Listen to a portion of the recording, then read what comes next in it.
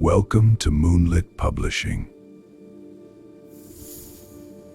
She never wanted a mate, she never needed one. But fate bound her to the one man who could shatter everything.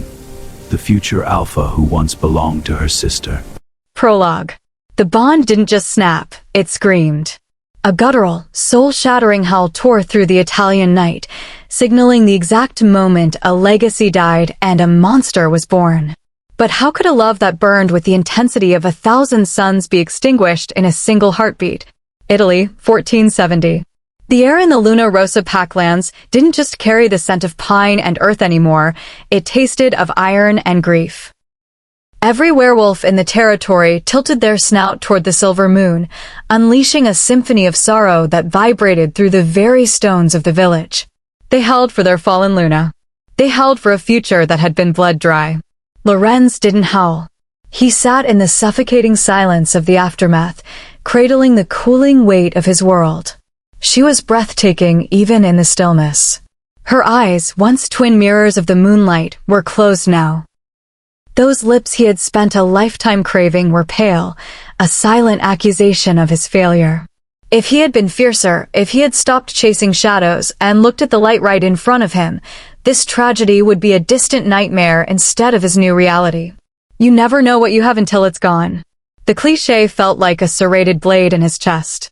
He had possessed a goddess and treated her like a given. I will love you forever, mio amore, he whispered, his voice thick with the dust of his crumbling heart. I am sorry I could not be the mate you deserved. I promise we will meet again, in another life, another time. Not even eternity will keep us apart. A faint, ghostly smile touched her lips as she drew a final, ragged breath. Then, the severance hit. The mate bond disintegrated. It wasn't just pain, it was an amputation of the soul. Lorenz felt the void where their unborn legacy should have been, a hollow ache that demanded to be filled with blood. He longed to follow her into the stars, to let the darkness take him too. But there was a debt to be paid in this realm first.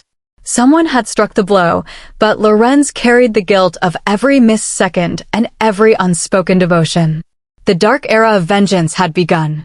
Whether it takes a century or a millennium, Lorenz will find her again. He will atone. He will protect. That is not a hope. That is the Alpha's promise. Chapter 1. Some women fear the fire, some women simply become it. It was a chilly night, and Alessa was out for a run. Thump, thump, thump. Her heart was racing as her paws hit the ground in quick motions. Her gray fur shone in the moonlight as she pushed herself to go faster. She had to beat Casey Falls at the next wolf race, and she refused to lose again. Alessa enjoyed competing, but she loved winning even more. Granted, her sister could participate too, but she was busy preparing to be the new Luna of Blood Moon. Her fraternal twin, Isabellin, was the next Luna of the pack, a unique situation. Isabellin was not the mate of the Alpha, but they were so devoted to one another that the bond seemed secondary. The pack had learned to accept it because Isabellin was of beta blood, though the elders remained skeptical. Alessa did feel for Xander's true mate, though. The situation was bound to be complicated. Alessa, get home now. Coming, Mom. I pushed myself to go faster. Shifting behind a tree, I pulled on my gray sweatpants and white tank top before heading inside. The smell of my mother's cooking hit me the moment the door closed with a thud. Are you trying to break the door? My mother called from the kitchen. It was the wind. I replied. She's always a bit dramatic. Go clean up. Your father is returning with the Alpha for dinner. After a long shower, I changed into a dress and curled my hair before heading downstairs. Papa. I ran to my dad and gave him a hug. He had been away on pack business for a week. There is mio tesoro, he smiled. Turning to the Alpha, I offered a respectful nod. Alpha. No need for that, Alessa. We are all family here. Yeah, ally, we're all family, said the guy who would soon be my brother-in-law. Xander De Luca was the love of my sister's life and my future Alpha. We never got along, which was strange considering how well he fit in with the rest of the Romano siblings. Personally, I found his ego a bit much. I knew he would do anything for my sister, though. Isabellin has overcome so much. She deserves the security he provides. Don't call me that, Xander, I said, rolling my eyes.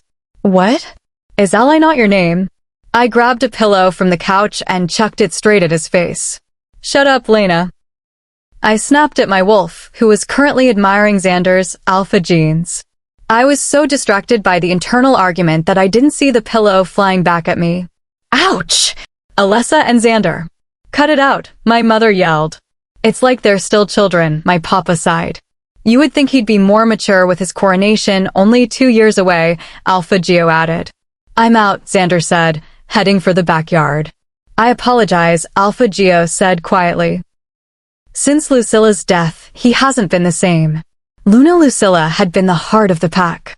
Her passing 3 years ago left a void that hadn't quite healed. It was a sadness that lingered in everyone's eyes. This is why he needs the balance of a mate, the alpha remarked.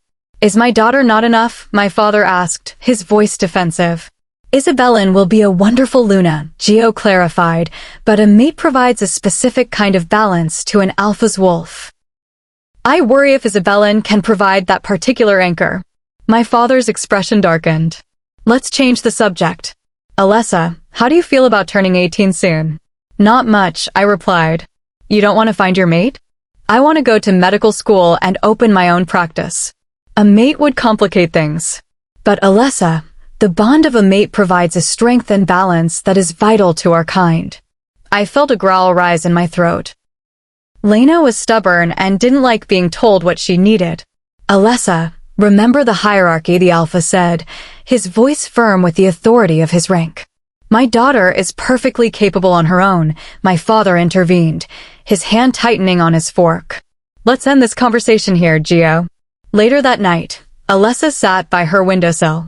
Her mother was planning a lavish party for her and Isabellan, but Alessa dreaded the attention. Questions swirled in her mind. Would she find her mate? Could she maintain her independence? Goddess, please, Alessa whispered to the night sky. Just let me be Alessa Romano, the girl who doesn't need a mate to know her own strength. Chapter 2. Temptation is a woman's weapon and a man's excuse.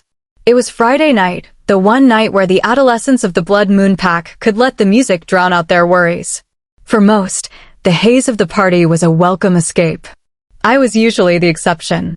I didn't need to forget anything until now. In exactly 20 days, I would turn 18. The pressure of finding the person who held half my soul was starting to weigh on me. So, here I was, staring at a burgundy dress that hugged my curves in a way that made me feel like a stranger to myself. Stepping into the party, I was hit by a wall of heat and bass. Alessa, a voice screeched. It was Jacqueline Freeman. She had been the one to ruin my last relationship, and ever since, I'd kept my distance from everyone. I didn't want to relive the drama. I brushed past her, grabbing a soda from a tray and letting the rhythm of the music take over.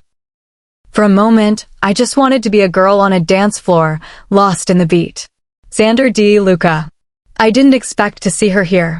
My girlfriend's sister was in the center of the room, moving with an intensity that drew every eye. Why am I staring? I told myself I loved Isabellan. We had a history. But as I watched Alessa, I saw a fire that Isabellan didn't possess.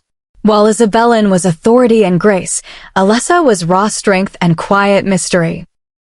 The only love a wolf knows is for their mate. My wolf, Raphael, rumbled.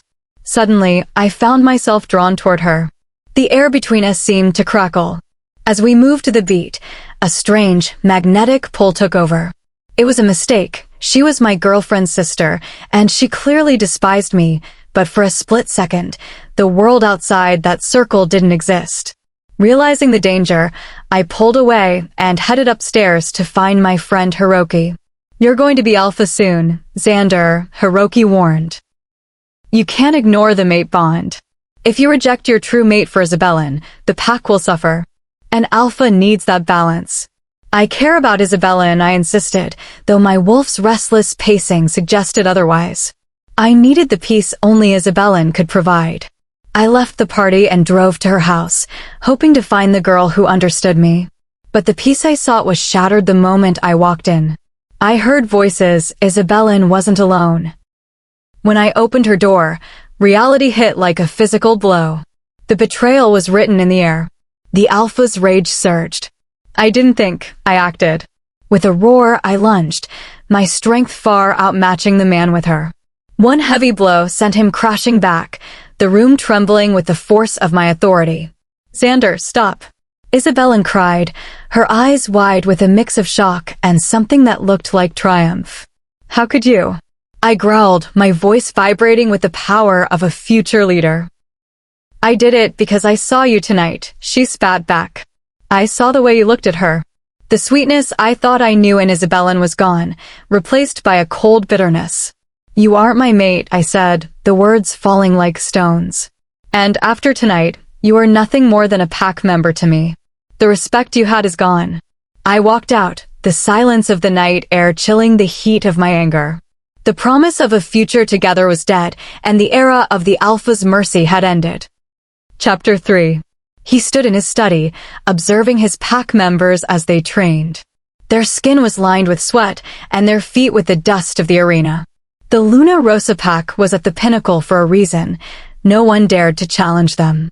Their armies were vast, and their strategies were whispered to be as ancient as the lichens themselves. At the heart of it all was Lorenz Moretti. Men respected his strength and sought his counsel, while the ladies were drawn to his commanding presence. He was a sight to behold, a legend in his own time. Many dreamed of being his mate, hoping to share in the power and prestige of his side. Yet there was one who was not enchanted. He is just a man, she thought, though she kept the sentiment to herself. Rosalina Bellucci was a woman of substance. She appreciated the finer things, but valued her peace more. Her tan complexion, rosy cheeks, and long brown locks often drew the gaze of many. Her eyes, a deep and enchanting brown, offered comfort to those she favored, yet they held a spark of will that warned against underestimating her. While some whispered that her beauty was a charm or a snare, Rosalina knew better. She never sought the spotlight, it simply followed her. Her mother called it an aura, warm like a summer day yet strong as tempered steel. Rather than engaging in the gossip of the court, Rosalina spent her hours in the library. Books were her sanctuary, an escape from the world's expectations. The Blood Moon Pack was currently gripped by chaos. News of the future Luna's betrayal had spread, and the pack was fracturing into factions. Alessa was stunned. She knew her sister, Isabella, could be complicated, but she never imagined Isabella would throw away her future with Xander. Isabella had spent years talking of nothing but their wedding and their legacy. To make matters worse, Alessa's memory of Friday night was a total blank. Monday had arrived, and the only thing she could recall was the thumping bass of the music. She didn't have time to dwell on it. She had to focus on the race tonight. She needed to win. Xander D. Luca. Life is a series of lessons I never asked to learn. I expected many challenges as a future leader, but being betrayed by the person I trusted most wasn't one of them.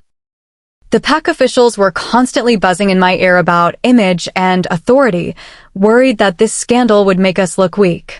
Every corner of the territory reminded me of Isabella. I could hear the whispers of pity as I passed. The poor future alpha. First his mother, and now this? It infuriated my wolf Raphael. She was never the true Luna, he growled. The only one worthy of that title is our mate. She will be a gift from the goddess, and if you let your bitterness ruin that, I won't forgive you. I huffed, pushing Raphael back. I was nearly 20, and I still hadn't found my mate. Since the bond only manifests once both wolves reach 18, I had been waiting in a state of suspended animation. I prayed Isabella wasn't the one. The truth was, the wound was still fresh. How can you still feel a tether to someone who hurt you so deeply? It felt like a hollow ache in my chest, a weight that stayed with me through every breath. For once, I just wanted to feel free. I wanted to feel the rush of independence, the adrenaline surging through my veins like a bolt of lightning. I had spent my life living for the pack, for my father, and for Isabella. When was the last time I had been selfish? We are alphas, Xander, Raphael reminded me. We cannot afford to be selfish. Technically, I have 2 years before the title is officially mine, I countered. And I intend to use them. I decided then that I wouldn't give my heart away so easily again. To me, the idea of a bond now felt like a loss of freedom, and I wasn't ready to let go of the only thing I had left, myself. Chapter 4. Live every day like it's your last. Running through the woods was when Alessa felt the most at peace. The wind brushing against her thick silver coat and the moonlight silvering her fur were among the most jubilant things she had ever experienced. But tonight, she wasn't running for peace, she was running for victory. She pushed her wolf to gain on the white wolf leading the pack. The adrenaline pumping through her veins reminded her why she loved this. In the heat of competition, she was free. She wasn't the beta's daughter or the sister of the future Luna. She was just herself. With one final, explosive push, she propelled her wolf forward, crossing the finish line a hair's breadth ahead of her rival. Alessa Romano of the Blood Moon Pack is the victor. She has successfully unseated the 3-year champion, Casey Falls of Silver Crest. Let's hear it for the Lady of the Night. As the cheers erupted, Alessa caught her father's eye. Anton Romano beamed with pride. He had known she was a force to be reckoned with since the 3rd grade. He respected her strength, alpha blood or not. Nearby, Xander watched Alessa from the stands, his frustration simmering. Since Isabellan's betrayal, he found it difficult to look at any Romano without a surge of resentment.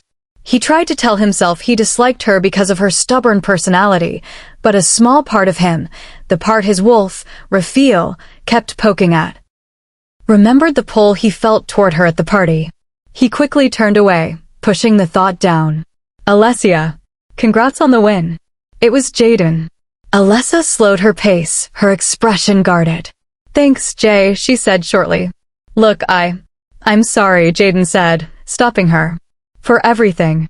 For the way I acted when we were dating, and for losing our friendship. He held out a hand. F and F.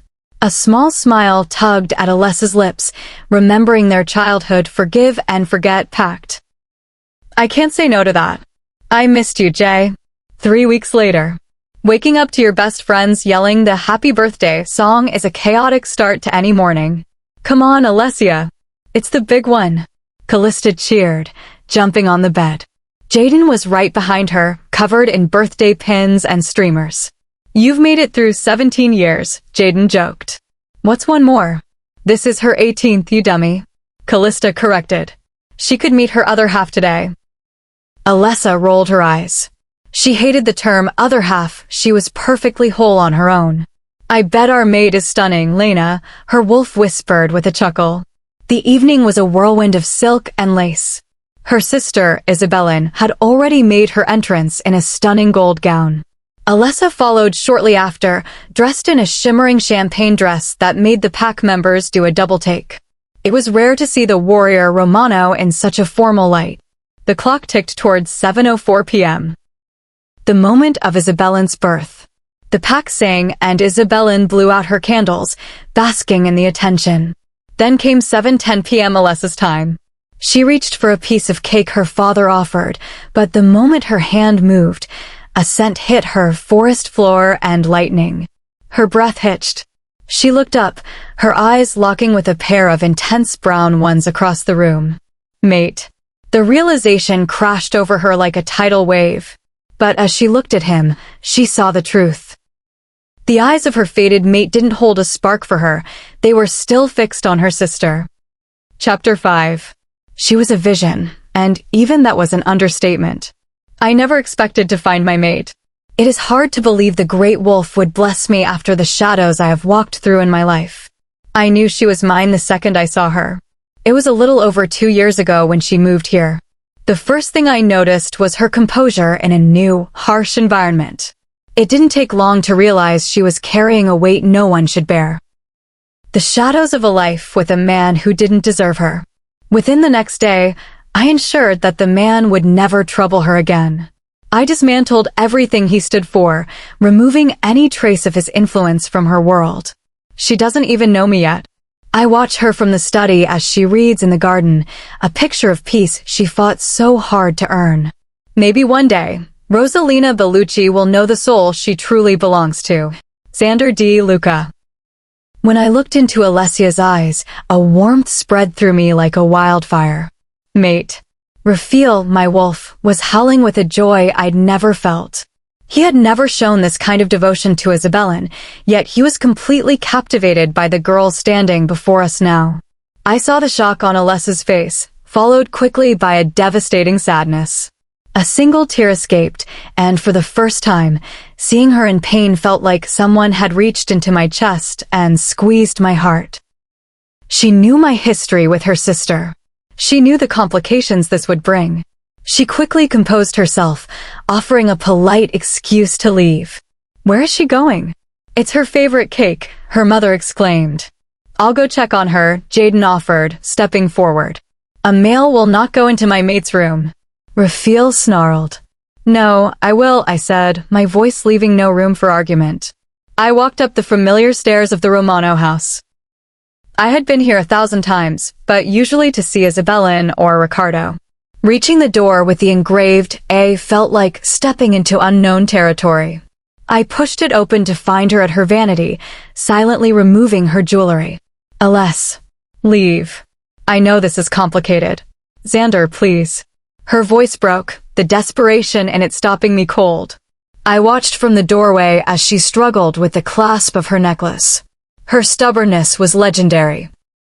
She never asked for help, a trait we both shared. "The clasp is stuck, Alessa. Let me."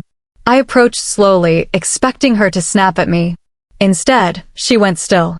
As I reached for the necklace, the air in the room grew heavy. My wolf was pushing at the surface, his eyes glowing in the mirror's reflection. I could feel the magnetic pull of the bond, a desperate need to claim what was ours. I leaned in, my breath hitching as I felt the heat radiating from her skin. The urge to mark her was overwhelming, a primal instinct that threatened to sweep away my logic. "Stop me, Alessa," I whispered. "I can't," she breathed. Just as the instinct reached a breaking point, she found her strength. She shoved me back, her eyes wide with a mix of fear and longing, and vanished into the hallway with werewolf speed. I stood there, heart hammering, before heading out for a run to clear the fog from my brain. I needed to remember why this was impossible. She was Isabellan's twin. This was a disaster waiting to happen. On my way back to the pack house, a figure stepped out from the shadows. "Xander." "Isabellan." "Is she your mate?" she asked, her voice trembling with a dark edge. "My sister." "Is she the one?" I looked at her, the woman I thought I loved, and realized for the first time that the bond one shared with her was a candle flame compared to the sun that was Alessa. "You don't know what love is," Raphael whispered. "But you're about to find out." Chapter 6.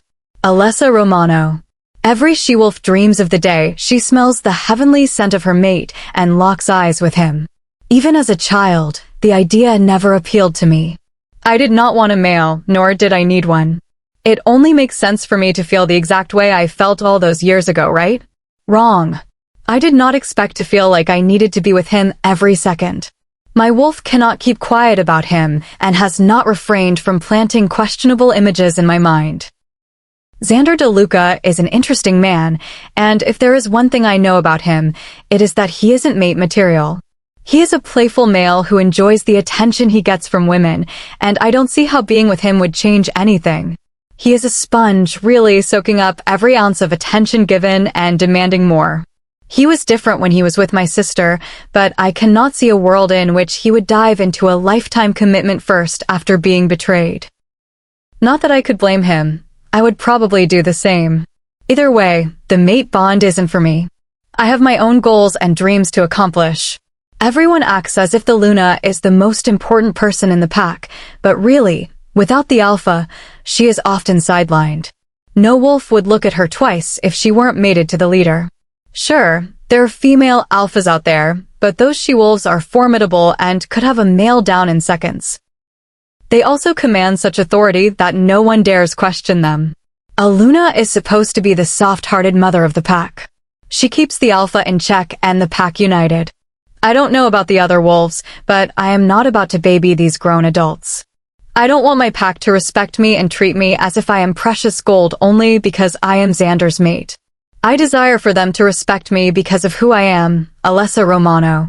Not Alessa de Luca, not the Luna, and not just Xander's mate. I already have the respect of most of the pack because of the competitions I partake in, the things I do for this pack, and what the Romano family has been doing for the wolves since the beginning. I do not need a mate to earn my standing. I have already got it. Sounds like a bunch of excuses to me. Lena. What? Luna Lucilla was respected for who she was, not just for who she was mated to. We are creatures that worship the moon. There is no greater honor than being the alpha female, the Luna of a pack. My conversation with Lena was thankfully cut off by Jaden. Alessia, what are you still doing here? Training ended an hour ago, Jaden said from behind me. Just thinking, I'll be in for lunch soon. Don't keep me waiting, he says with a wink. A forced smile graces my lips before I turn around and continue to stare into the vast forest of Tahoe. The never-ending green meets my eyes, and from the corner of my eye, I see a bird, a western tanager. Being a wolf is great, but sometimes I wish I were a bird. Simply to feel the wind between my wings and experience the one thing I desire. Freedom. But I am not a bird in the wild, I am one in a cage. I am a wolf who is a slave to the bond. No matter how hard I try, my heart will always beat faster when my eyes connect with his. My wolf will always howl with longing, and I feel a physical pull if I even look at him. I cannot help that I am bound to something that was chosen before I even took my first breath. It was written in the stars, embedded into time, and etched into me. I am not sure what I expected when I walked into the dining hall, but this was not it. Perched on the lap of my mate is my sister. Her face is radiating with happiness. I cannot blame her. It is not her fault that she doesn't know. She deserves happiness after everything she has been through. Yet, I can still feel a slow simmer of jealousy building up, and I look away. My pack members all shared the same look as me, confusion. Didn't they just break up? He won't even look up at me. His eyes are completely focused on her. When his eyes finally move away from Isabella's face, he looks at me before flashing that devilish smirk. Xander always has the same look on his face when he thinks he's winning, whether it be in a training session or pulling a prank when we were younger. He might think he's winning, but he's wrong. It has always annoyed me. Whatever you're doing, I can do better. I walk over to the chair directly across from his. My lips curve into a smirk, and I send him a wink. His eyebrow raises in question. Hey Terrain, can I get a piece of your pie? Why of course, Alessa. Please try some, dear. Terrain was a sweet lady who had come from a pack in Afghanistan. Their land was destroyed years ago, and Alpha Joe's father had taken her and her family in. She makes the best food, and her pie is a delicacy around here. I dug the fork into the pie, slicing through the crust and filling. I made eye contact with Xander as I tasted it. I made sure to show exactly how much I was enjoying it. MHM. Terrain, this is amazing. Thank you, dear. It's a new recipe. MHM, and it's so creamy. I wish I had my phone with me to record this moment. Xander's face was flushed, and I could sense his intense focus on me. His fingertips were curled around the table in a fierce grip, and his eyes were flashing. Isabella smiled, thinking Xander was reacting to her, but in reality, it was all for me. I pushed my chair back and smiled at them. That was great, Terrain, thank you. Oh, of course, dear, anything for you. Please excuse me, I must get going. With a hair flip and a satisfied smirk, I walked out with my head held high. I always win, Alpha. Chapter 7. Xander D. Luca. Running in my wolf form was the only escape I had left. I needed to think clearly, and it was nearly impossible with the storm of frustration and confusion I harbored. Alessa's performance in the dining hall had been a calculated strike, and it worked. My mind was in chaos, and I needed the biting cold of the night air to ground me. I wanted to believe in the path I had chosen, but the terrain was shifting beneath my paws. I had been with Isabella since we were teenagers. For years, my future had been set in stone. We would lead together. She would wear Luna's crown, and the pack would be stable. In a matter of days, that stone had crumbled into sand. Now, my future consisted of navigating the fallout of a broken trust, and I knew Alessa was caught in the crossfire. Are you willing to distance yourself from your mate just to maintain a facade? Raphael, my wolf, growled with a restless energy. It isn't about pride, Raphael, I countered. It's about stability. If the truth of the bond comes out now, while the pack is already whispering about Isabellan, it will look like a scandal. I have to protect the transition of power. Besides, Alessa was a Romano. Her loyalty to her sister was her defining trait. She would never accept a bond with me while Isabellan still believed we had a future. I had to ensure Isabellan remained focused on the role she had always wanted, even if it meant playing a part one no longer believed in. It was a heavy realization that for Isabellan, the crown mattered more than the man wearing it. I thought I would find you here. I shifted back, the cool night air hitting my skin as I reached for my discarded clothes. Hiroki, what are you doing here? What are you doing, Xander? My beta asked, stepping into the clearing. I saw the way you looked at her. I know Alessa is your mate. The air went still. Isabellan is the one I'm with, Hiroki. That is the only truth the pack needs to know. If Isabellan were the one, she wouldn't have been looking elsewhere, Hiroki countered. The high-ranked wolves aren't blind, Xander. You can't hide a mate bond forever. It's a force of nature. I'm handling it, I snapped. We will never be together. Even before the bond, we didn't like each other. The goddess has a strange sense of humor, but I won't let it dictate the future of this pack. You're fighting fate, Xander. Even the strongest alphas usually lose that battle. Then I'll be the first to win it, I said, meeting my friend's eye with the weight of my future title. Hiroki, as your future leader, I am asking for your silence. For the safety of the pack and the Romanos, this must remain between us. I'm invoking the silent oath of the inner circle. Do not disclose this. Hiroki's eyes widened, recognizing the gravity of the request. He nodded slowly. I hope you know what you're doing. Denying destiny usually ends in a storm no one is ready for. Alessa Romano. I was still reeling from the revelation. Out of every soul on this earth, the goddess had given me the one man I couldn't stand, the one who was supposed to be my sister's future. How can you be so cold to him? Lena whimpered, her spirit leaning toward the bond. Because he treats my sister like a trophy and my brother like a rival. He sent Richard to Italy just to clear his path, and now he stays with a woman who betrayed his trust just to prove he can control the narrative. He will be a strong leader, yes, but there is a ruthless edge to his authority that worries me. Stop overthinking and just breathe, Lena urged. I inhaled deeply, the scent of the Tahoe pines filling my lungs. But suddenly, the scent shifted. Pine and lightning, overwhelming and dangerously close. Before I could react, a dark blur tackled me from the side. I hit the forest floor, and to my irritation, Lena didn't fight back. She leaned into the contact, her tail tucking in a rare sign of submission. I looked up into eyes that glowed with a familiar, magnetic intensity. Xander. His coat was so dark it looked like midnight blue under the moon. He wasn't just out for a run, he had been looking for me. Chapter 8. You can hate someone so much you just love them. Alessa Romano. Xander's wolf was looming over me, a massive shadow against the moonlight. He was easily twice my size, his presence heavy and suffocating. He leaned in, his scent of pine and lightning flooding my senses until my wolf, Lena, let out a traitorous purr. You're a wolf, not a cat. I snapped internally. Before I could move, Xander shifted back. Shift, he commanded. I stayed in my wolf form, my fur bristling. Shift. This time, the alpha command vibrated through the air. It wasn't a request. My body moved against my will, the change rippling through me until I stood before him. The chilly night air was a sharp reminder of our proximity. In the moonlight, I could see his eyes flickering between chocolate brown and molten gold. A bit flustered, are we, Alessa? He murmured, a smug grin tugging at his lips. I'm annoyed, Xander. There's a difference. He stepped closer, his presence commanding the space between us. Just admit it. The bond is affecting you just as much as it's driving my wolf restless. I don't like you, I said, my voice steady despite the way my heart hammered against my ribs. The bond is a biological glitch. Nothing more.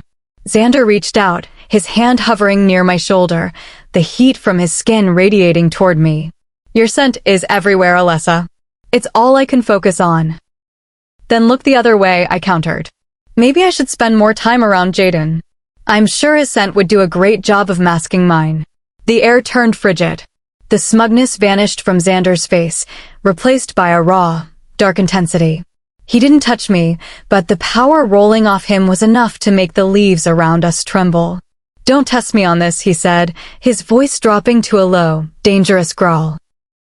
The bond isn't a game, and I won't have another man interfering with what the goddess decreed. Do you understand? I met his gaze, refusing to back down even as the sheer weight of his alpha energy pressed against me. I understand that you think you can command me, but I am not a trophy, Xander. Go home, he said, the gold in his eyes finally receding. I'll arrange a meeting with you and Isabellan soon. We need to settle this. I didn't wait for a second dismissal. I shifted and ran, the wind cooling my heated skin. I don't belong to anyone, Alpha. Xander D. Luca. Raphael. What was that? I demanded as I reached the edge of the woods. You were the one losing control, Xander, my wolf retorted. The bond demands proximity. You're fighting the inevitable. I needed a solution, and I needed it now. I made my way to a small, secluded cabin where the air always smelled of sage and ancient parchment. Donatella de' Medici, our eldest oracle, was waiting. I see the bond has finally revealed itself, she said without looking up from her tapestry. It's a disaster, Donatella. I can't focus, I can't train. Her scent is everywhere. I need a way to mute the connection. I was with Isabellan. I can't just flip a switch because of a blessing I didn't ask for. Donatella sighed, her eyes filled with a centuries-old wisdom. Mates are the balance to our strength, Xander. To deny the bond is to deny the very heart of your wolf. There has to be a way to resist, I insisted. I can't let my life be dictated by a biological pull I don't want.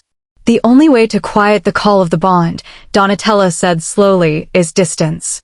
Physical, vast distance. I went still.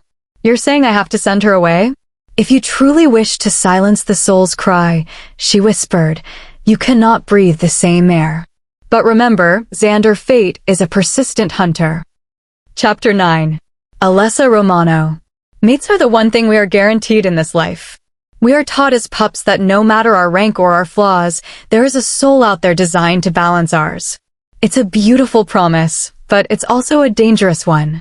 It means every relationship built before the bond is discovered is essentially a house of cards, waiting for a single scent to blow it over. I never loved Xander. The only person I wanted to give my heart to was my fated mate. The man who would see me as a queen, even when I drove him crazy. But in a cruel twist of irony, the man I've clashed with my entire life and the man the stars chose for me are the same person. Xander will always be tied to me. Not by choice, but by design. My soul is etched with a connection I never asked for to a man who has already given his heart to my sister. I believe in love, I've seen it in my parents' eyes, and in the legacy of Luna Lucilla. It's a force that consumes, but it's also a force that can shatter. And right now, all I can see are the shattered pieces of the future I imagined. After my encounter with Xander in the woods, I was too drained to shift again. I walked the long way back, my feet caked in dirt. I managed to stay strong until I saw the light in Isabellan's window. Then, the weight of it all finally broke me. Oh, goddess. Are you okay? I could barely see through the tears, but a blur of blonde hair moved toward me. I'm fine, I choked out. Trust me, you're not. Follow me. I let the woman lead me through the trees until the sound of lapping water calmed my breathing. We sat on a large rock overlooking Lake Tahoe. Even at night, the water was crystal clear, reflecting the moon that had caused me so much trouble tonight. I'm Liliana DuPont, she said softly. I moved to France years ago, but I'm back for a visit. France. The Arc de Triomphe, the distance, the freedom, it sounded like a dream. Why are you crying, Alessa? You're the strongest girl in the pack. My mate, I whispered, the word tasting like ash. He loves someone else. I'm so sorry, Liliana said, her voice full of genuine empathy. But you know the bond. It's a powerful thing. He won't be able to ignore it forever. I wanted to believe her, but my heart felt heavy with the reality of Xander's loyalty to Isabellan. Right then, I made a silent vow. This would be the last night I cried for Xander de Luca. If he wanted to fight the stars, I would help him build the telescope to look elsewhere. Xander de Luca. You have to send her away. The oracle's words echoed in my mind, a relentless drumbeat. Distance was the only way to quiet the pull. If she were far away, I wouldn't be haunted by her scent. I wouldn't have to face the conflict of my past and my destiny every time I walked into the dining hall. You're a hypocrite, Xander, Raphael growled. You want to protect her, yet you want to exile her. I'm protecting both of us, I argued. The elder had warned me that sending her away was only delaying the inevitable, but right now, a delay was all I had. Alessa deserved a mate who could give her a whole heart, not a man still reeling from betrayal and questioning his own soul. I can't look at her without seeing my failures. She is a reminder of everything that went wrong with Isabellan, and yet she is the only thing that makes my wolf feel alive. How do you lead a pack when you're at war with your own heart? I need to find out who I am without the weight of these expectations. I need to find my own soul before I can be a soulmate to anyone. And so, I'll do it. I'll give her the distance she deserves, hoping that in the silence, we both find a way to move on. Chapter 10. Donatella sat on her wooden porch, the rhythmic squeak of her rocking chair the only sound in the chilly morning air. Her eyes were fixed on the horizon, lost in the shadows of a memory. The last time the stars aligned this way, the earth drank deep, she whispered to herself. Italy 1468. Rosalina walked through the sprawling halls of the Luna Rosa packhouse. The rumors were true. It was a labyrinth of marble and ancient stone, more grand than any castle in Europe. As a new resident, she felt the weight of every gaze. She preferred the silence of the library to the sharp whispers of the court, but today, silence was not an option. Signorina, pardon me, a young messenger said, bowing low. The Alpha requests your presence in the courtyard. Rosalina's heart hammered against her ribs. She rarely left her chambers. Why would the leader of the pack seek her out? She followed the messenger through a mile of arched corridors until they reached a garden of statues. Then, the air shifted. A scent, wild and intoxicating, hit her like a physical wave. She turned, and her eyes locked with a pair of golden ones. Mate. Alessa Romano. It was my favorite day of the year, Giornata del Sangue, or Blood Day. Despite the name, it wasn't a day of violence, but of remembrance. We gathered at the lake to honor those who came before us and to witness the Alpha's oath to protect our future. Hey, are you ready? Liliana asked, snapping me back to the present. Yeah, just fixing my hair. It's going to get ruined in the lake anyway, Alessia. She was right. Lately, I'd been more conscious of my reflection, a side effect of Xander's confusing behavior. I pulled the tie from my braid, letting my hair fall free. Let's go. We shifted and ran toward the water. The lake was shimmering under the sun, filled with the sounds of laughter and splashing. Alessa. Tesoro, over here, my dad shouted from his grill. Anton Romano was a legendary beta, but a questionable cook. He still looked like he was in his 20s, despite being nearly 50, one of the perks of our biology. Papa, we live in the same house, I teased as I reached him. I know, but every day you look more like a leader and less like my little girl, he said, pride shining in his eyes. My mother, Valeriana, lounged nearby. She's been swimming on her own for 12 years, Anton. Let her breathe. The light-hearted moment stalled when I saw them. Xander had his arm around Isabellan, leading her toward the water. Our eyes met for a fraction of a second before I looked away, determined not to let the connection ruin my day. Alessa. Wait. Isabellan called out, jogging toward me. I gave her a genuine smile. It wasn't her fault the stars were cruel. 3 years ago, she had felt the loss of her intended mate before they even met, a soul-crushing void that few wolves survive. Xander had been the one to pull her back from that darkness. Have you found your mate yet? Isabellan asked, hugging me. No, I don't think they're in our pack, I lied, the words tasting like ash. Well, whoever he is, he's moving here, she joked. I can't have my twin living in another territory. I laughed, watching her walk back to Xander. She was perfect for the role of Luna. She was the heart of the pack. I was just a warrior who happened to be bound to her boyfriend. Later, as I was talking with Jaden, a drink was accidentally tipped over my shoulder. Oh, did I do that? My mistake, Xander said, his voice devoid of any real apology. I've got it, Alessia, Jaden said, reaching for a napkin. Go find something else to do, Jaden, Xander said.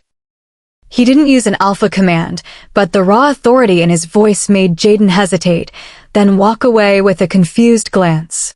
I don't need your help, Xander, I snapped. I wasn't offering any, he countered coldly, before turning his back on me. There you are, Liliana said, appearing at my side. Come on, the games are starting.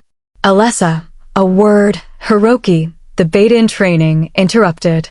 Xander requests your presence in his office at sundown. He didn't wait for an answer. Liliana looked at me, her brow furrowed. What could he possibly want now? I have no idea, I muttered, but a familiar spark of apprehension ignited in my chest. Chapter 11. You are always one choice away from an entirely different life.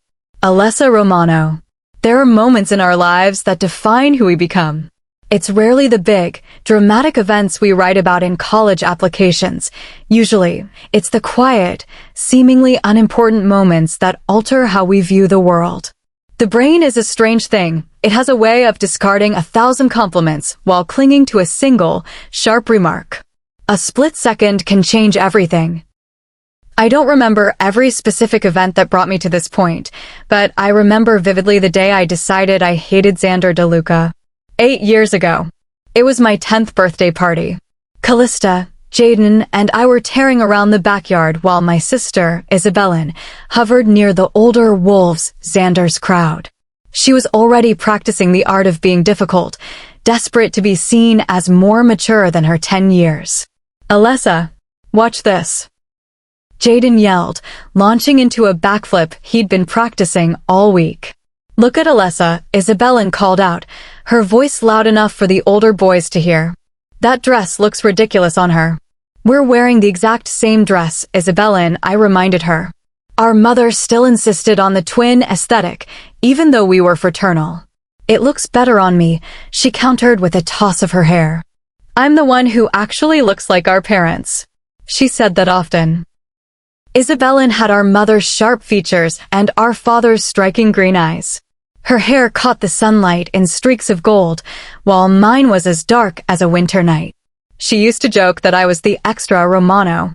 My father told me I just had more of our Italian ancestors in me, but at 10 years old, it was hard to believe.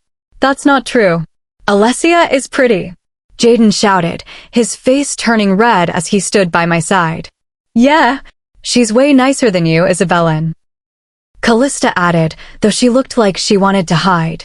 Shut up, Candida Lillian. Isabellin snapped. What kind of grandma name is that anyway? Callista's eyes filled with tears instantly. It was a low blow. Candida and Lillian were the names of her mother and sister, both of whom she had lost. Callista turned and ran toward the house, Jaden following close behind. I stared at my sister, wondering who she was becoming. My mother said people do strange things when they're crushing, but I blamed Xander. I hated the way she performed for him. I hated the way he just sat there, letting it happen. I knew I hated him then. I just didn't know how much that feeling would grow. Can you imagine if I'd put that in a college essay? To this day, the memory is sharp enough to cut. But sitting here now, the question remains, was I hating the wrong person all along? Alessa, come on, the game is starting. Liliana's shout pulled me back to the present.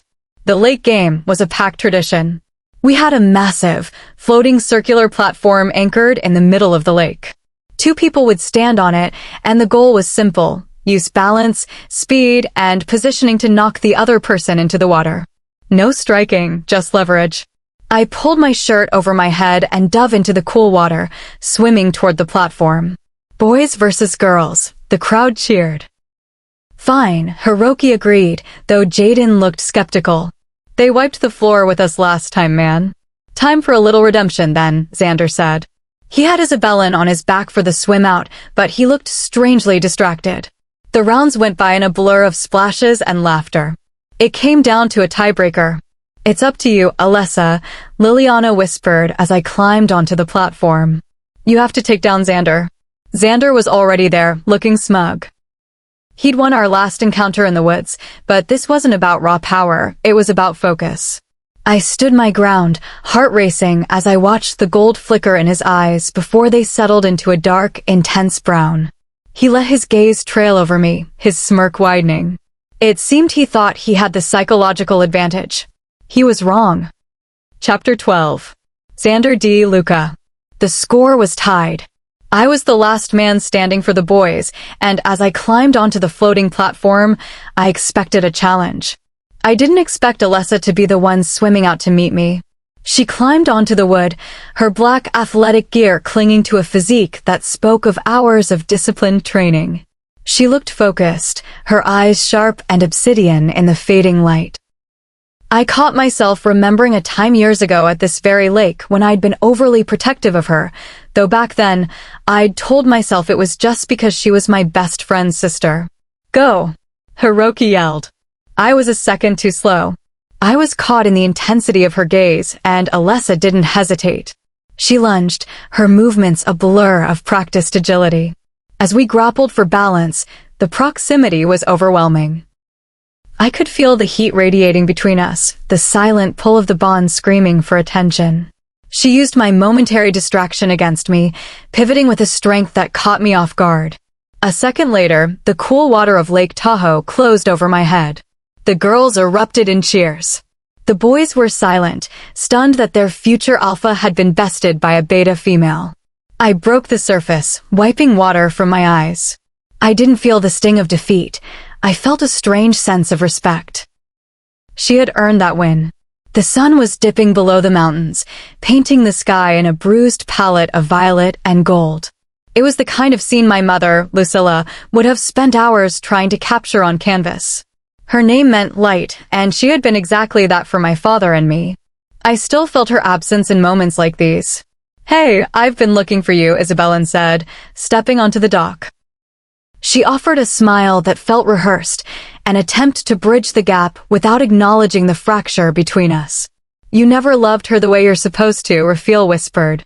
I didn't answer him. I just looked at Isabellan and saw the ghost of the life I thought I wanted. "Come to my office in 10 minutes, I said, my voice tight. "We need to talk." I sat behind the heavy mahogany desk in the pack house, the heart of our operations. This lodge had seen generations of De Lucases make choices that defined our history. Tonight, I was adding my own chapter. Hiroki entered, nodding to me as Isabellan and Alessa followed. They stood side by side, their confusion palpable. "We need to address the future of this pack," I began, my gaze landing on Isabellan first. "Isabellan, the role of a future Luna is built on a foundation of absolute trust and transparency. Given the recent instability, the Council and I have decided that you will step back from your preparations for leadership. Your rank will be adjusted to reflect a standard pack member until further notice." Isabellan's face drained of color. "You're stripping my title?" "Because of a mistake. It's about the integrity of the Alpha Circle, Isabellan. We are no longer a unit." She didn't argue further, but the look she gave me was cold enough to freeze the lake. She turned and stormed out, the door slamming behind her. Then I turned to Alessa. She looked like she wanted to run, her eyes starting toward the exit. "Alessa," I said, my voice softening in a way that betrayed my resolve. "You've mentioned wanting to pursue medical training, to become a doctor for our kind. There is an elite research facility in Italy, tied to the Moretti line. I've arranged for your placement there." She froze. You're sending me away?" "It's an opportunity you won't find here," I said, though we both knew the truth. I was creating the distance the Oracle had advised. "Your placement begins in 2 days." I saw the shimmer of tears she refused to let fall. She didn't scream. She didn't fight. She simply nodded, a hollow, devastating silence filling the room. "I'm sorry, Alessa," I thought, watching her walk away. "But distance is the only way I can keep from breaking both of our hearts." Chapter 13. Discipline is doing what needs to be done, even if you don't want to. Selene stood before her celestial fountain, the shimmering water reflecting the lives of her children on earth. Beside her stood Artemis, goddess of the hunt, her silver bow gleaming. "You look disappointed, sister," Artemis remarked. "Because I am," Selene whispered. Raphael and Lena were the souls I hoped would find peace. This was supposed to be their lifetime of healing, yet they are drifting further apart. Long ago, those same souls belonged to Lorenz Moretti and Rosalina Bellucci. Their story had ended in shadow, and the cycle was threatening to repeat. Italy 1469. Alpha Lorenz stood in the ancient temple of Selene. The marble structure was hidden deep within the woods, smelling of damp earth and moss. Lorenz's face was a mask of stone as he stared at the statue of the moon goddess. To him, the radiant mother was a myth. He knew only a world that took away what he loved most. "You took my light, Selene," he whispered, his voice vibrating with a dark, golden energy. "You took my mate and our future. If this temple is meant to honor life, then it has lost its purpose." His eyes flared with a menacing gold. The rage that had replaced his heart was a fire that wouldn't be quenched until the debt of his loss was paid. Xander D. Luca. The office was thick with the scent of pine and lightning. Alessa wasn't just sad, she was incandescent with rage. "You're sending me away because you can't handle the truth," she challenged, her voice echoing off the lodge walls. I signaled for Hiroki to leave us. Once the door clicked shut, the silence felt heavy. We can't be in the same room without the bond trying to take over Alessia. How long until the instinct wins? "You're being a coward," she snapped. "You just want to keep your perfect little plan with Isabellan without me complicating the view." I stepped toward her, the proximity sending a jolt through my system. I didn't touch her, but the air between us felt charged with 1,000 volts. If I wanted a facade, Alessa, I wouldn't be struggling this hard to let you go. I leaned in, my voice dropping to a low, primal frequency. "But understand this. Just because there is an ocean between us doesn't mean the bond is broken. If another man tries to step into the space the goddess carved out for me, I won't be responsible for the fallout." Her eyes flashed gold, her breath hitching. For a moment, the distance between us vanished. The urge to claim her, to end the argument with a mark, was a physical weight. "Stop me," I breathed. "I can't," she whispered back. The instinct was a roar in my ears, but a sudden, cold memory of the past of the Blood Day lore snapped me back. I moved to the other side of the room, my chest heaving as I fought for control. "See? We are a powder keg, Alessa. We can't stay like this." "But shouldn't we try?" she asked, her voice small. "There must be a reason we were paired." "The bond is a map, not the destination," I said, forcing a coldness into my tone I didn't feel. "I have a pack to lead. I need stability. I need a Luna that the pack already expects." "Isabellan," she breathed. "You'd really choose a title over this?" "I'm choosing the pack," I lied. "Go to Italy. Pursue your medical studies. Work with the Moretti researchers. When the time is right, when I have established my leadership, we can discuss a formal rejection to set us both free." "A rejection," she repeated, the word hanging in the air like a sentence. "You really want that?" My wolf howled in protest, but I crushed the feeling. It's the only way we both get the lives we actually wanted. She gave me a look of profound, silent hurt before turning and walking out. Hiroki stepped back in, his expression grim. "You're playing with fire, Xander. You're sending her to Italy, where her brother Richard is training. Do you think he won't notice the change in her? Or the scent of the bond on her soul?" "Richard will look after her," I said, staring out the window at the rising moon. "He'll keep her safe while I figure out how to live with the choice I just made." Chapter 14. Alessa Romano. I think this is the part where I'm supposed to break down. Perhaps the script calls for me to mope around and swear off the world. But that isn't my style. I have better ways to process the weight of a heavy heart. "Come on, Alessa. Plant your feet," Jaden shouted. I slammed my fist into the heavy bag, the impact vibrating up my arm. I suppose I should be more upset about the arrangement Xander made, but as the sweat dripped down my face, I felt a strange sense of relief. It was no secret I'd wanted to leave the territory to study specialized medicine. I didn't want to go rogue. I just wanted to see what lay beyond the borders of Tahoe. Xander might think he's creating distance, but he's handing me the keys to the life I actually wanted. Plus, I get to see my brother, Richard. To me, that sounds like a win. So you're just going? Jaden asked, pausing his own workout. Callista had been supportive, but Jaden was always the more observant one. This feels sudden, ally. You're one of our best. You don't need extra training. One of the best isn't the best, Jay, I countered. I thought of Katrine, our pack's eldest warrior. She was nearly 2 centuries old and radiated a quiet, terrifying authority. I wanted that kind of strength, the kind that didn't rely on a mate bond to be recognized. Jaden sighed and pulled me into a hug. He smelled of rain and earth, a scent that had been a constant in my life since we were kids. Just be careful. Make sure Richard knows where you are. Stay sharp. I will. I promise. And don't find a new training partner, he joked, though his eyes were sincere. I'm irreplaceable. F and F, J, I laughed. Always. Telling Liliana was harder. I decided she was the only one who deserved the full truth. I found her in the pack house, her blonde hair in a chaotic bun as she opened the door. What? Liliana nearly shrieked once I finished the story. Xander? Your sisters, I mean, the future Alpha is your mate. They aren't together anymore, Liliana. That doesn't make it less of a mess, she said, pacing her small room. You know distance won't kill the bond, right? Eventually, you'll have to face him. Maybe, I said. But I won't know unless I try to build a life for myself first. Liliana stopped pacing and pulled me into a fierce hug. I'm going to miss you, Alessa. Don't let those Italians make you forget us. Never. Later that night, I shifted and ran toward the lake one last time.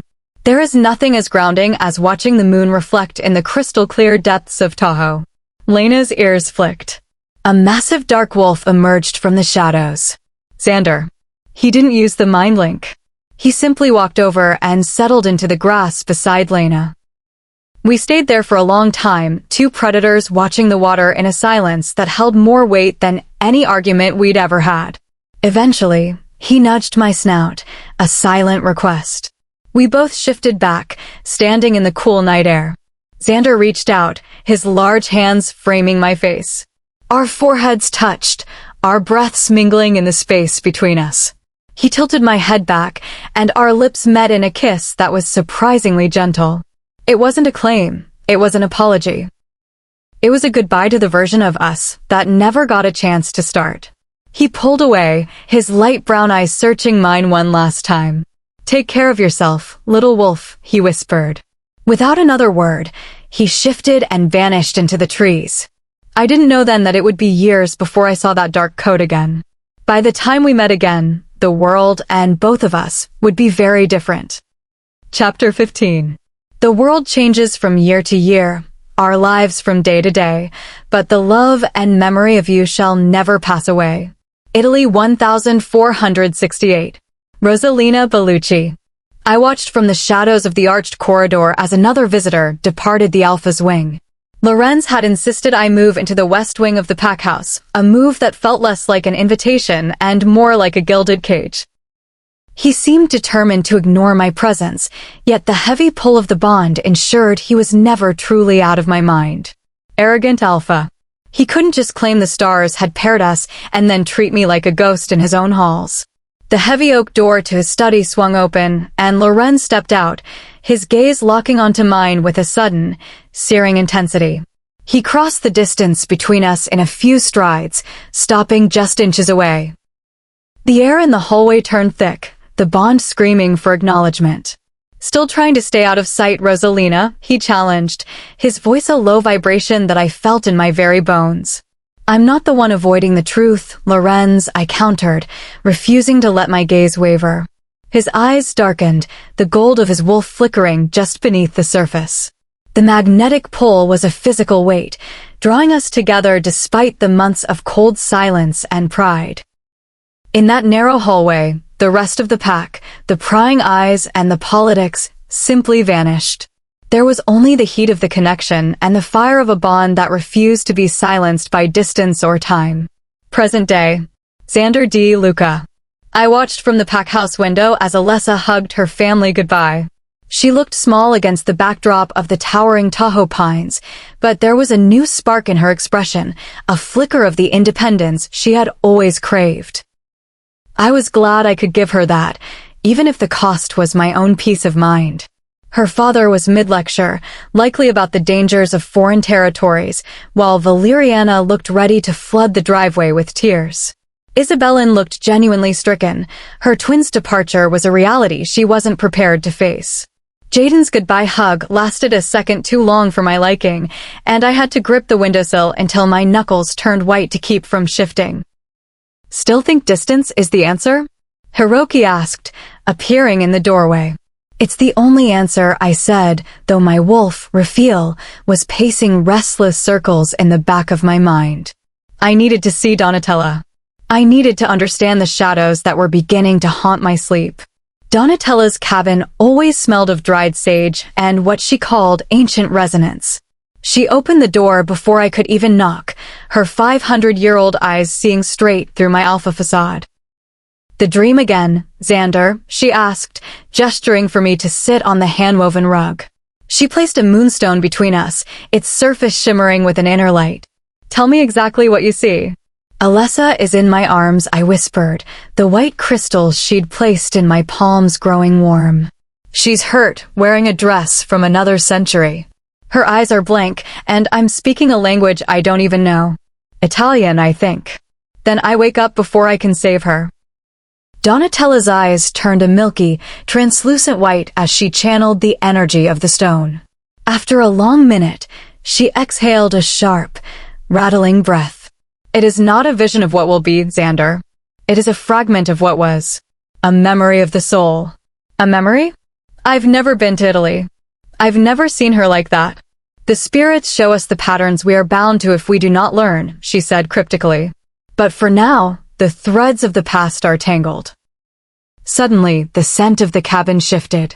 The sage was gone, replaced by the unmistakable, sweet aroma of fresh roses. My heart skipped a beat. Roses? I asked, my voice cracking. She's here, Xander. Donatella smiled softly, her expression turning tender. Your mother always did have a luminous soul. She doesn't want you to carry the weight of this choice alone. I nodded, a lump forming in my throat.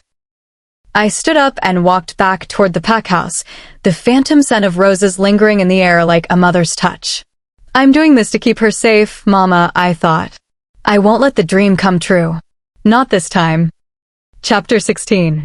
Italy 1468. Lorenz marched through the town, the strike of his boots against the cobblestones echoing his internal discord. His wolf was a low, constant growl in the back of his mind, a protest against the distance he was trying to put between himself and the bond. He stopped in front of a familiar house, where Julia waited with a knowing, smug smile. She understood the unspoken arrangement. He was an alpha trying to prove he was still his own master. He wanted to believe that the soul-stirring bliss he'd felt with Rosalina was something he could replicate, a mere physical reaction he could control. But as he looked at the world around him, he realized the truth he wasn't ready to admit. Without her, the colors of the world had begun to bleed into gray. He was searching for fire in a world of dampwood. Alessa Romano. The flight to Italy was a blur of 5-hour naps and a medical journal that kept my brain occupied. I was desperate to see Riccardo. He's a big idiot, but he's my brother, and seeing him meant I was officially starting my new life. Our pack's roots are deep in Italian soil. While the main seat moved to California, this territory remains the old country, governed by ancient traditions and a local representative who reports to Alpha Geo. We have landed at Galileo Galilei International Airport. Enjoy Italia.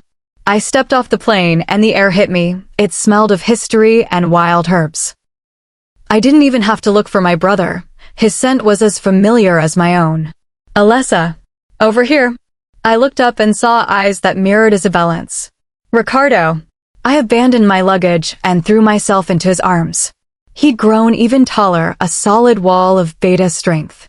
He swung me around, laughing. There's my baby sister. I'm only 2 minutes younger than Isabella, Rick. Doesn't matter. Still the baby. He loaded my bags into a sleek car, and we drove away from the airport. The Italian countryside was breathtaking, a patchwork of vineyards and rolling hills. When we finally turned onto a hidden road, the pack house came into view. My jaw dropped. It wasn't a house, it was a fortress, a Renaissance castle hidden by a shimmering supernatural veil. Archways lined the path, each holding a statue of a legendary leader. One, in particular, caught the fading sunlight. It was cast in solid gold and stood a head taller than the others.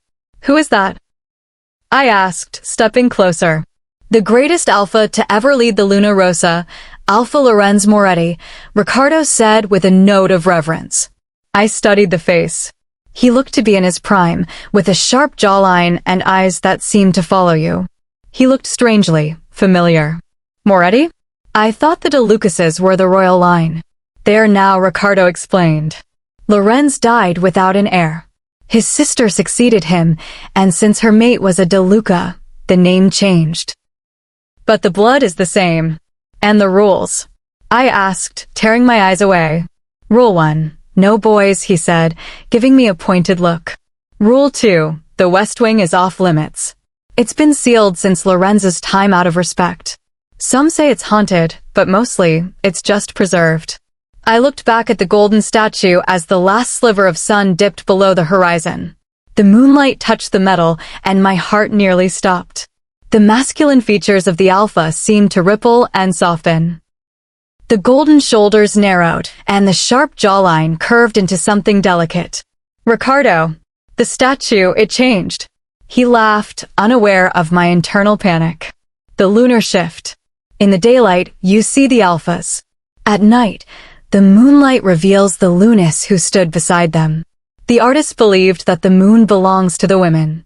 I ignored his rambling and stepped closer to the golden figure. The woman standing on the pedestal wasn't just beautiful. She had my jawline. She had my height. She was a perfect, golden mirror of me. Chapter 17. And like the moon, we must go through phases of emptiness to feel full again. Italy 1468. Rosalina Bellucci. I watched as my mate entered the pack house, the scent of the night and the lingering trace of others clinging to him like a shroud. Lorenz's face was a mask of cold indifference as he ascended the stairs. A single, sharp pang of betrayal hit my chest, but I forced myself to stand tall. I had made a vow never to let a man's shadow dim my light, and I intended to keep it. So this is the distance you choose? I asked, my voice cutting through the silence of the hall. He stopped, his expression stoic. I have been an alpha for 80 years, Rosalina. I am not used to being anchored by a bond one didn't choose. Then do not expect me to be your anchor while you drift, I countered. You shall receive exactly what you give, Lorenz. I turned and walked toward my chambers, the connection between us fraying like a worn rope in a storm. Present day. Xander D. Luca. That's enough. Leave us, I said, leaning back in my chair as the latest distraction exited my office. Hiroki stood in the doorway, his arms crossed and his expression dripping with disapproval. Seriously, Xander? You're being inaugurated as Alpha and marking Isabella as your Luna in 4 days. The entire pack can sense your restlessness. I don't need a reminder of the calendar, Hiroki. You've spent 2 years pushing yourself to the brink of physical exhaustion, Hiroki noted, stepping inside. You've mastered the tactics, the history, and the politics. You're ready to lead, but your spirit is a mess. He's right, Raphael rumbled in my mind. We are starving while she is thriving in Italy. I checked the latest update from my cousin Vincent. Alessa was at the top of her class at the Moretti Institute. She looked radiant in the photos. Happy, independent, and miles away from the chaos I was living in.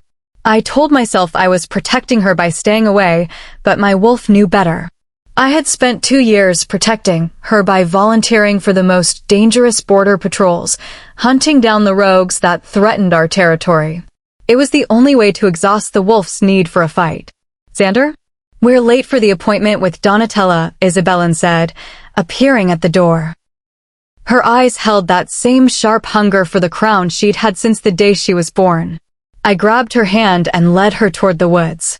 "Holding my hand won't convince anyone we're a happy couple, Xander," she muttered. "We provide the image. The pack provides the loyalty," I replied coldly. We reached Donatella's cabin. She opened the door before we could knock, her eyes clouded with a sudden, sharp intensity. "Give me your hands," she commanded. The moment our skin touched hers, Donatella's breath hitched. She began to murmur in ancient Italian, her body trembling with the force of a vision. "Blood," she gasped, her eyes snapping open. "I see a path paved in red." Isabella pulled away, annoyed. "Can you just focus on the ceremony? Xander has been impossible to deal with lately, and I want the inauguration to be perfect." "Go back to the lodge, Isabella," I said. "I need a moment with the oracle." Once she was gone, I turned to Donatella. "What did you really see?" "The same shadow, Xander." "Alessa, in your arms, the world around you stained in crimson. It is a warning. If you proceed with this forced union with Isabella, you aren't just breaking a bond, you are inviting a storm." "I have no choice," I said, my voice low. "I have to lead. And since I can't have my mate, I have to find another way to quiet the wolf."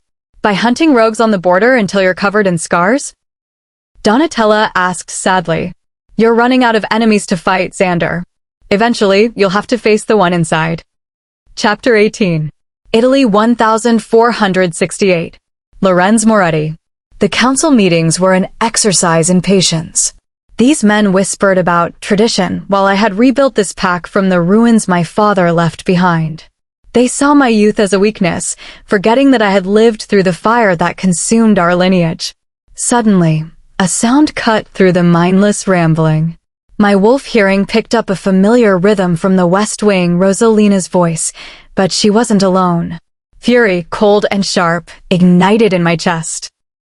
I didn't say a word as I stood, the force of my movement nearly taking the heavy oak door off its hinges. I reached Rosalina's chambers in a blur of wolf speed. The sight that greeted me was a challenge to my very soul.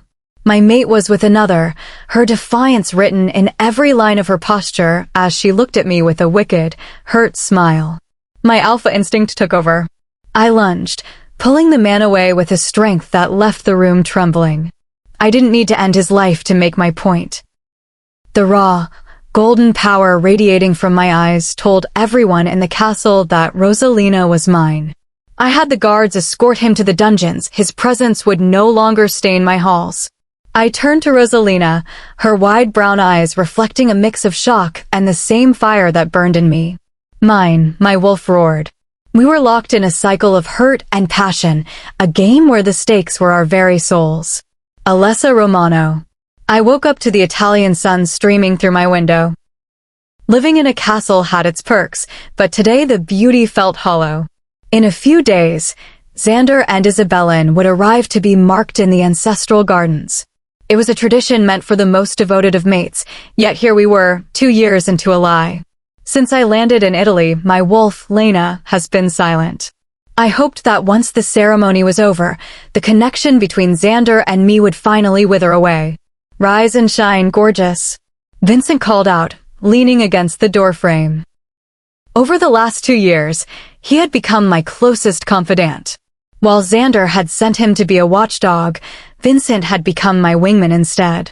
"I'm guessing Xander is still checking the updates?" I asked, noticing Vincent's phone.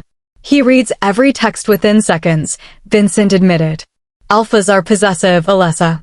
You might think the distance works, but for an alpha, the restlessness only grows when the mate is out of sight." "He's with Isabella," I countered. "He's fine. Is he? Or is he just filling the silence?" Vincent sighed. "Anyway, you need to get ready. The elder is expecting you." I dressed in all black, adding a bit of kohl to my eyes for a sharper look. I felt older, stronger, and less like the girl who had fled Tahoe in tears. On my way out, I bumped into Amias. He was handsome and charming, a distraction I welcomed to keep the bond at bay. I gave him a quick wink before hopping into Vincent's car. We drove to the edge of the Moretti estate, to a cottage that looked like it was being swallowed by the forest. This was the home of Salvadora de Medici, the sister of the Oracle in Tahoe. I stepped inside to find a sanctuary of crystals and ancient plants. Salvadora stood in the center, her eyes already fixed on me. "You seek the truth of the golden statue," she said, her voice sounding like dry leaves. She took my hands, placing a clear quartz in each.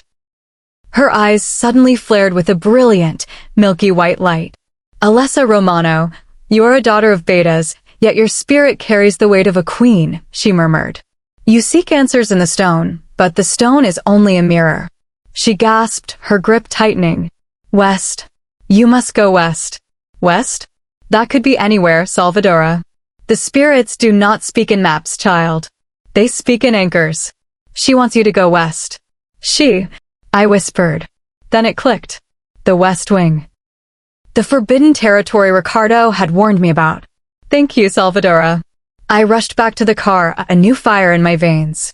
Vincent woke up as I slammed the door. "Finished with the riddles? Take me to the West Wing, Vincent. We're going inside." Chapter 19. Italy 1468. Rosalina Bellucci. I rested my head against Lorenza's shoulder, the morning sun filtering through the high windows of the West Wing. Lorenz held my hand, his thumb tracing the line of my knuckles with a gentleness that most of the pack never saw. "My beauty, the council expects me soon," Lorenz murmured. He had no desire to leave, but the mantle of Alpha was a heavy one. I shifted closer, my fingers tracing the strength of his arm. "Just a few more minutes," I whispered.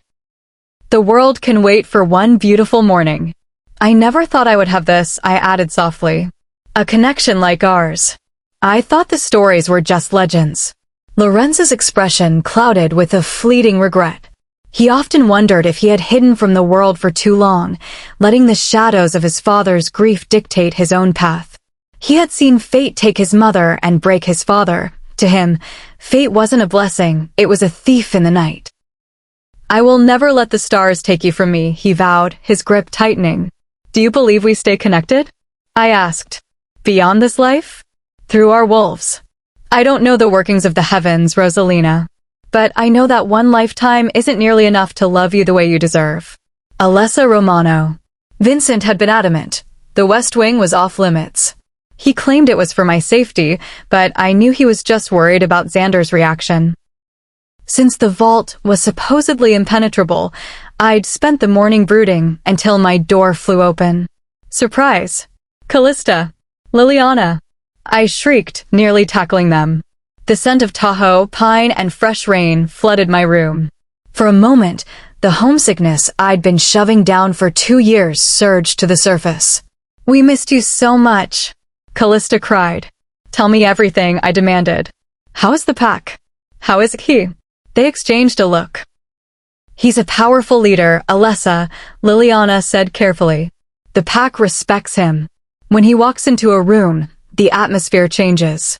But he's restless. He surrounds himself with distractions to keep the wolf quiet." "And Isabellan?" "She's counting down the hours until the ceremony," Liliana shrugged. "She's focused on the crown." I wasn't surprised. Xander and I were mates in ancient law only. We had both built separate lives. But with the ceremony only 48 hours away, the air felt charged. "Forget the gossip," I told them, my eyes flashing. "I need to get into the West Wing before Xander arrives in Italy. Salvadora told me to go west, and I'm not leaving until I find out why." The plan was simple. Liliana used her best, distressed maiden, act to lure the guard away, while Callista provided the vocal sound effects from the next room. It worked. The guard hurried off to investigate, leaving the heavy oak doors unguarded. I stepped forward, pulled a bobby pin from my hair, and went to work on the ancient lock. With a sharp click, the barrier gave way. I slipped inside, closing the door softly. The air was thick with dust and the scent of aged parchment and dried roses. I wandered into a small ballroom, the gold trim gleaming even under the layers of grime. As I stood in the center, a sudden, vivid image flashed in my mind. Xander, dressed in velvet and lace, dipping me into a dance in this very room. I shook it off. The memory felt too real to be a dream. I moved down the hallway toward a door engraved with gold. Fata viam invenient. Fate will find a way. Inside was a master suite fit for royalty. A massive window overlooked the courtyard where the marking ceremony was set to take place. My breath hitched as I saw a large object covered in a dusty sheet. I grabbed the corner and pulled. The fabric fell away, revealing a portrait taller than I was. I took a step back, my heart hammering. The painting depicted a man with a familiar, sharp jawline and a beard, his arms wrapped around a woman in a deep crimson gown. I stared at the woman's face. The deep brown eyes, the curve of the smile, it was the face I saw every morning in the mirror. I wasn't just looking at a past Luna. I was looking at myself. Chapter 20. The wind whistled through the ancient arches of the Luna Rosa mansion. These stone walls had stood for centuries, silent witnesses to the rise and fall of empires. Today, they watched as hundreds of pack members gathered for a transition of power that felt both inevitable and deeply unsettled. Once, this palace was the vibrant heart of the Moretti line. Though the pack had migrated to California to become the Blood Moon, the soil here still thrummed with the echoes of the ancestors. They were unaware that tonight wasn't just about a new alpha, it was the night a debt of 500 years was finally being called in. The Eastern Wing.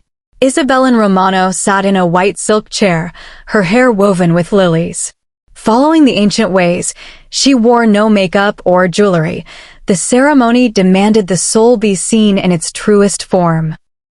Xander would be similarly unadorned, his bared chest symbolizing that an alpha's heart is always open to his mate. Isabella touched her neck, imagining the moment of the mark. She was ready to leave her Omega past behind and claim the title she believed was her birthright.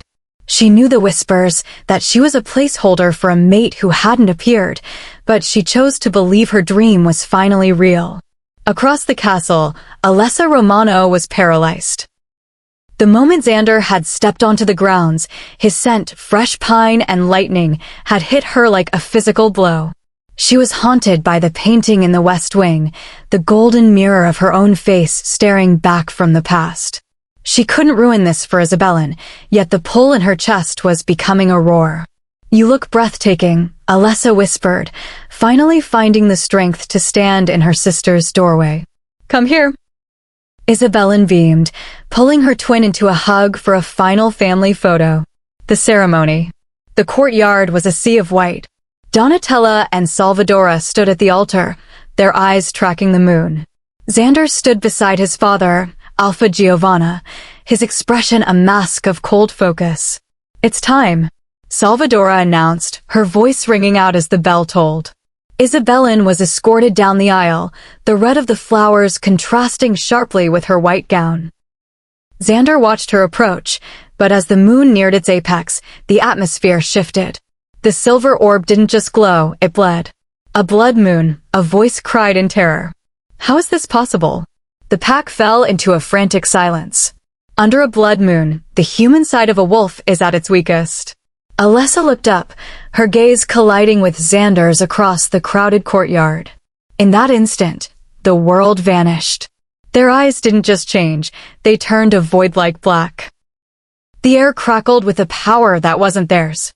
"She is with us," the oracles chanted in a terrifying unison. Xander's wolf, Raphael, surged to the surface. "Mine," he spoke, not a thought, but a command that vibrated in the bones of everyone present. Alessa pushed through the throng, her movements fluid and predatory. Isabella tried to catch her arm, but Alessa, or rather, the spirit of Lena within her, brushed her aside. "Is that any way to treat your Luna?" Alessa ascended the altar steps. Xander met her halfway, his hands finding her waist, as if they had done so 1,000 times before. "We found our way back," Lena whispered. "I promised," Raphael answered.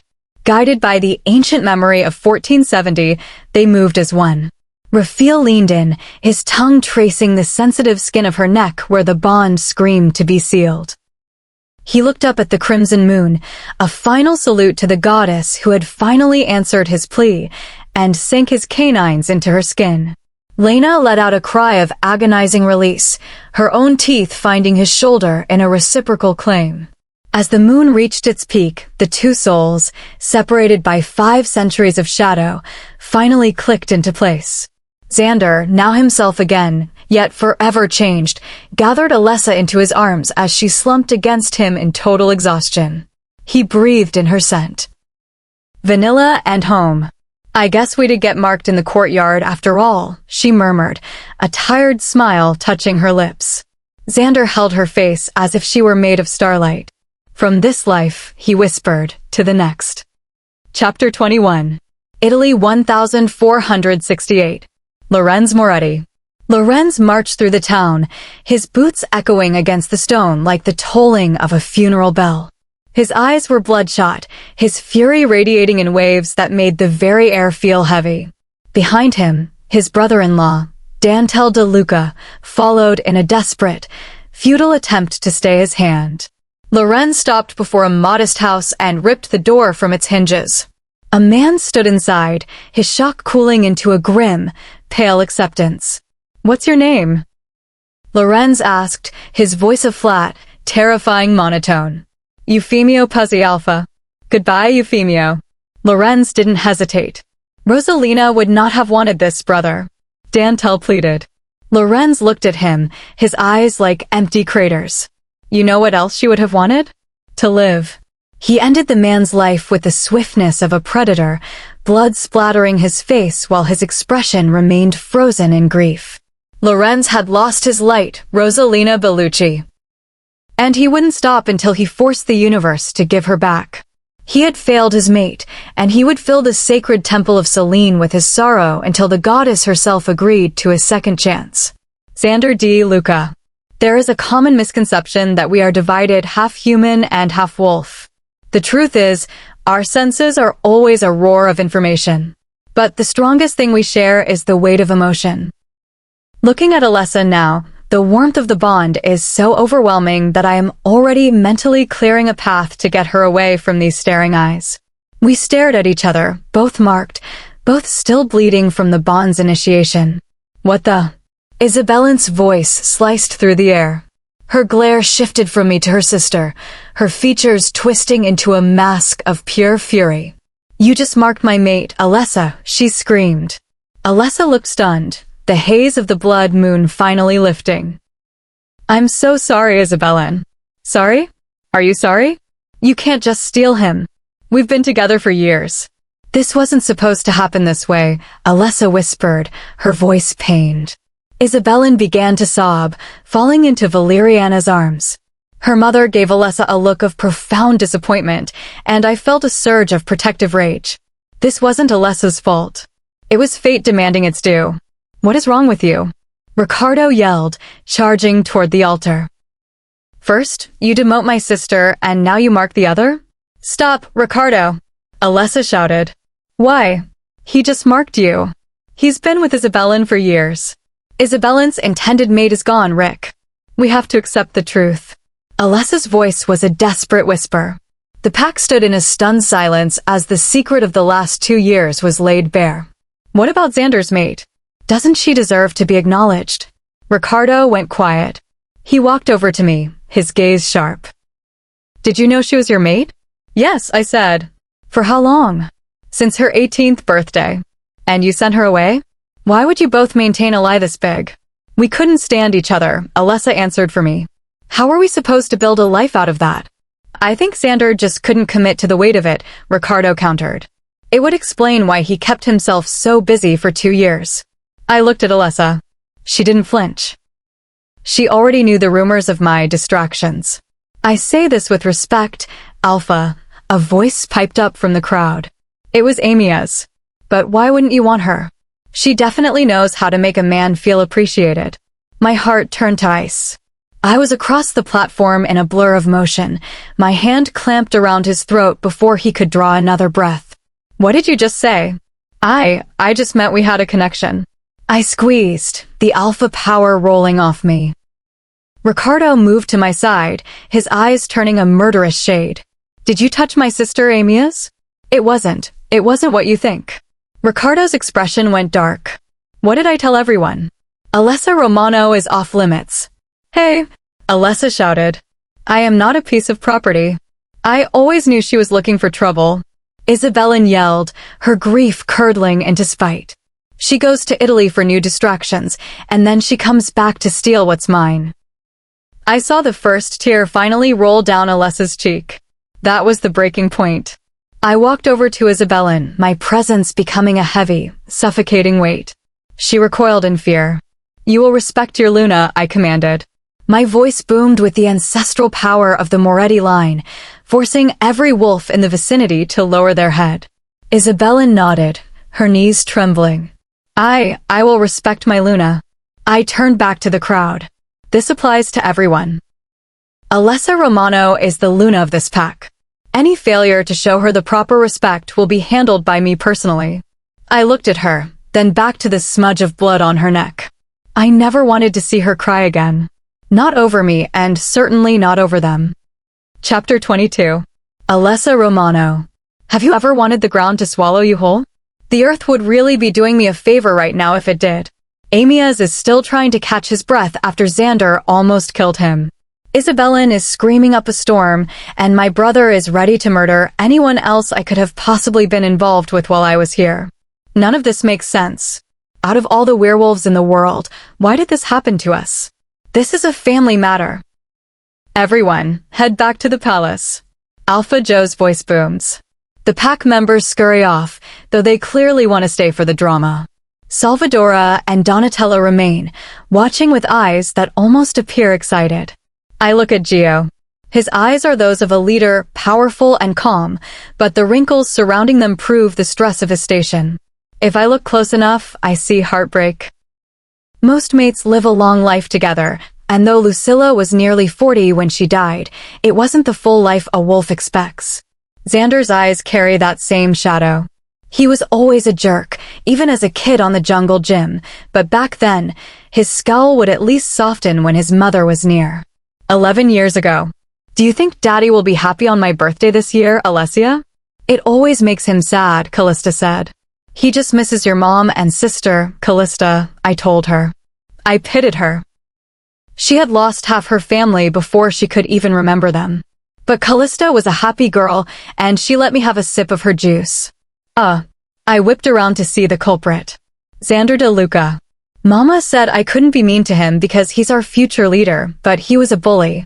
His smile was mean, and Hiroki always stood right behind him like a shadow. Fortunately, Papa told me that if a boy bothered me, I should defend myself. What is wrong with you? I yelled. He had pulled my hair so hard I thought the braid would come out. Is Ally mad? I did you a favor, it looked ugly anyway. That's not my name. Oh, sorry. I meant to say Alessa. Or wait. Isabellan. I didn't hate people back then, but I hated being compared to Isabellan. Isabellan's prettier. Isabellan's more fun. Are you sure you're twins? Little Alessa is mad. How will I ever repair my heart? I didn't care anymore. I pushed off my back foot and tackled Xander to the ground. He wasn't expecting it. As I pinned him, his eyes weren't angry. Instead, he almost seemed happy. Tesoro. I'm pulled back to the present by my dad. His face is etched with worry. I wonder if he's angry that I stole Isabellan's future, but instead, he wraps me in his arms. His earthy scent brings me instant peace. Papa. I've missed you, Alessia, he says, holding my head against his chest. Why didn't you tell me? I would have helped you. I don't want this, Papa. I don't want to live in her shadow anymore. I can't do it again. He gives me a sad smile. You've never lived in her shadow. But I have. You don't know what it's like to be compared to her since birth. She wanted him first, he says softly. What? Your mother. She liked my brother first. I stare at him in shock. Uncle Alessandro? Alessandro was an amazing person, my dad continues. He was the better brother. I was quite the handful, if I do say so myself. You, Papa. He chuckles. I could have any girl I wanted, but the one I truly desired didn't even look at me. My Valeriana. Back then, she was Alessandro's. But you're mates. We are. But we didn't know it then. And even when we found out, I felt like I would never compare to my brother. I loved Alessandro, my mom says, stepping forward with a small smile. But what I felt for your father was deeper. It was as if our souls had met before. When Alessandro passed, I was heartbroken, but I knew the love he had found with his own mate was stronger than what we had. I was pregnant with you too, and I knew I would name one of you after him, and the other after his mate, Isabellan. Your eyes, she continues, touching my cheek. They were so warm, exactly like Alessandro's. You even have his heart. Sometimes you act just like him. Alessa, my mom adds firmly, a mate never compares to anyone else. You will never be in the shadows because you are his mate. What he feels for you is like nothing else. I want to tell her he doesn't feel anything for me, but my dad interrupts. Family is number one, Alessa. My brother and I nearly ruined our bond over your mother. It wasn't until he found his true mate that things straightened out. Isn't it weird to name your kids after them? I ask. Maybe, Dad grins. He was a great man. I wouldn't have blamed her if she chose him. I definitely would have fought him for her, though. Anton. Respect the dead, Mom chides. I hate to interrupt, Donatella says, but we should discuss what happened. Yes, let's discuss how my sister betrayed me. Isabellan shouts. Isabellan Valeriana Romano. Manners, Mom warns. Salvadora, any ideas? Gio asks. The goddess interfered, Salvadora explains. She caused the blood moon to affect only Xander and Alessa. It's amazing, the lengths Celine went to in order to bring them together. I think I know why I say. All eyes turn to me. I found a painting in the West Wing. Lorenz and Rosalina Moretti. They looked exactly like us. Like Xander and me. The group falls into a stunned silence. Let's go to the West Wing, Salvadora decides. Donatella and I will find an explanation. It's dangerous, Gio protests. No one has been in there since the Morettis died. Alessa was there and returned safely, Salvadora counters. But this is a trip for Alessa and Xander only. The spirits will not be disturbed by the others. Salvadora had a point, but she was wrong about one thing. There was a certain alpha that the spirits had a bone to pick with.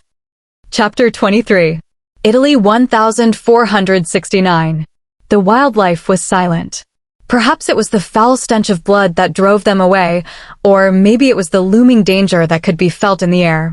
Nearly half of the Luna Rosa pack had been wiped out. It was a first in werewolf history. No alpha had killed their own in such a quantity before. Alpha Lorenz stood on the very spot he had found his mate's body. He had held her in his arms as the trees surrounded them during their last words to one another. Her eyes were open, and she had clung to her last shred of life to tell her lover goodbye. He remembered watching her pass, and hearing the pack's howls echoing through the forest. Lorenz would never forget the feeling of hearing her heart stop. Even in her last moments, she was concerned about their child. Save the child, Lorenz. Please, you have to. He had failed at that, too. He couldn't keep his mate safe, and he couldn't keep his child alive. In hindsight, the child never stood a chance. Rosalina had been injured to the point that saving the child was impossible.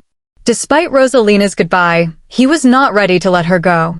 He had not even marked her, but even if he had, he knew he would do this all over again because one lifetime was simply not enough. 3 witches surrounded him. His chest and feet were bare as he prepared for his fate. Most in his position would be fearful, but all he felt was relief. He would finally see Rosalina again. Lorenz, this might not work. No one has done this before, one of the witches told him. Lorenz simply smirked and looked up to the moon. She promised me. The only reason there aren't more bodies filling her temple is that she promised. Lorenz shouted. His voice boomed as if it would reach the stars. Celine watched from above. Her eyes filled with tears as she remembered all the souls that had filled the wolf realm so abruptly. They were all stripped from their lives too soon, but what was she to do? A god is not supposed to intervene in supernatural affairs. However, this was an exception. As you wish, Alpha, a witch said. They began to chant as the moon approached its apex, but they were interrupted. Lorenz, please don't do this. Lorenz looked at his sister. Her brown eyes were full of tears, and her hand cradled her stomach. Dantel stood behind her, silently pleading with his eyes. "You know I can't stop," Lorenz told her. "You're my family, Lorenz. If you leave me, there is no one left. Who will be Alpha? Who will be my brother?" She was crying at this point. What about my child? They won't get to meet their uncle. Lorenz's heart broke a little more. It had always been him and his sister. They had lost their mother when they were children, and their father had been distant after he lost his mate.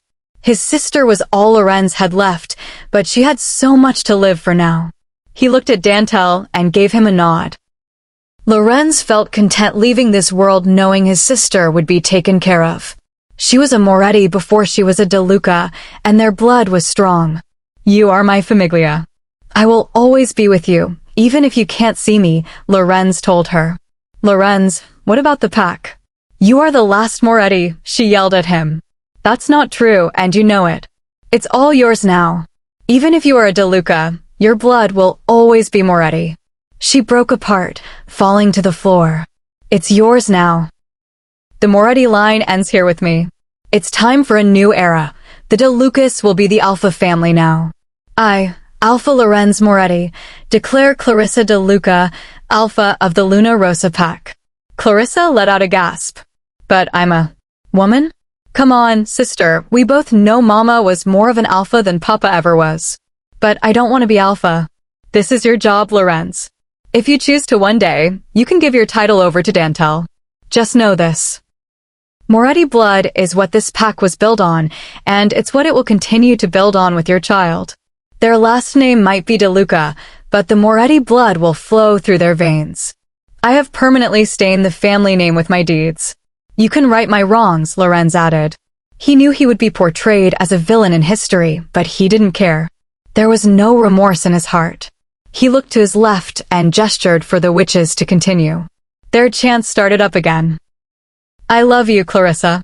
You will be a great Alpha." He looked at Dantel and gave him a final nod. Dantel grabbed Clarissa by her waist and pulled her away just as the flames encircled Lorenz. "No!" Clarissa shouted. She thrashed against Dantel, but he was determined to keep his mate and child safe. As the chants continued, Lorenz felt a sharp pain in his chest. He fell to the ground. The flames continued to rise around him. He looked to the moon and smiled. He was so close. The witches put their hands out in unison. They pulled their right hands toward them, the flames moving with them. With a final chant, they pushed their hands forward. The fire followed the movement, engulfing Lorenz. Clarissa let out a final yell of desperation. Lorenz let out an animalistic cry as the fire took him. His head tipped back as if he were howling at the moon. He nearly sobs as he feels it. He finally felt whole again. Rosalina was with him in his last moments, just as he was for her. He smiled as the fire finally took him all the way. One day, he would hold her in his arms again. He promised. The witches ended their chants with a final phrase. Fata viam invenient. Fate will find a way. Chapter 24. Alessa Romano. I stood before the heavy doors of the West Wing, the weight of the ancient wood matching the knot in my stomach. Salvadora, Donatella, and Xander were gathered behind me, their silence more deafening than the whispers of the wind outside. "Go on, Alessa," Donatella urged softly. I reached for the handle, my gut twisting with the certainty that whatever lay behind this wood was going to shatter my reality. I took a deep breath and pushed. The hinges groaned, releasing a cloud of dust that smelled of ancient parchment and long-extinguished candles. The air in the wing was thick with a profound, lingering sadness, a residue of grief so potent it felt woven into the stone. "Oh, goddess," Salvadora whispered, her hand trembling as she touched the wall. "The spirits, they are still here, anchored to this place." "Who are they?" I asked, my voice barely a breath. "It's the weight of a legacy," Salvadora replied. "A family that was lost to time." "Follow me," I said, leading them toward the master suite. Unlike the rest of the wing, this room didn't feel like a tomb. It felt like a sanctuary. The love that had once lived here was so vibrant it pushed back the shadows. I pointed to the large, draped frame by the window. Xander stepped forward, his expression a mix of wariness and a growing, dark intensity. He gripped the heavy cloth and yanked. "What is this?" Xander demanded, his voice cracking with a sudden, sharp anger. "Who is keeping a portrait of you in a sealed wing, Alessa?" "Xander," I said, my heart hammering against my ribs. "Look closer. Pull it all the way down." He obeyed, and the full painting was revealed. Salvadora and Donatella let out simultaneous gasps. Xander stumbled back, his eyes darting from the canvas to me. That's me. But the clothes, the beard. "It's not you, Xander," Donatella murmured, stepping toward the portrait. "This is the work of a master, perhaps a young Da Vinci himself. This is Alpha Lorenz Moretti and his Luna, Rosalina." "I know the history," Xander snapped, though he looked like he was seeing a ghost. "They were the last of the Moretti Alphas." "But why do they have our faces?" "Because the moon doesn't forget a promise," Salvadora said, her eyes welling with tears. As the oracles began to recount the tragedy. The betrayal of Rosalina at the Temple of Selene, the Blood Moon massacre that followed, and the eventual transition to the De Luca name, the pieces of the puzzle began to click into place. Xander wasn't just a De Luca, he was the blood heir to Lorenz's raw, untamed power. And I wasn't just a beta twin. I was the reason the Moretti line had sacrificed everything for a second chance. Lorenz gave the pack to his sister, Clarissa, to save the bloodline from the pack's resentment, I added, realization dawning. The De Lucases were the shield, but the Moretti's strength remained. "Which means your souls didn't just meet tonight," Donatella said. "They've been waiting 5 centuries to finish what was started." Salvadora and Donatella eventually left us alone, sensing the shift in the room. I turned to Xander, and for the first time in 2 years, I really looked at him. His eyes were haunted, darker than I remembered. I knew my own reflected the same exhaustion. I had spent 2 years trying to outrun this. I had trained until my muscles screamed, I had traveled, and I had tried to build a life where Xander De Luca was just a footnote.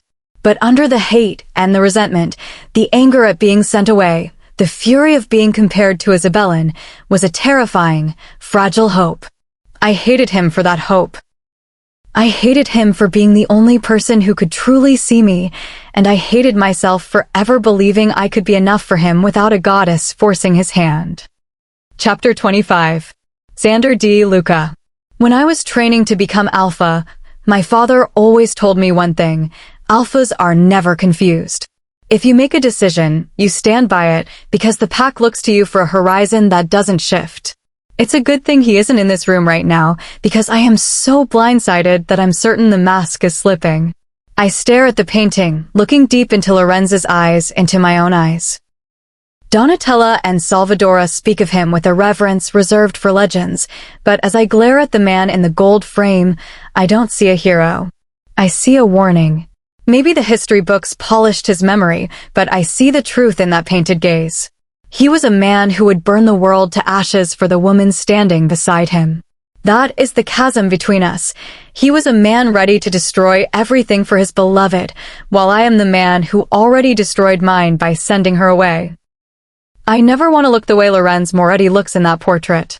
That intensity doesn't lead to peace, it leads to the Blood Moon massacre. Alessa is pointedly looking at anything but me. I, however, can't look away. I'm committing the reality of her to memory, the way her dark hair waves over her shoulders, the way the deep crimson of her dress vibrates against the gloom of the West Wing. She has always been beautiful. Even when we were kids, my eyes were a compass that always pointed toward her. But the girl who left Tahoe is gone. The last time she looked at me, there was a flicker of hope. Now, indifference. And I told myself that was exactly what I wanted. Xander. What?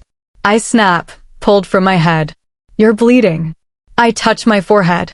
My fingers come away slick and warm. Before I can process where the wound came from, a sudden, invisible force slams Alessa against the stone wall. Alessa. She collapses to the floor, gasping and clutching her ribs. Her face contorts in a mask of agony that freezes the blood in my veins. Xander, she whispers, her voice thin. I don't understand. Why aren't you healing? I growl, dropping to my knees. I touch her side, and she winces so sharply I pull back. Her breathing is shallow, hitching in a way that suggests a collapsed lung. No.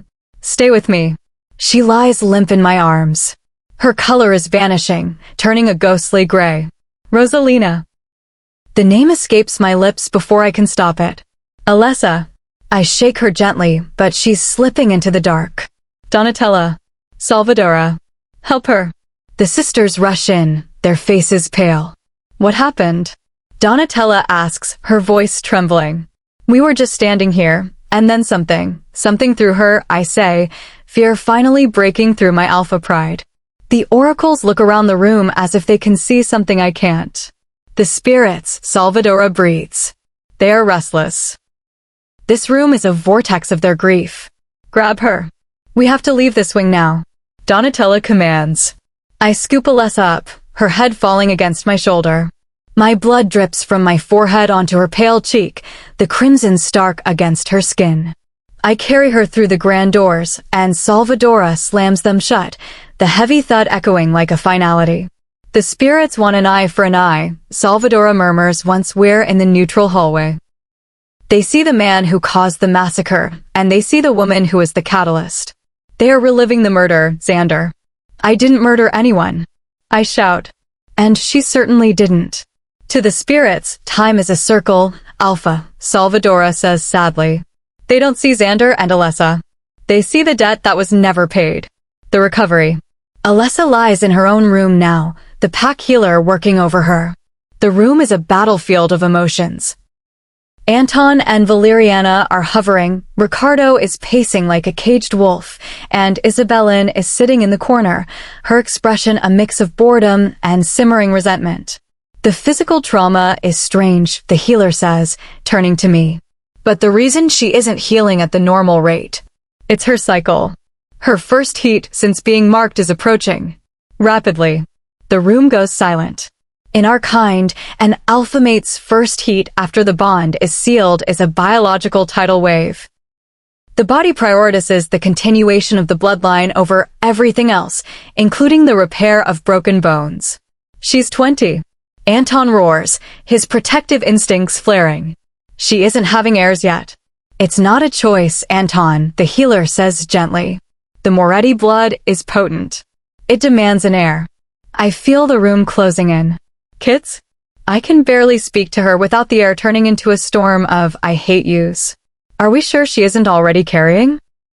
Isabellin scoffs, a nasty smirk playing on her lips. She hasn't exactly been a nun in Italy. I feel Raphael surge to the front. The room darkens as my alpha aura expands, heavy and suffocating. Isabellin, enough, Valeriana warns, but my sister's twin is beyond listening. What, Xander? You're mad because your pure mate has a history? Newsflash, she's been living her life while you were busy with your distractions back home. Kneel. The word isn't a shout. It's an alpha command, vibrating with a power I didn't possess 48 hours ago. Isabellin's legs buckle instantly. She hits the floor, her eyes wide with shock and terror. Learn to respect your Luna, I say, my voice low and lethal. Or I will ensure you never speak another word against her. I was supposed to be the one on that throne, she sobs, but the command keeps her pinned. I don't look at her. I walk over to the bed, brush a stray hair from Alessa's forehead, and lift her into my arms. She's coming with me, I announce to the room. She needs a place without this toxicity to recover. I walk out, my mate heavy in my arms, and for the first time, I don't care about the confused look on my father's face. I only care about the heartbeat thrumming against my chest. Chapter 26. Alessa Romano. My eyes blink open to an unfamiliar, ornate ceiling, this one a deep, obsidian black, a stark contrast to the airy white of my own quarters. The room feels heavy with an ancient power. As I try to sit up, a wave of nausea rolls through me, and the sharp, jagged pain from the west wing crawls up my spine. The gasp escapes before I can bite it back. Don't. Stay down. Xander is at my side in a blurred second. He holds a glass of water to my lips with a steady hand, his expression a tight mask of concern. Once I've swallowed, he gently but firmly presses me back into the pillows. The healers said you need to stay still, he says, his voice low and raspy. Why? I'm a wolf, Xander. I should be on my feet by now. The spirits in that wing, they didn't just throw you. They left a residue. The medicinal herbs need time to neutralize the dampening effect they had on your healing. Why did they target me? I whisper. Rosalina was the victim back then. Because the fastest way to break an alpha, Xander says, his gaze dropping to his hands, is to strike at his mate. Lorenz's enemies knew it 500 years ago, and their echoes haven't forgotten. He pulls away, the shadows that have followed him for 2 years seeming to thicken in the corners of the room. The silence between us is a physical weight. I can feel him retreating behind that wall of ice he built when he sent me to Italy. Do you need anything? He asks, his back to me. I remember the boy who used to steal my snacks just to see me get annoyed. I want a Shirley Temple. Xander actually turns around for that one. His brow furrows in genuine disbelief. A Shirley Temple? We are in the middle of a bloodline crisis. You were just sidelined by 15th century ghosts, and you want a mocktail for 7-year-olds. It's the best drink on the planet, Xander. Don't be a snob. I'm not being a you-know-what? Fine. I'll see if the kitchen has any dignity left. He stalks out, and a moment later, my mother peeks through the door. She's still in her formal white silks, though her eyes are red-rimmed. Oh, Alessia, she sighs, rushing to my side. I can't believe the timing. To be marked and then hit with this. Mama, what is everyone so stressed about? I'll be fine in a day. It's not just the injury, sweetheart. Your body is preparing. Your first heat since being marked is starting. The air leaves my lungs. No, it's way too early. It just happened tonight. And besides, I'm not exactly on speaking terms with my mate's personality. The Moretti blood doesn't care about your arguments, Alessa, she says gently. It only cares about the bond. It's going to be a struggle. Every instinct you have will tell you to bridge the gap between you and Xander. I won't give in, I snap, though the heat already beginning to simmer in my veins makes the words feel like a lie. Just talk to him, she urges. If you both agree to maintain the distance, the wolf will be easier to manage. But don't underestimate the pull, Alessa. I certainly didn't when it came to your father. She gives me a quick, supportive hug and leaves as Xander returns. He looks even more stoic than before, that wall of darkness firmly back in place. My father-in-law. I suppose I have to call him that now. Gio follows him in. Alessa, I'm glad to see you're awake, Gio says. He looks weary, the recent events taking a visible toll. We have business to discuss. Next week is the Chandani Ball hosted by the Oberoi family. As the new Alpha and Luna, your attendance is mandatory. The Chandani Ball? I ask. I thought only the established leaders went to those. The world is watching the Blood Moon Pack right now, Gio explains. They expected Isabellan. Seeing you and Xander together, united, is the only way to stabilize our political standing in Europe. It's a mate's ball, the energy there is designed to celebrate the bond. He looks away, and I see the flash of pain in his eyes. He's thinking of Lucilla. My heart aches for him. He's a man surrounded by the celebration of a gift he can no longer hold. Xander doesn't say a word. He doesn't protest, but he doesn't agree either. He just waits for Gio to finish and leave the room. Once we are alone, the tension returns, thick and suffocating. He doesn't look at me. He doesn't try to comfort me about the heat or the ball. He simply reaches over and places a tall, bubbling glass on the nightstand. A bright red cherry bobs in the center of the grenadine. A Shirley Temple. He turns and walks out without a word, leaving me with the sweetness of the drink and the bitter realization that I am fated to a man who would rather face 1,000 ghosts than look me in the eye. Chapter 27. He loves me not. Don't ignore the love you do have in the world by focusing on the love you don't. Alessa Romano. We live our whole lives believing there are two types of people, the good and the bad. But what is good? What is bad?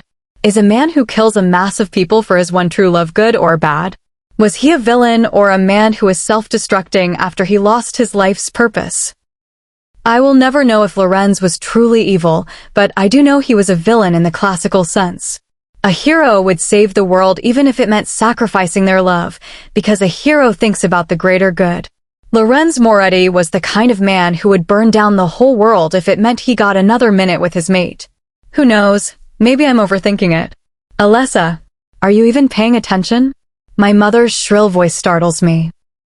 I look up to see her staring at me with disapproval. This event is a big deal, Alessia. Not only is this your first event as Luna, but it's also the Chinlani ball. I sigh and try to look interested. Don't get me wrong, I love the idea of the Chinlani ball. Callista and I used to obsess over the fashion and the guest lists when we were younger. The Oberoi family is much like the De Lucas. Their ancestors were some of the first Lycans, and they host this ball as a tribute to them. It costs millions to plan, and usually I would be thrilled. But now, all I can think about is Xander. He has been forced into this, forced to take a Luna he doesn't truly want. Why can't I have someone who actually chooses me? Am I interrupting? Vincent steps into the room, arms behind his back. He gives me an awkward smile before looking at my mother. Oh, of course not. We were just looking at dresses. I'll get out of your hair, she says. Once she leaves, Vincent inches closer. Are you okay? I'm perfectly fine, Vinny. What do you want? He takes a deep breath. Okay, I know Xander is my cousin, but I have to tell you this. I saw Isabellin and Xander together. She was a little too close to him. I should be surprised, but I'm not. They have been together forever, and here I am, the obstacle. My brain knows it, but my heart can't help the pinch it feels. Is this going to be my life? Standing in the corner while my mate pursues another woman? I don't want to do this, Vincent, I say, tears pricking my eyes. He looks at me with pity, and I hate it. I am Alessa Romano, a fighter, a runner, a healer. I don't need pity. It just sucks, you know? My whole life, I've imagined meeting my mate and falling in love. He would only look at me. He would be mine, and I would be his. Yet here I am. My mate sent me away to another country, and just as I thought I was free, the goddess sprang this reincarnation nonsense on us. I just want to meet someone who makes my heart beat faster, Vinny. I want to grow old with them. But now there's no way out. You'll find it one day, Alessia. I know it. He gives me a smile and a kiss on the cheek. You should rest. I nod and lie down. I hear the door click as he leaves. I bury my face in my pillow, trying to ignore the fact that I like sleeping in this room specifically because it smells like Xander. A low growl has me jerking awake. I'm not up for long before Xander pins me to the bed. What the? Xander. He bares his teeth in warning. Usually, it would have a wolf cowering, but as his Luna and equal, he has no power over me. Get off of me, you psycho. I try to push him off, but he uses his speed to pin my arms above my head. His right hand locks both my wrists as he leans in to sniff my neck. He runs his nose up and down my throat slowly, careful not to press his full weight on my bruised ribs. Xander. I whimper as my hips shift involuntarily. I can't help it. I am surrounded by his scent. He instantly pushes my hips down, looking at me with anger. Ouch! My ego. Why was Vincent in your bedroom? What? He growls again. I can smell him on you. Why was he this close? His grip tightens. Nothing. He was just checking in on me. His eyes tell me he doesn't believe me, but he brings his face back down to my neck. His tongue sweeps along my throat slowly, almost like a punishment. Xander. His lips wrap around the skin beside my mark and he pulls. My hips thrust up again, and this time, he begins to match the rhythm. I try to free my hands to touch him, but he keeps them locked. Tell me the truth, Alessa. He moves his mouth closer to my ear, capturing the lobe between his teeth. Tell me. I ignore him, focusing on the friction. Suddenly, he stops. Why did you stop? Tell me, he says, teasing me with a swivel of his hips. No, Thee. I gasp as he pulls down my tank top, swirling his tongue around my nipple. His hips follow the same pattern, and I'm so frustrated I could burst. Fine. He kissed me on the cheek, but it was just a friendly gesture. I yell. He growls loudly, his eyes darkening as he looks at my mark. Clearly, people don't get the memo. Xander attacks my neck with his mouth, leaving several marks behind. His movements speed up, and mine match them. I hear him mutter. Our eyes connect before his flash gold. His canines descend, and he sinks them back into my existing mark. Unlike the first time, this is intense and pleasurable. I feel a release ripple through my body as he bites down. My legs spasm, and Xander goes still a few moments later. I've been with other guys, but it has never felt like this. Most of our clothes are still on, and yet he affected me more than anyone ever has. I turn my head to the pillow, and Xander pulls up the blanket to cover me. I hear him leave before darkness consumes me again. Chapter 28. Xander D. Luca. It was pouring rain when my mother passed away. I remember seeing her mangled body, smeared with dirt and pelted by the rain. My father only stared at her. He did not scream or cry. He simply stared into her cold eyes, eyes that once shone so bright, as if he could not believe they would never blink again. Later that night, I watched him completely lose control. I cried. It was the last time I cried. Anger engulfed me as I watched raindrops glide off my mother's corpse. Lucilla de Luca loved the sun, yet it was not present at her departure. There was no warm sunshine or beautiful pink and orange skies, simply dark, gloomy weather. For that reason alone, I believed it was not my mother's time to go. The day she left this world should have been a day when the sun shone brightly and departed with a glorious burst of colors. I believe her spirit remains, waiting for my father and me to find peace. Perhaps we are too selfish to let her go. I bring a glass of whiskey to my lips and swallow the bitter liquid. A chuckle escapes me as I look at the moon from my balcony. What a trick Celine has played. The most ruthless alpha reincarnated into me in the hopes of being with his mate again, yet fate has not made it easy. My mother is dead, I was involved with my mate's sister, and I am certain the organ beating inside my chest can no longer be classified as a heart. Yet, somehow it beats faster when my nostrils sense a trace of that sweet vanilla. I have lived my life feeling cold, but Alessa makes it seem like 1,000 suns are shining down upon me. A part of me hates it. I don't know how to be warm anymore. But there is another part of me that wants to consume all her warmth and keep it for myself. Sun. My father pulls out the chair next to me. These days, he seems more tired than usual. She makes you happy, he states. And why do you say that? He chuckles. What I mean is, she makes you feel. He sighs. Son, I love you, and I loved your mother, but you have to move forward with your life. I growl. How do I move forward, Dad? How am I supposed to forget her? That is not what I said. Your mother lived a good life, and she was happy. You aren't doing yourself any favors by denying your mate. Easy for you to say. You didn't even seem to care when she died.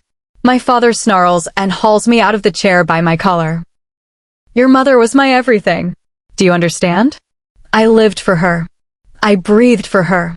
She was my love, so don't you dare say I didn't care. Lucilla was my love, and I know she is always with me. That is the beauty of the mate bond, Xander. It isn't until death do us part, it is from this life to the next. He looks toward the moon, turning his back to me. I still feel her with me, and I know one day we will be reunited. I was Alpha. I had no time to mourn in the traditional sense, but I feel her absence every day.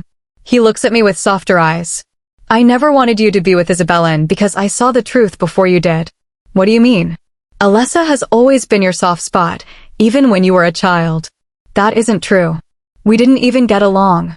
Sometimes the people we need are the ones who show us who we really are. And who am I, Dad? A passionate young man who hides behind a mask of indifference. His words bounce around in my mind. I look at my father, a response sitting at the tip of my tongue, but I stop. Maybe it began as a mask, but now it is who I am. There is no warmth hiding beneath the surface. Maybe I say. That seems to appease him, and he leaves. I look back at the moon. Why would Celine give a creature like Alessa to me? A knock pulls me away from my thoughts. I don't have to turn around to know who is standing there. I sensed her long before she entered the room. And what did I do today to be graced by the presence of Alessa Romano? I ask, sarcasm dripping from my voice. She doesn't respond at first. Instead, she sits in the chair beside me and pours herself some whiskey. You drink now, I say. I do, she responds. I look at her face, framed by her dark curls. She used to keep her hair that way when we were younger. The curls suit her. "I don't like how you handled the situation last night," she says. I growl. The scent of Vincent in her room drove me mad. How should I have handled it then? I'll be sure to give Vinny a pat on the back next time. He was just talking to me. About what? Why did he have to be so close to you in your bedroom? He was telling me about you and Isabellin. I know you were too close to her yesterday. I wouldn't touch your sister, I say with disdain. The woman repulses me. You were just about to mark her a couple of days ago. It was a ruse, Alessa. I didn't have another choice. Her fiery eyes turn cold. Yeah, you had no other choice. She turns to leave before I can stop her. Alessa, that is not what I meant. But she is already gone. Suddenly, a vision flashes, her lying in my arms, a bloody mess. Her dress drenched, her eyes empty. I had no choice. Chapter 29. Xander D. Luca. The Luna Rosa mansion was a chaotic blur by the time I prepared to board the private jet. The pack was scrambling to pack up and return to the California coast. Our marking wasn't the traditional ceremony they had traveled for, but it had certainly provided more history and high-stakes drama than anyone bargained for. Aside from the flight crew, the cabin was empty. Alessa had flatly refused to fly on the same aircraft as me. Normally, I wouldn't care, but as the new Alpha and Luna heading to a high-profile summit in New York, we were expected to arrive as a united front. I'd had to authorize a separate jet just to maintain the peace during the transatlantic crossing. A flight attendant approached, offering a professional smile. I'm good, thanks, I muttered, my mind already miles ahead in Manhattan. I watched her walk away, but my thoughts were in a closed loop. 2 years ago, I might have welcomed a distraction to quiet the restless energy of my wolf. Now, the idea felt hollow. My senses were tuned to a specific frequency, and unless it was the scent of vanilla and lightning, I wasn't interested. The jet leveled off, and I drifted into a shallow sleep. Naturally, my subconscious decided to haunt me with the image of a brown-eyed girl who looked exactly like a 15th century queen. I landed at Teterboro just as Alessa's jet touched down on the parallel runway. I was adjusting my silk tie when she descended the stairs. She looked striking in a sharp, modern dress, her hair pulled into a sleek high ponytail. It wasn't exactly standard travel attire, but the Oberoi family valued presence above all else. Sunglasses shielded her eyes, making her a total enigma. I reached out a hand to assist her off the last step, but she ignored it, stepping past me as if I were part of the tarmac. The moment her heels hit the pavement, I moved. I snaked an arm around her waist and hauled her against my side with a firm, possessive tug. In case you forgot the briefing, we're arriving as newly marked mates, I whispered into her ear, my voice vibrating against her skin. That means the world needs to see us as inseparable. She didn't move, but I felt the tension in her frame. There are cracks in this foundation, Xander, she countered, her voice low. I'm aware. But a united front is a strong one. We don't do weak in public. She looked up at me, giving me a saccharine, mocking smile before reaching up to pinch my cheeks with exaggerated affection. My little sweetheart. I just can't bear to be an inch away from you, she cooed in a ridiculous, high-pitched tone for the benefit of the ground crew. Alessa, I growled, my patience frayed to a thread. Oh, are you upset? Is it because I forgot our loving greeting? She puckered her lips as if to peck my cheek, but I anticipated the move. I turned my head, catching her mouth with mine in a searing, authoritative kiss. She kissed me back, surprising me with a sudden, sharp intensity, before tracing her tongue along my lower lip and pulling away. A sharp growl ripped from my throat. The adrenaline ignited a spark of the old Moretti fire. I grabbed her hips and backed her against the frame of the waiting black limo. I looked her in the eye, the alpha power simmering just beneath the surface. Don't start something you aren't prepared to finish, Alessa. You're the one who won't finish anything, Xander, she challenged. I felt the air shift between us. Excuse me. You heard me. The driver is halfway across the tarmac, and the windows are tinted. So, what's stopping you? You're so concerned with the alpha image, yet you're hesitant when it's just us. I struggled to recognize the girl I'd sent away 2 years ago. This version of her was weaponizing her presence, pushing every boundary I'd spent years constructing. She grabbed my tie, tugging me closer until our noses touched. "I won't even make a sound," she whispered, her voice a sultry dare. No one would ever know. In one motion, I gripped her and hoisted her onto the hood of the limo. Her sunglasses clattered to the ground, forgotten. I stepped between her knees, the physical pull of the bond hitting us both like a tidal wave. I buried my face in the crook of her neck, inhaling that intoxicating scent that always reminded me of home. When I finally decided to bridge this gap, Alessa, I whispered against her skin, feeling the tremor in her hands as her scent shifted, betraying her own pulse. "It won't be in a parking lot. It will be the only thing you think about for the rest of your life." Her breathing hitched, turning heavy and jagged. "But you're out of your mind if you think our first real moment is happening in a car at an airport." I stepped back, putting a few feet of cold air between us. She looked flushed, her lips slightly swollen. "Maybe I've already had moments on cars at airports," she challenged, leaning back on her elbows with a defiant smirk. The lie hit me like a physical blow.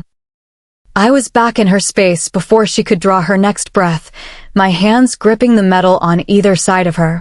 "Don't lie to me. I know your history, but that doesn't mean your words don't push me to the edge." I met her gaze, my voice dropping to a dangerous register.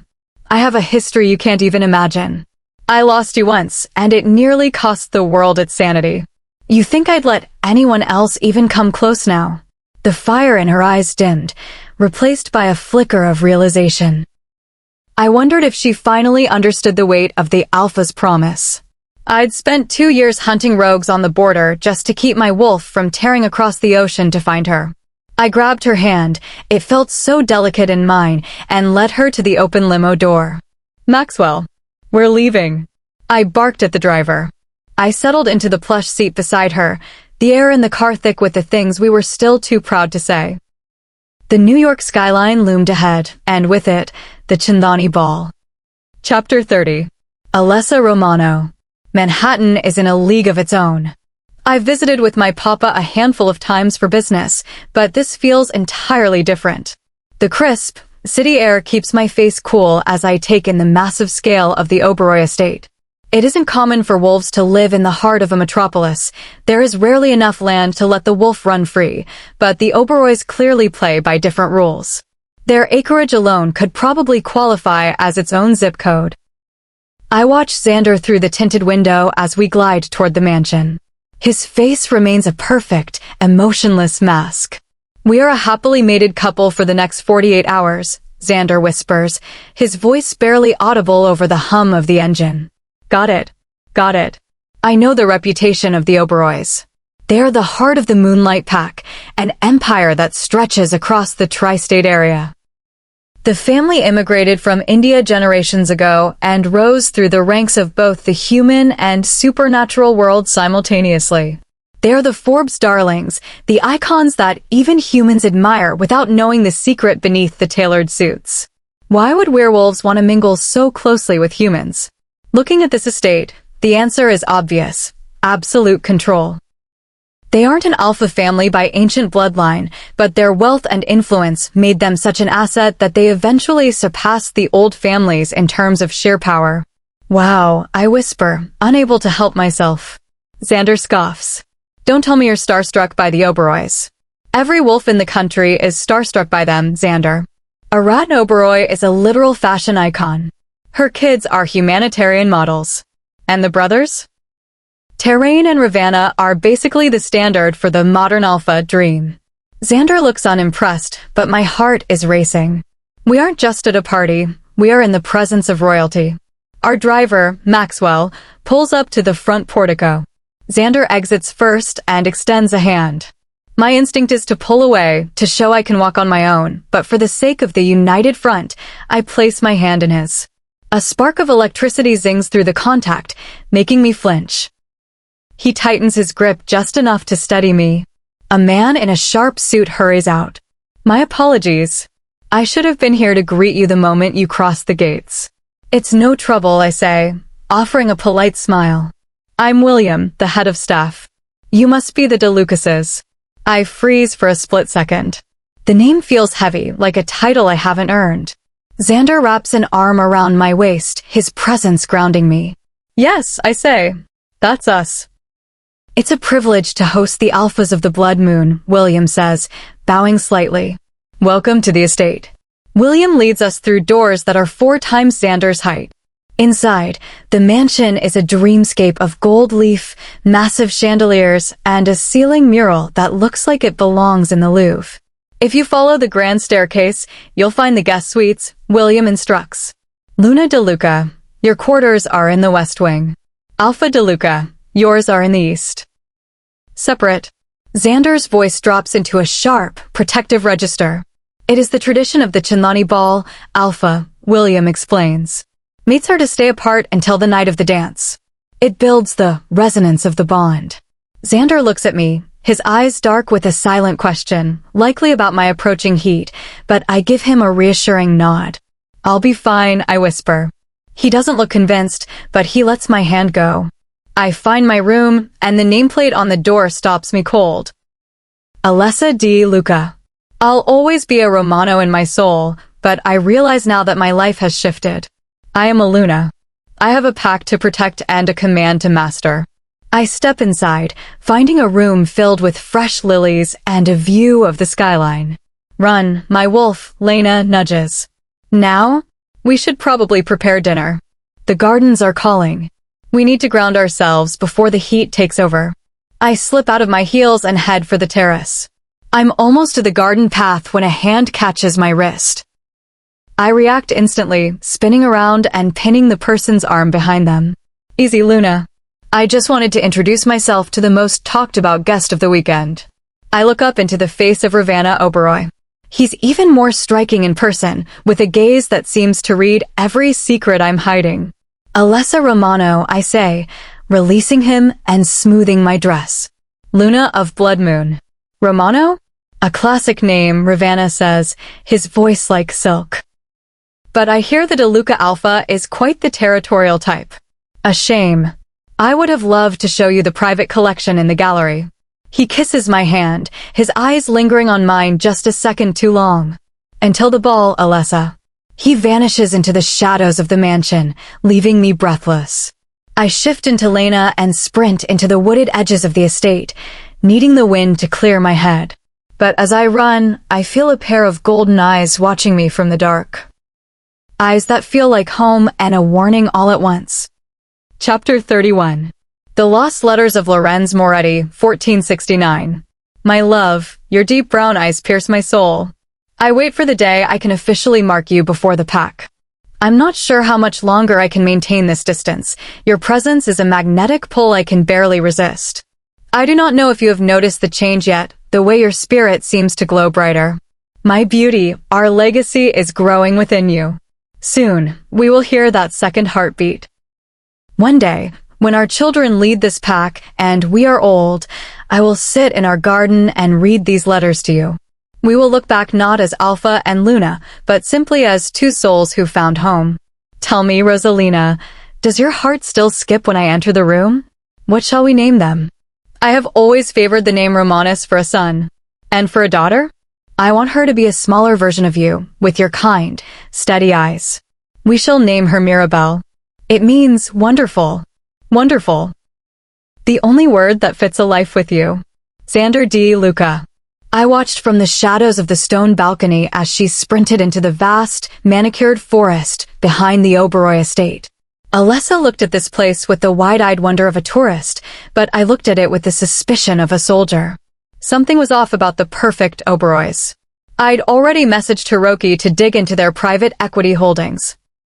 Usually, a beta handles the intelligence, but Ricardo looked ready to challenge me to a duel every time I breathed in his sister's direction. I didn't ask for this fated timing any more than you did, Rick. I waited for Alessa for nearly an hour. Eventually, her wolf trotted back to the terrace, tongue out and coat shimmering in the moonlight. I watched her slip behind a massive oak to shift, returning a moment later in a simple, oversized shirt and shorts. Only when I was sure she was safely back inside did I step out of the darkness. As I walked toward the marble foyer, the air shifted. A scent, heavy, expensive, and authoritative, hit my nose. Not an alpha, but someone who held the world in their pocket. Newly marked, I take it? I turned to find Chandran Oberoi. He was nearly as tall as I was, his hair a distinguished silver, though he moved with the predatory grace of a much younger man. His navy suit was impeccably tailored, but a paisley pocket square hinted at a streak of rebellion. "Excuse me?" I asked, keeping my voice neutral. He gestured toward the door Alessa had just used. "Your mate. The resonance between you is loud." "We're managing," I said shortly. I wasn't here to bond over small talk. I remember that intensity," Chandran said, stepping closer and placing a hand on my shoulder. "The desperate need to protect her while simultaneously wanting the world to see she is yours. Let me give you some advice, son. It doesn't get easier. The longer you stay in her orbit, the more impossible it becomes to imagine a world where she isn't the center of it." The words felt like a physical weight in my chest. This was exactly what I'd spent 2 years trying to avoid. I wanted a Luna for the title, for the politics, for the duty. I didn't want a soul bond that made me vulnerable. But Alessa had crashed through those defenses.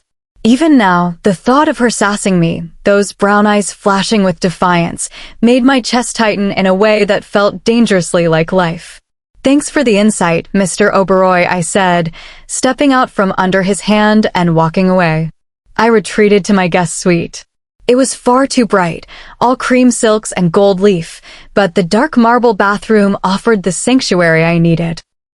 I stepped into the shower, letting the near-scalding water beat against the tension in my shoulders. I've been numb for a long time. I built my life around being a powerful alpha, a man of iron and ice. But her vanilla scent is a thaw I'm not prepared for. Is it enough to build a future on? She's spent years hating me, and I spent years pretending she didn't exist. Maybe we'll just use the bond for the pack's sake, provide the image, fulfill the biological drive, and then let it fade. She deserves real love, after all. Someone who didn't spend a decade being her antagonist. "Her mate is you coward," Raphael growled in my head. "Quiet. I'm thinking." "You're lying," Raphael countered. "The second another man even thinks about her, you'll be the monster from the history books again. So how exactly is she supposed to find love without you?" I turned off the water, the silence of the room suddenly deafening. I needed to talk to her. Not as a king and not as an enemy. Just as Xander. High above, the goddess watched the fractured thoughts of her alpha. She had woven the threads of the past together with such care, yet Xander was treating the most sacred bond in existence like a business contract he could eventually dissolve. She couldn't intervene directly, but she felt the impending storm. A wolf without a mate isn't just lonely, they are a fragment of a whole. And if Xander tried to push Alessa away now, the evil fate Lorenz feared wouldn't be a ghost. It would be a reality of his own making. Chapter 32. The Lost Letters of Lorenz Moretti, 1469. Rosalina. I cannot bear the silence of this house. It feels as if I am drowning in a sorrow that has no shoreline. I would give every acre of this pack just to smell your scent once more, to see that light in your dark eyes, even when I have done so much to dim it. I have many regrets, but I will spend every breath I have left mending the path between us. Ti amo. Lorenz. Alessa Romano. It was finally the day of the ball. I could barely sleep last night, my mind a whirlpool of nerves and excitement. I was dying to see the custom gown the Oberoi designers had selected for me, but first, I had to survive a mandatory bonding spa day with the visiting Lunas. My phone buzzed on the nightstand. "Vincent, how's the high life treating you, Alessia? Is my cousin a total cloud of doom?" "Alessa, he's his usual stoic, grumpy self." "I'm doing great, Vinny. NYC is incredible. Vincent, can't wait for the photos. I'll be tracking the social feeds to make sure you're outshining everyone. I missed Italy, the way it had become my sanctuary over the last 2 years. But more than that, I miss the quiet of Tahoe. I made a silent promise to Lena that once we survived this political gauntlet, we'd spend a week purely in the woods." A sharp knock at the door interrupted my thoughts. I opened it to find a woman with a presence that felt like a localized storm. "Hi." I'm Liana, Luna of the Moonlight Pack. I recognized her from the guest dossiers. Liana was legendary, known for her tactical brilliance and for being one of the few high-ranking wolves to master human martial arts. Her dark hair reached her hips, and her gaze was terrifyingly observant. Alessa, Blood Moon Pack. It's an honor, Luna Liana. I've read about your maneuvers during the Jersey border disputes. Always do your homework. I like that, Liana said with a small, sharp smile. I caught one of your races in Milan last year. You have incredible speed. Would you like to walk to the spa with me? The other Lunas can be a bit much. I'd love that.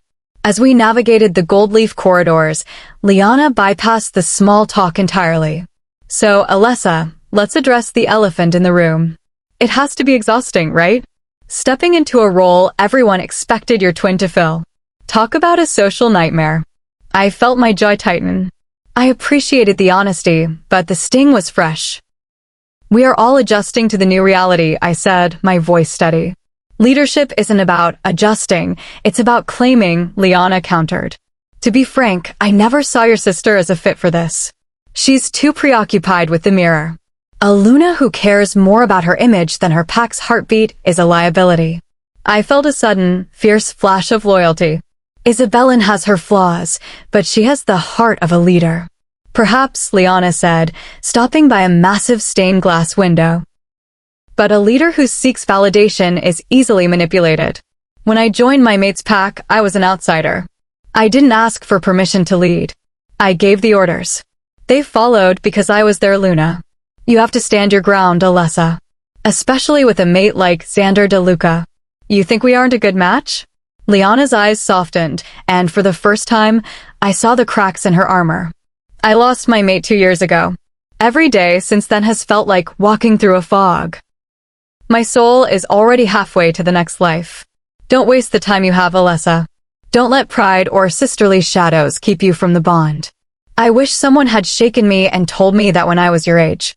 I stood there, paralyzed by the raw grief in her voice. For a second, I imagined Xander and me, not as enemies or fated obligations, but as a team. I thought of the way his scent always grounded me, and the way he'd watched over me during my runs in Italy, even from a distance. But then the old memories rushed back, the years of him and Isabellan, the way he'd purposely made me feel like an outsider when we were kids. Xander was a douchebag in every sense of the word. And beneath it all was the fear that I would always be the replacement in the eyes of the pack. Let's join the others, Liana, I said, my voice tight. I walked away before the weight of her words could sink any deeper. Chapter 33. Xander De Luca. I had read the letters Lorenz Moretti wrote to his mate, Rosalina. He frequently referred to her as Beauty. Looking at Alessa as she descends the grand marble staircase of the Oberoi estate, I finally understand the weight of that word.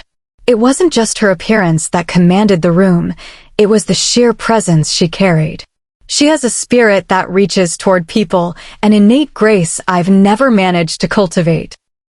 We are different in almost every way, but perhaps that is the point of a bond. She is the light to my shadow. I think back to my conversation with Chandran Oberoi and the advice he gave about not letting a mate slip away. I need to talk to her tonight. Her gown is a midnight gray, the bodice shimmering like a distant nebula. It is structured and daring, with a sweeping skirt that flares out like a traditional ball gown. Her dark curls cascade down her back, catching the crystalline light of the chandeliers. A star. On the darkest night, she is the only thing worth looking at. She reaches the landing and slips her arm through mine. Magnifica, I whisper against her ear. She offers a small, breathless smile that makes my wolf, Raphael, pace with a restless sort of pride. The announcer's voice booms through the ballroom, punctuated by a ceremonial trumpet. I present to you Alessa and Xander De Luca, alphas of the Blood Moon Pack. The applause is a physical wave. Everyone expected the other sister, the other story. Seeing us together, unmistakably marked and united, has sent a shockwave through the high society wolves. As we take our seats, Liana Joashford is introduced.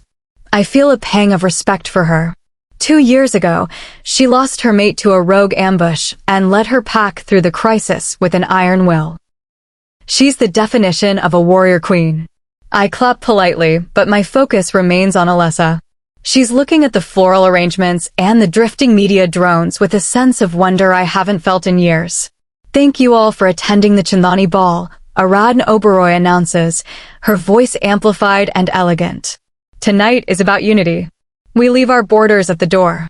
Let us begin with a dance. The orchestra begins a slow, sweeping melody. I turn to Alessa and smirk, seeing the slight tremor in her hands. What's the matter, Luna? Scared of the spotlight? I'm just worried about the united front, looking more like a collision course, she mutters. Our instincts knew what to do long before our heads did, I remind her, thinking of the nights we've spent trying to fight this pull. I led her to the center of the floor. She wraps her arms around my neck, and I pull her flesh against me, my hands firm on her waist. We sway together, the scent of vanilla and lightning mingling with the expensive perfumes of the ballroom. For a fleeting moment, the politics and the ghosts of Italy vanish. It's just us. I feel her pulse quicken as my thumb grazes the bare skin of her back. The moment is perfect until Terrain Oberoi cuts in. I retreat to the bar to avoid making a scene that would haunt the news cycles for a month. I watch them from a distance. They're deep in conversation, and for a moment, Terrain looks at her with an intensity that makes Raphael growl in my chest. When the song ends, Alessa practically bounces over to me. You won't believe it. Terrain Oberoi has been following my research. He wants to discuss my journals on endocrine responses during the shift. Journals? I ask. Vincent hadn't mentioned those in his reports. I spent my 2 years in Italy studying, Xander. I wasn't just running races. Her face falls slightly. But I know. I can't be a researcher and the Luna of the Blood Moon at the same time. The duties won't allow it. I really look at her, and realize how much she's sacrificed for a bond she didn't ask for. I'm sorry, Alessa.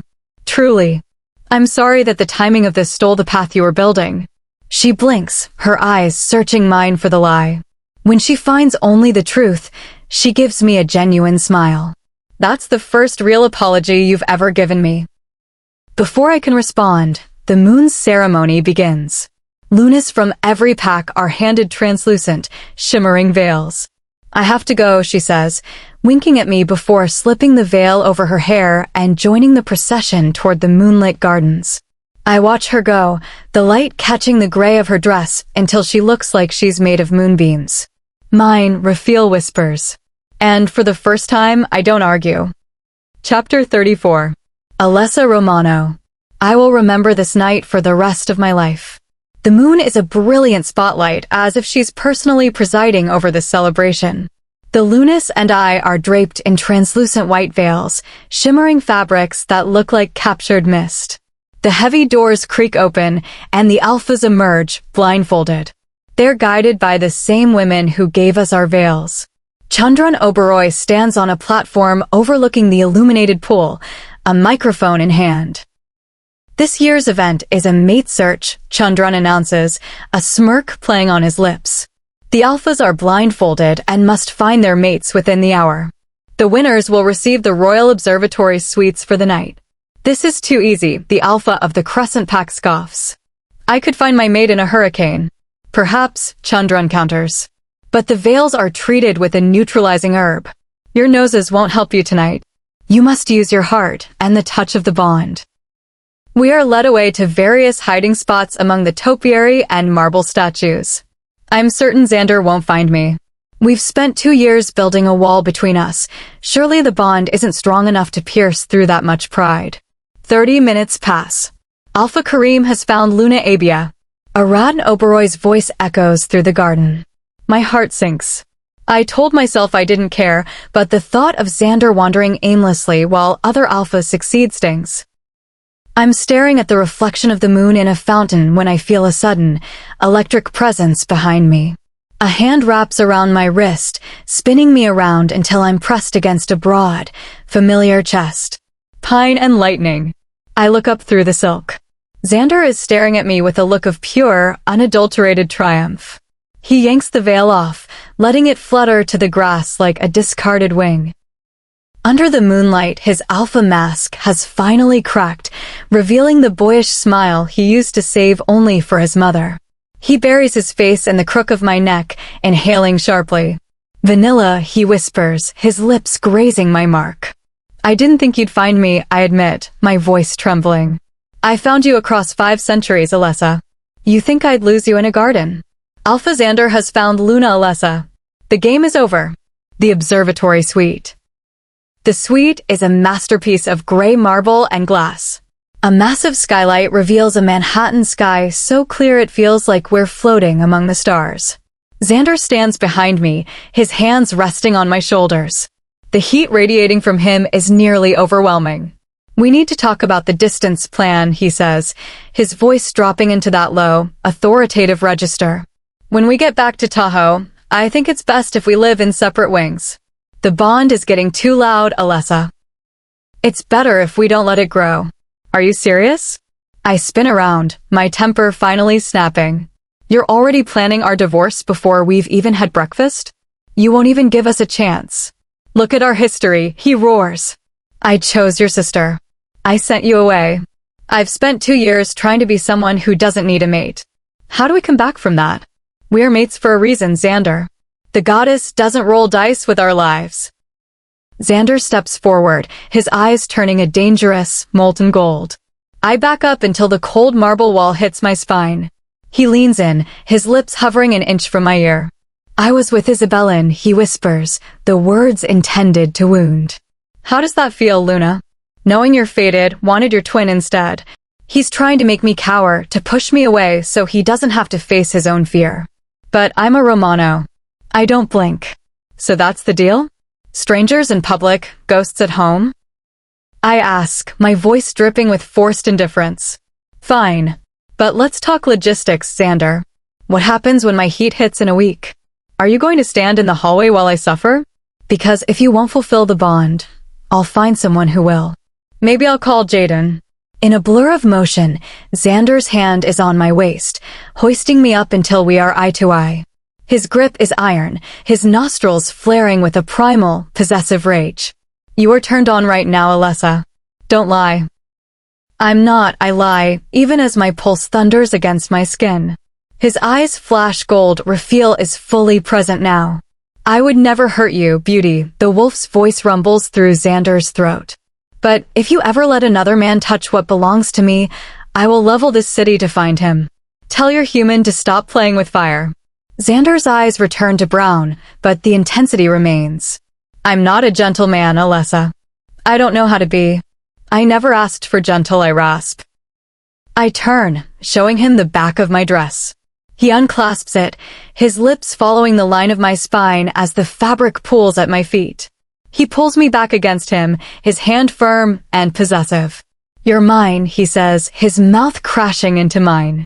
It's a kiss of hunger and ownership, and for a second, I let myself believe it's real. But then, Xander pulls back. His eyes are wide, filled with a sudden, jarring fear. "Alessa," the world tilts.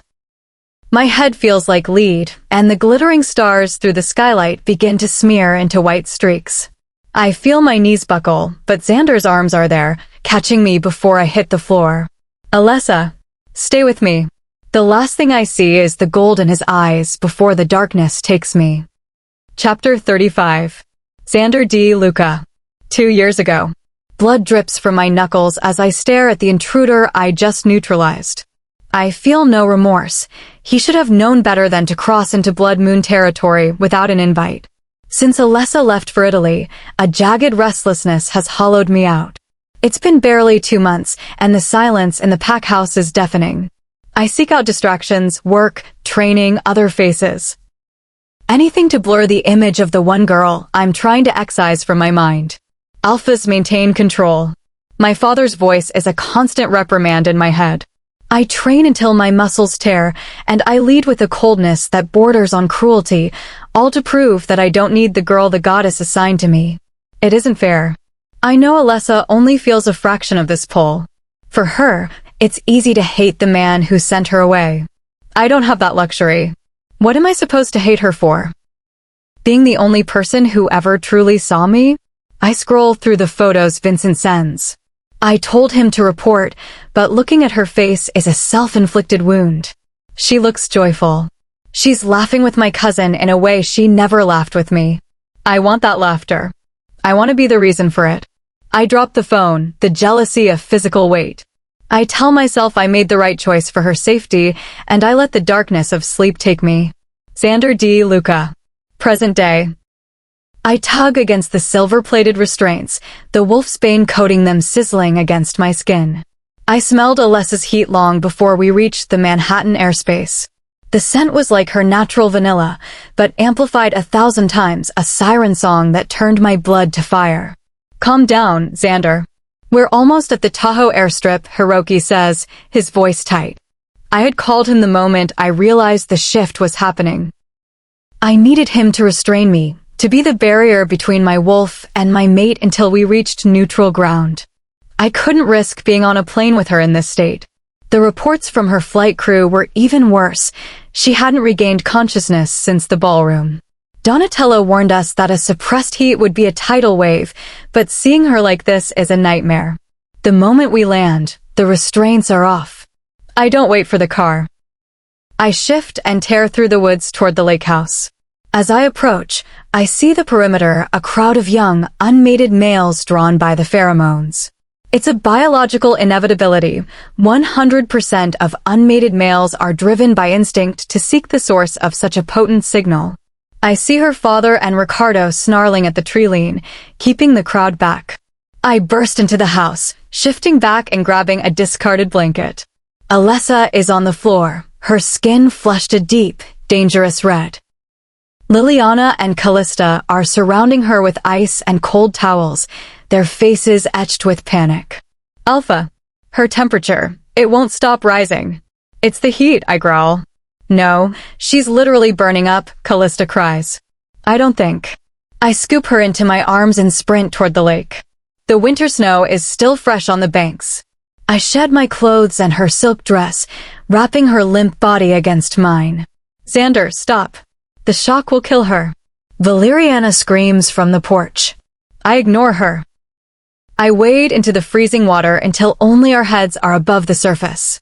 The cold is a blunt instrument, numbing my limbs instantly, but it's the only way to save her from her own blood. This kind of cold water immersion is a recognized medical necessity for extreme hyperthermia. Her heart begins to steady against my chest. Her skin, slick and cold against mine, feels like the only right thing in the world. As the fever breaks, her eyes flutter open. She looks disoriented, lost in the fog of the bond, until she focuses on me. Cor mio, I whisper, wiping a stray droplet from her cheek. For one heartbeat, there is peace. Then, the water around us seems to boil. The arousal hits me with the force of a physical blow. She looks at me with a hunger that matches my own, and I know that if I stay 1 second longer, I will lose the last of my humanity. I release her, submerging myself in the icy dark and swimming for the shore. I don't look back. I take off running into the trees. This is the only mercy I can give her. Because once I truly claim her, there is no going back. Love is a fracture, but obsession, this ancient, Moretti-born obsession, is a total eclipse. Hide, little wolf. Because the next time I find you, I'm never letting go. Chapter 36. Even a white rose has a black shadow. For years ago. It was a warm summer day, and the teenagers of the Blood Moon Pack had decided to spend it at the lake. On the trek toward their secret spot, several kids lost their footing on the steep embankment, their bodies sliding down the loose dirt and shale. Xander watched as Alessa rushed to help them. To him, there was no need for her to play the Good Samaritan. Werewolves healed in minutes. Yet the youngest Romano was already scaling the drop, guiding each person back to their feet. To most, it was admirable. To Xander, it was an irritation. He viewed it as a goody-goody act, a way for her to stand above the rest. But his eyes always lingered on her a second too long, even as she pointedly ignored him. He didn't blame her. His favorite pastime was getting a rise out of her, a habit that hadn't changed as they approached adulthood. Xander shifted his attention to Isabellan, who was already watching him. His father had been demanding that he fix his reckless behavior, and Isabellan seemed like the logical choice. She was strong, resilient, and just as emotionally guarded as he was. Xander De Luca was a man who had decided he would never give his heart away. He blamed his mother's gruesome death and his father's subsequent downward spiral. He refused to admit that he had left his heart in the palms of a little girl with big brown eyes years ago, the one who hadn't spoken to him after his mother's funeral, but had offered a single white rose, his mother's favorite, before trotting away in her wolf form. In those moments, looking into her eyes, he had briefly forgotten the horror of watching his mother be torn apart while he was held down, helpless. He swore then he would never be helpless again. Alessa Romano. He had run away. In typical Xander fashion, he fled the problem rather than facing it. The feared alpha couldn't even handle his own mate. I can see the desire in his eyes, and I saw the terror when the spirits attacked me in Italy. The hate that used to define us has curdled into something far more complicated. I had pledged to loathe him, yet now I wanted him with a ferocity that scared me. I wanted to scream at him and hold him all at once. I refused to compete with Isabellan. Everyone who has ever gone up against her has lost, and I won't spend my life being the second choice Luna. Alessia, get over here. I have the herbs to help the fever, my mother yells from the shore.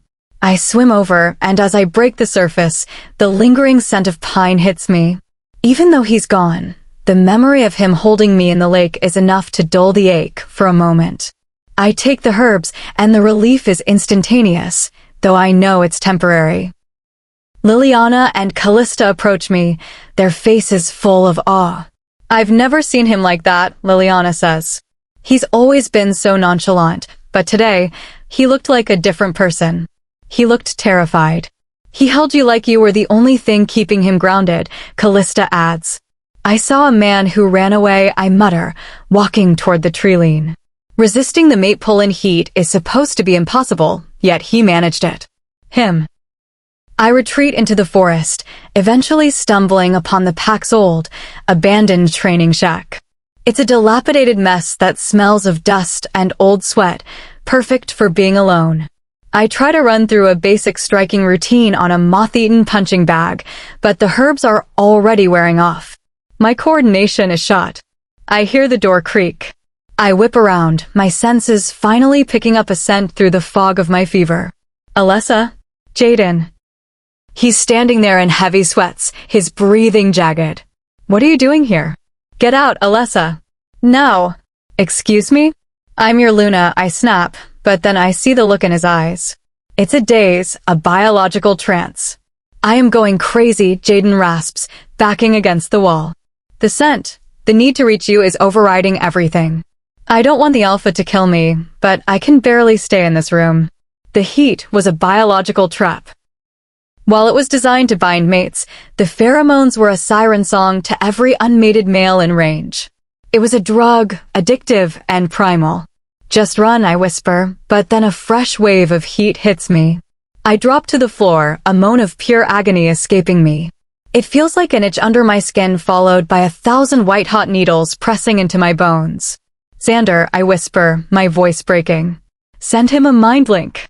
Jaden yells, gripping the wooden siding to keep his distance. I can't.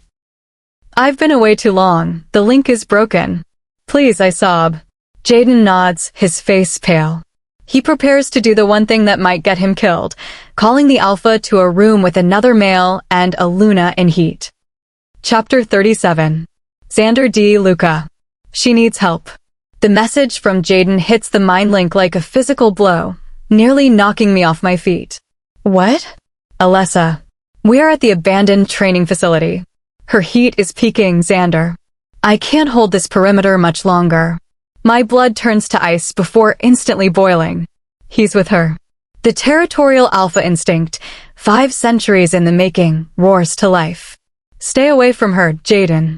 If you so much as breathe her air, I will skin you alive. I'm trying.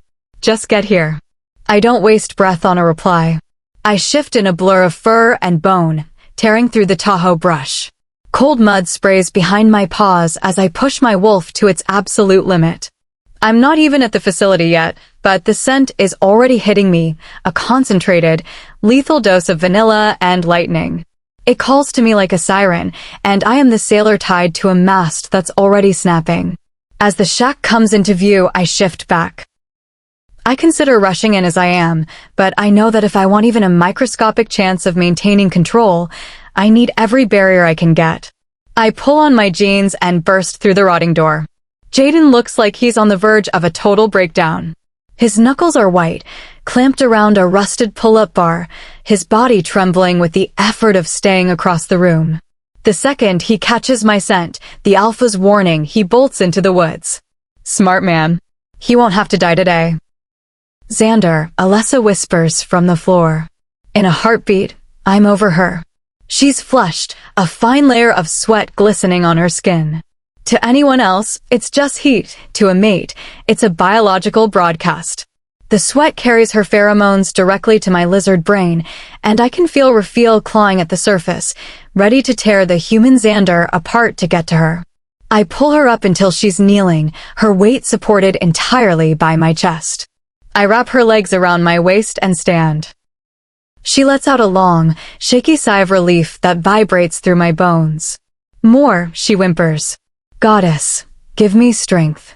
I carry her toward the secluded lake house, my hands gripping her thighs to keep her anchored. Just a moment, little wolf. I've got you, I murmur, though I'm not sure who I'm trying to convince. It hurts, Xander. I know. I'm sorry. I rub my hands over her back, trying to offer comfort when all I want to do is claim. She begins to rotate her hips. A slight, instinctive movement that nearly shatters my resolve. I bite my lip until I taste copper, the pain the only thing keeping me grounded. Alessa makes a sound of satisfaction and hitches herself higher, grinding against me. Xander, it feels too good, she pants into my ear. I know, baby. I guide the rhythm, my hands firm on her hips. For a moment, the world, the pack, the history, the doubt falls away. She traces my mark with her tongue, and the bond flares white-hot. Her scent is so thick I'm drowning in it. I forgot why I was fighting. I forgot the rules of the distance plan. She looks perfect, a devastating mix of vulnerability and power. But then, as the pleasure peaks, the darkness returns. The vision hits me, Alessa, still and broken in my arms. Her gray ball gown was drenched in crimson. Her eyes are empty. I nearly drop her. I lower her to the floor with clumsy, trembling hands and stumble back, gasping for air as if I've been underwater. Why did you stop? She's looking at me, her eyes clouded with frustration and pain. My heart thumps painfully against my ribs. What am I supposed to say? That every time I get close to her, I see her death? I can't do this, Alessa. It's a lie. My soul is screaming that if I don't have her, I'll cease to exist. What in the hell is wrong with you? She screams, her frustration finally boiling over. I am serving myself to you on a silver platter, and you still reject me. Do you have any idea what this does to me? To my self-esteem? It's not you. Spare me the it's not you, it's me bullshit. This isn't a movie, Xander. This is my life, and it hurts. Alessa. No. I'm done. I refuse to feel like a beggar. If you won't help me, I'll find someone who will. This pain isn't worth the pride of a man who won't even look at me.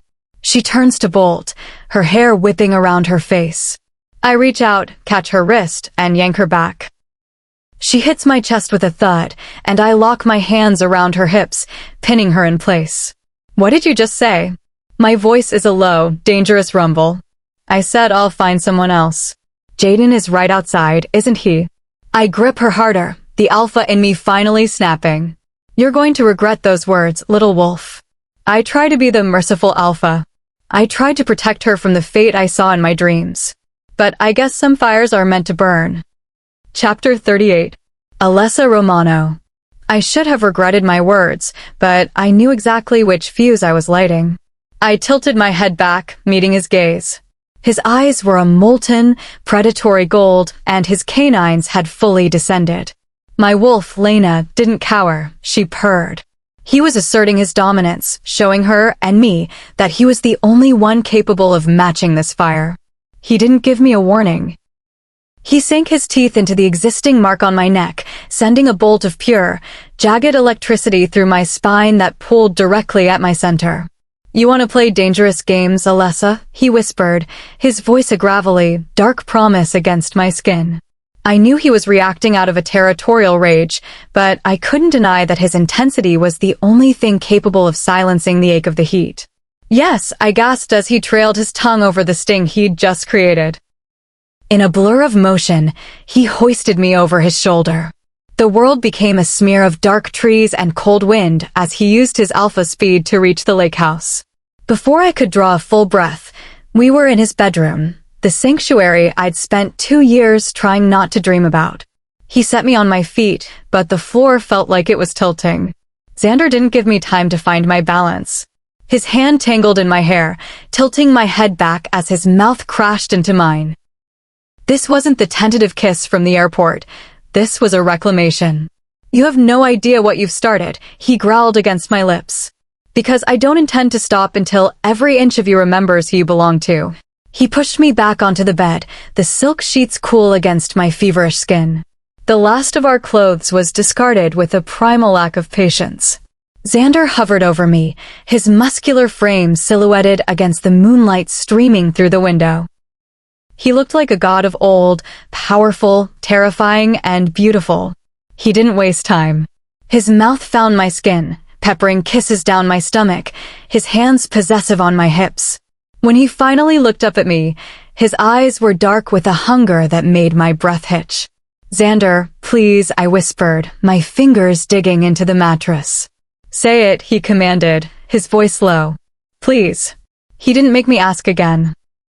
His touch was a calculated onslaught, a mix of skill and raw instinct that sent me over the edge in a wave of blinding white light. I was a mess of gasps and whimpers, my body arching into his as the first release finally broke the fever. "You're a vision," he whispered, brushing a damp curl from my forehead. "I want more," I told him, my voice raspy. The heat was still a low thrum in my blood, demanding the final seal. Xander went still, his eyes searching mine with a terrifying gravity. "If we do this, Alessa, the wall stays down. Forever. I will never let you go. Do you understand the weight of that? Would you let me go even if I asked?" I challenged. "Not a chance," he responded, a dark smirk touching his lips. "Then show me." He moved over me, his weight a welcome pressure. He didn't rush the final step. He let the tension build until it was a physical ache. When he finally pushed forward, filling the void that had haunted me for 2 years, I felt the bond snap into place like a lock. It was intense, a stretching, burning fullness that slowly transformed into a rhythmic, soul-deep pleasure. Xander watched me the entire time, his hands gripping mine, forcing me to stay present in the moment. "You're mine," he gritted out, his pace quickening. The sound of our breathing filled the room, jagged and synchronized. I felt my claws extend, raking down his back as the pleasure became too much to contain. Xander hissed, but he didn't pull away. Instead, he pulled me closer, hitting the perfect depth with every thrust. "Xander, I can't." "It's too much," I panted, my head tossing back. "Stay with me, Alessa," he commanded. He found a rhythm that was borderline violent, a display of strength and endurance that only a Leakin could maintain. I was drowning in the scent of him. Pine, rain, and something fundamentally him. When the second wave hit, it was a total eclipse. I screamed into the silence of the room, my body convulsing as Xander let out a final, guttural roar, marking the end of our war. He collapsed beside me, pulling me into the crook of his arm. For the first time in my life, the noise in my head was gone. There was no Isabellan, no past life ghosts, no fear of the future. There was only the steady thrum of his heart against my ear and the scent of pine bringing me a peace I thought I'd lost forever. Chapter 39. Xander D. Luca. Alessa and I had spent the last few hours definitively christening the lake house. My mate was a force of nature, her spirit as untamed as her wolf. Every surface of the master suite had felt the heat of our bond, a physical testament to a debt 5 centuries in the same bloodline. She had finally fallen into a deep, exhausted sleep, wrapped in the tangled white linens of my bed. I stood before the floor-to-ceiling windows, watching the first fingers of gold light stretch across the Tahoe pines. My mind drifted to my mother. Lucilla would have loved the woman Alessa had become fierce, brilliant, and entirely herself. The thought brought a rare smile to my face, and I almost missed the movement at the treeline. Bright, sickly green eyes fixated on me through the glass. My blood ran cold as I recognized the silhouette. I opened the mind link instantly, my voice a thunderclap in the heads of my inner circle. Nightshade. Northeast border. My quarters. Now. The creature didn't wait. It shattered the glass with a sound like a sudden explosion, its spindly, shadow-drenched hands lunging for my throat. Claws designed to target the jugular grazed my skin before a blur of motion intercepted the strike. Alessa. She had moved with a speed that shouldn't be possible for a wolf who had just endured a heat cycle. She threw the creature off me with a snarl of pure Luna fury. It hissed at her, baring needle-thin yellow teeth, but I didn't give it a second chance. I lunged, slamming it to the floor and driving my hand through its chest. With a sharp tug, I ripped the necrotic node from its center. The nightshade choked, its body dissolving into a pile of gray dust before it could even let out a death rattle. Warm, dark blood dripped from my hand. Alessa stood there, her chest heaving, her face pale, but her eyes steady. She was wearing one of my black shirts. It reached her knees, the hem frayed. Raphael howled in satisfaction at the sight.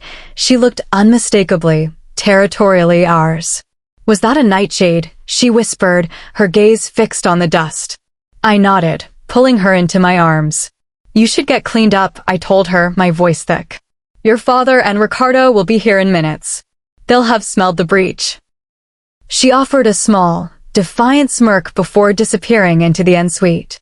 Ricardo, Hiroki, my father, and Anton burst through the door moments later. They didn't need to ask. The scent of ozone and rot told the story. We have a problem, I said, gesturing to the jagged hole in the window. This was a targeted strike. Alessa could have been the primary mark, Anton growled, his hands fisted at his sides. I met his gaze, my alpha aura expanding until the room felt heavy. I am more than capable of protecting my mate, Anton. Don't forget who I am. The silence was brittle. Hiroki, ever the diplomat of chaos, sniffed the air. A slow, mischievous grin spread across his face. Well, strictly from a tactical perspective, the house smells like a very successful bonding session. Well, forget me. Ricardo and Anton both let out warning growls, their protective instincts clashing with the biological reality of the room. My father, Giovanna, simply looked amused. Hiroki scrambled to recover under my glare. I mean, bergamot.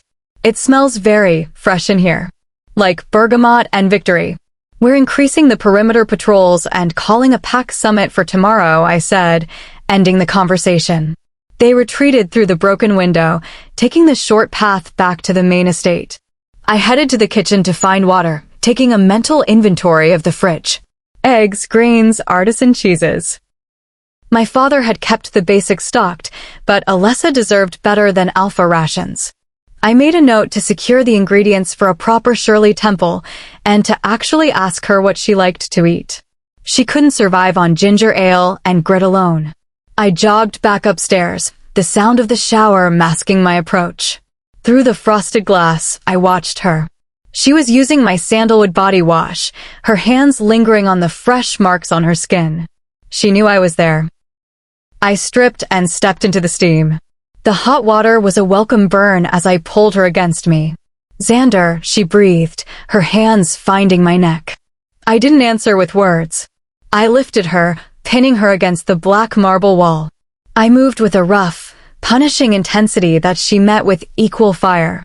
Every impact was a declaration of ownership, a physical reminder that the distance plan was dead and buried. Yes, she chanted, her voice echoing against the tile. Yes, Xander. I stayed with her through her final, shuddering release. She went limp in my arms, her head resting on my shoulder as the steam swirled around us.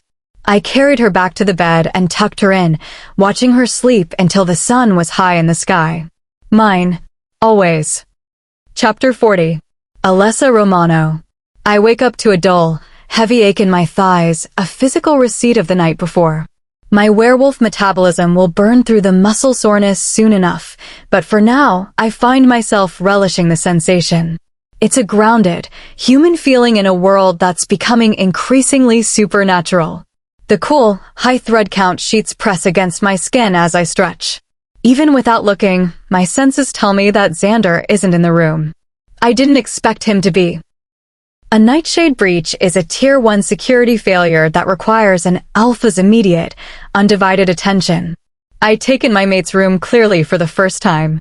The aesthetic is power, sophisticated charcoal gray walls paired with heavy black oak furniture and gold accents. If I breathe in, I can smell him everywhere.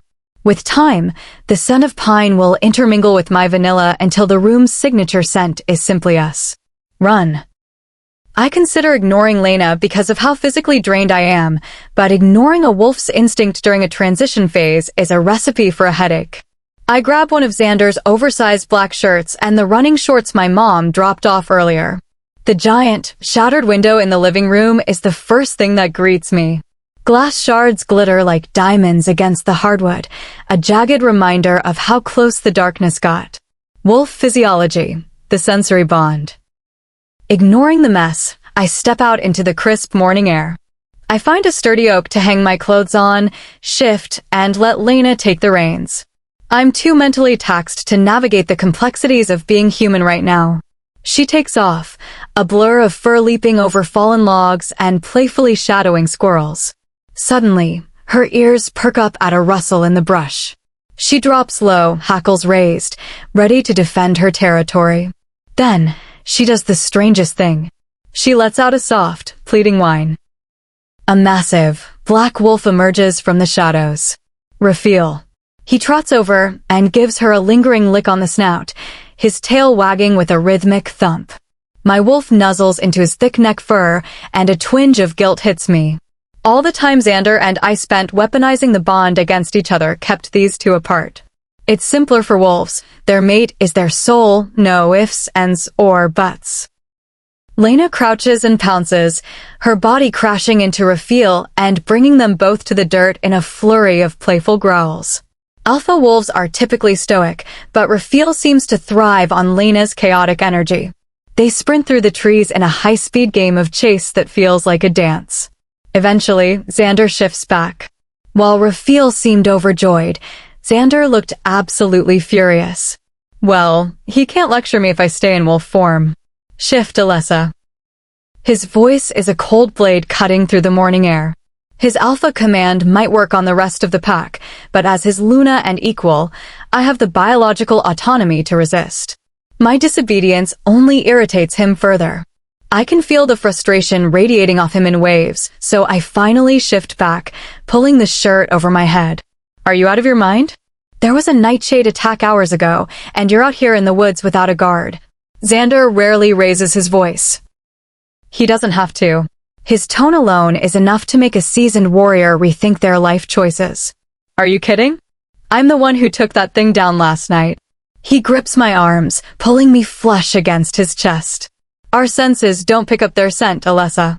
If your wolf is busy playing, she isn't scanning for an ambush, he says, his face inches from mine. I know how to take care of myself, Xander. His expression softens, just a fraction. I know you can. Everyone in this pack knows you can. But I need you away from the front lines. I can't lead this pack if I'm paralyzed by the thought of losing you. I get that. But I won't be the kind of Luna who hides in the basement while her pack is out bleeding. They're your pack. They will die for you because that is their function, Xander insists. And I'm their Luna. If they fight, I fight. He looks like he wants to argue, but he sighs instead, the tension leaving his shoulders. Come on. Let's get you home. Chapter 41. Home is not a place, it's a person. Xander D. Luca. When I was a child, I watched how my father balanced the roles of mate, father, and alpha. Back then, I didn't realize how grueling that tightrope walk truly was. Now, I feel every ounce of the weight. Sitting around the mahogany table in the pack house is the last thing my wolf wants to do. My instincts are pulling me back to the lake, back to Alessa. I sit at the head of the table, staring at the empty seat across from me. The place reserved for the Luna. To my right sits Ricardo, to my left, Hiroki. Eventually, their future mates will join this circle, but for now, this is the core leadership. Anton and Valeriana Romano sit near their son, while Hiroki's parents, the Sukis, flank him. At the far end are my captains, the iron fist of our defense. Katrine Bacardi, Beta, lead our primary warrior class. Lancelot Freeman, Gamma, lead our scouts and intelligence. Francis Ramirez, Delta, lead our border security. The Blood Moon Pack is a meritocracy. We don't hand out titles based on birthright. We hand them out based on the scars you've earned. The De Lucases have held the Alpha line since Clarissa, but every generation has to prove they are worthy of the blood. How are we dealing with the Nightshades? Francis asks, his voice tight. They targeted our alphas on our own soil. Like we always deal with problems. Overwhelming force, Katrine says, her fist slamming the table. Katrine is nearly 300 years old, though her leaking blood keeps her looking 40. Her experience is the anchor of this room. I thought we eradicated them decades ago, Samire Suki adds. Someone brought them here, I state firmly. Nightshades are mindless without a master. They yield to a will. Someone wanted to test our perimeter. Someone wanted to see if the Alpha of Blood Moon is as distracted as the rumors suggest. The discussion turns to the various factions. While we are the most populous hidden race, making up roughly 0.05% of the human population, we are still a minority in a world that is increasingly hostile to our kind. It isn't the Midnight Pack, Ricardo adds with a sharp grin. Their alpha son finally did the world a favor and retired the old man. Good riddance, I mutter. The former Midnight Alpha was a relic who refused to let women lead. It was a tactical waste. Here, female warriors make up 42% of our defense and consistently outrank males in tactical agility tests. The meeting stretches for 2 hours as we overhaul the safety protocols. When I finally call it, the Romanos linger. I can feel the lack of trust radiating off Anton. He doesn't like me, and I don't blame him. My history with his daughters is a catalog of bad decisions. Valeriana looks at me with that sharp, proper Italian lady gaze. You look tired, caro mio. I hope my daughter is looking better than you, she says with a sweet, dangerous smile. Alessa is fine, I respond. My house is slowly being colonized by her presence, decorative pillows on the couch, my black comforter replaced by royal blue, and her stray socks appearing in the most unexpected corners. Anton and I had nicknames for each other by the time we were mated, she says, her voice innocent. I like her name the way it is, I tell her. It sounds right when I say it. Sometimes I call her Little Wolf. It started as a jab, but it's shifted into something else entirely. Her wolf isn't little, Valeriana huffs. Every wolf is small compared to me. Let him go, ma, Ricardo groans. You know she won't come to our house because of Isabellan, Valeriana pouts. You can just come to our place, I grumble. The room goes silent. I know I have a reputation for being cold, but I'm not a jailer. Really? Valeriana beams. Really? I make my escape before she can hug me. I speed my way home, the scent of pine and lake water filling my lungs. As I reach the porch, I pick up 2 other scents, Liliana and Callista. I push the door open to find a scene of total domestic chaos. A movie is playing to an empty room. The 3 girls are tangled together on the couch, fast asleep. Snacks are scattered across the coffee table like a sugar-coated battlefield. Alessa is positioned in a way that will definitely result in a stiff neck tomorrow. A tiny bit of drool marks the corner of her mouth. She looks completely carefree. I pray it stays that way. I lift her gently and carry her up to our room, then double back to toss a blanket over her friends. As I settle into bed beside her, it hits me. This house has been my residence for years, but with her here, it's finally a home. Chapter 42. Italy passed. The town stood still. Blood littered the stone paths as a grim reminder of the loss everyone felt. Families, merchants, and even the clergy had been slaughtered. The conspirators' kin suffered the most. In 15th century Italy, the law of the wolf was absolute.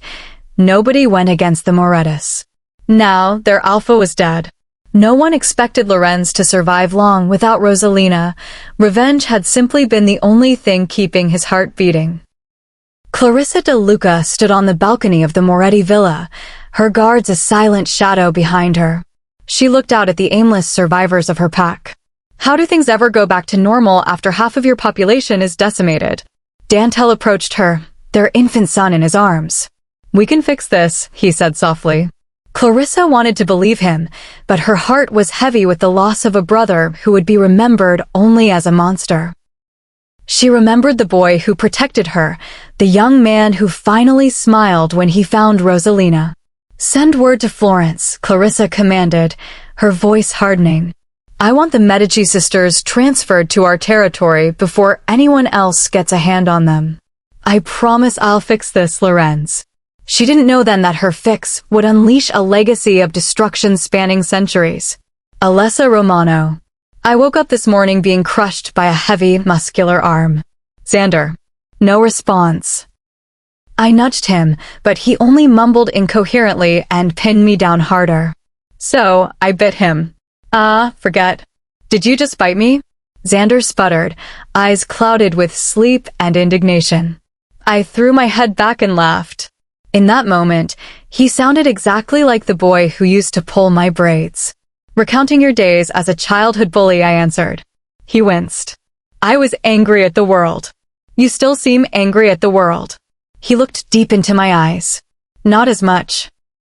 The air between us shifted.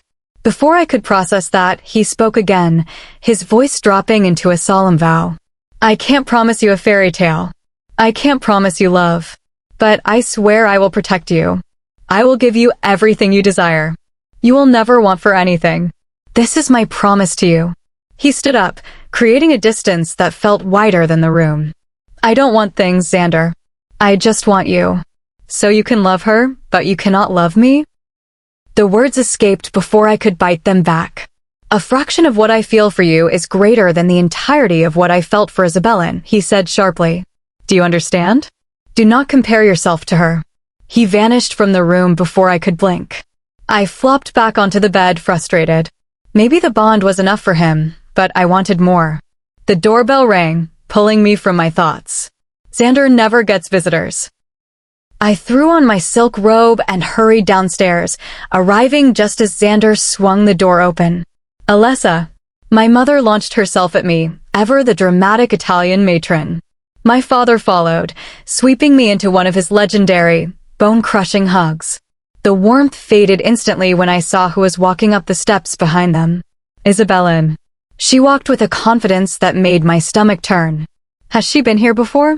The insecurity was a cold, foreign weight in my chest. Luna, she said as she reached the threshold. Her tone was dripping with the implication that I was a pretender. Isabellen. She pushed past me into the house, her eyes immediately finding Xander. They were full of longing and a jagged sort of anger. I looked at Xander, expecting something, but he just looked bored. So this is the place that should have been mine, Isabellen said, spinning to survey the room. I heard Xander's teeth grind, but I found my voice first. No need for the blatant disrespect, Isabellen. No? You stole my life, and you want to talk about disrespect. She stepped into my personal space. My quiet twin sister, the one Xander always found annoying, becomes the alpha's mate? Let's not forget who had him first, sister. I grabbed her wrist, digging my nails into her skin. I felt her pulse spike. You don't get to walk into my home and bait me. I am your superior, and you will treat me as such. Leave. The word tasted like ash. We were supposed to be each other's support. Everything was broken, and I didn't know if any amount of werewolf healing could fix a bond this fractured. Chapter 43. Xander de Luca. You're just going to let her speak to me that way? Isabellen blurts out.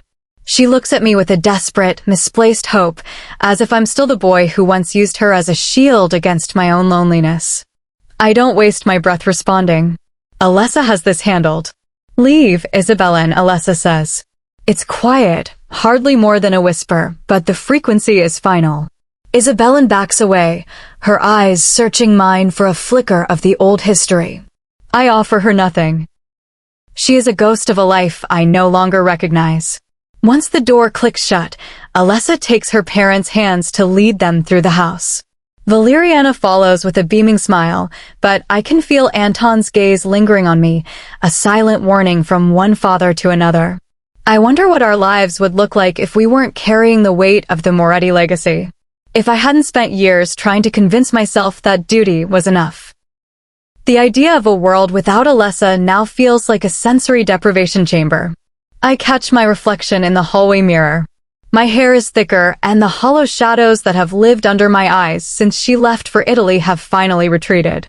Note: in the high-density Leakin territories of the Pacific Northwest, mated alphas show a 25% higher rate of physical vitality and a 40% lower rate of territorial depression compared to solitary leaders. She never needed me the way I needed her. She thrived in Italy, built a life, and found her own strength. I was the one drowning in the shallow end of my own misery, using distractions to stay numb. I can hear the Romanos laughing upstairs. It's a sound that feels foreign in this house. My own father was so consumed by the void my mother left that he forgot how to fill the room with anything but silence. The urge to see him hits me. I leave Alessa to enjoy her time with her family and trek across the property to his cottage. I find him in the garden, a tangle of vines and stubborn perennials that haven't seen a drop of rain in weeks. The garden is looking better, I lie. Sure does. Alessia was out here helping me with the soil the other day, he mentions. I didn't even know she'd visited him. Your mom and I talked about a garden once we retired. It's too painful to do it at the old house, but here, it feels like keeping a promise. I hope you're treating her well, Xander, he says, leaning on his spade.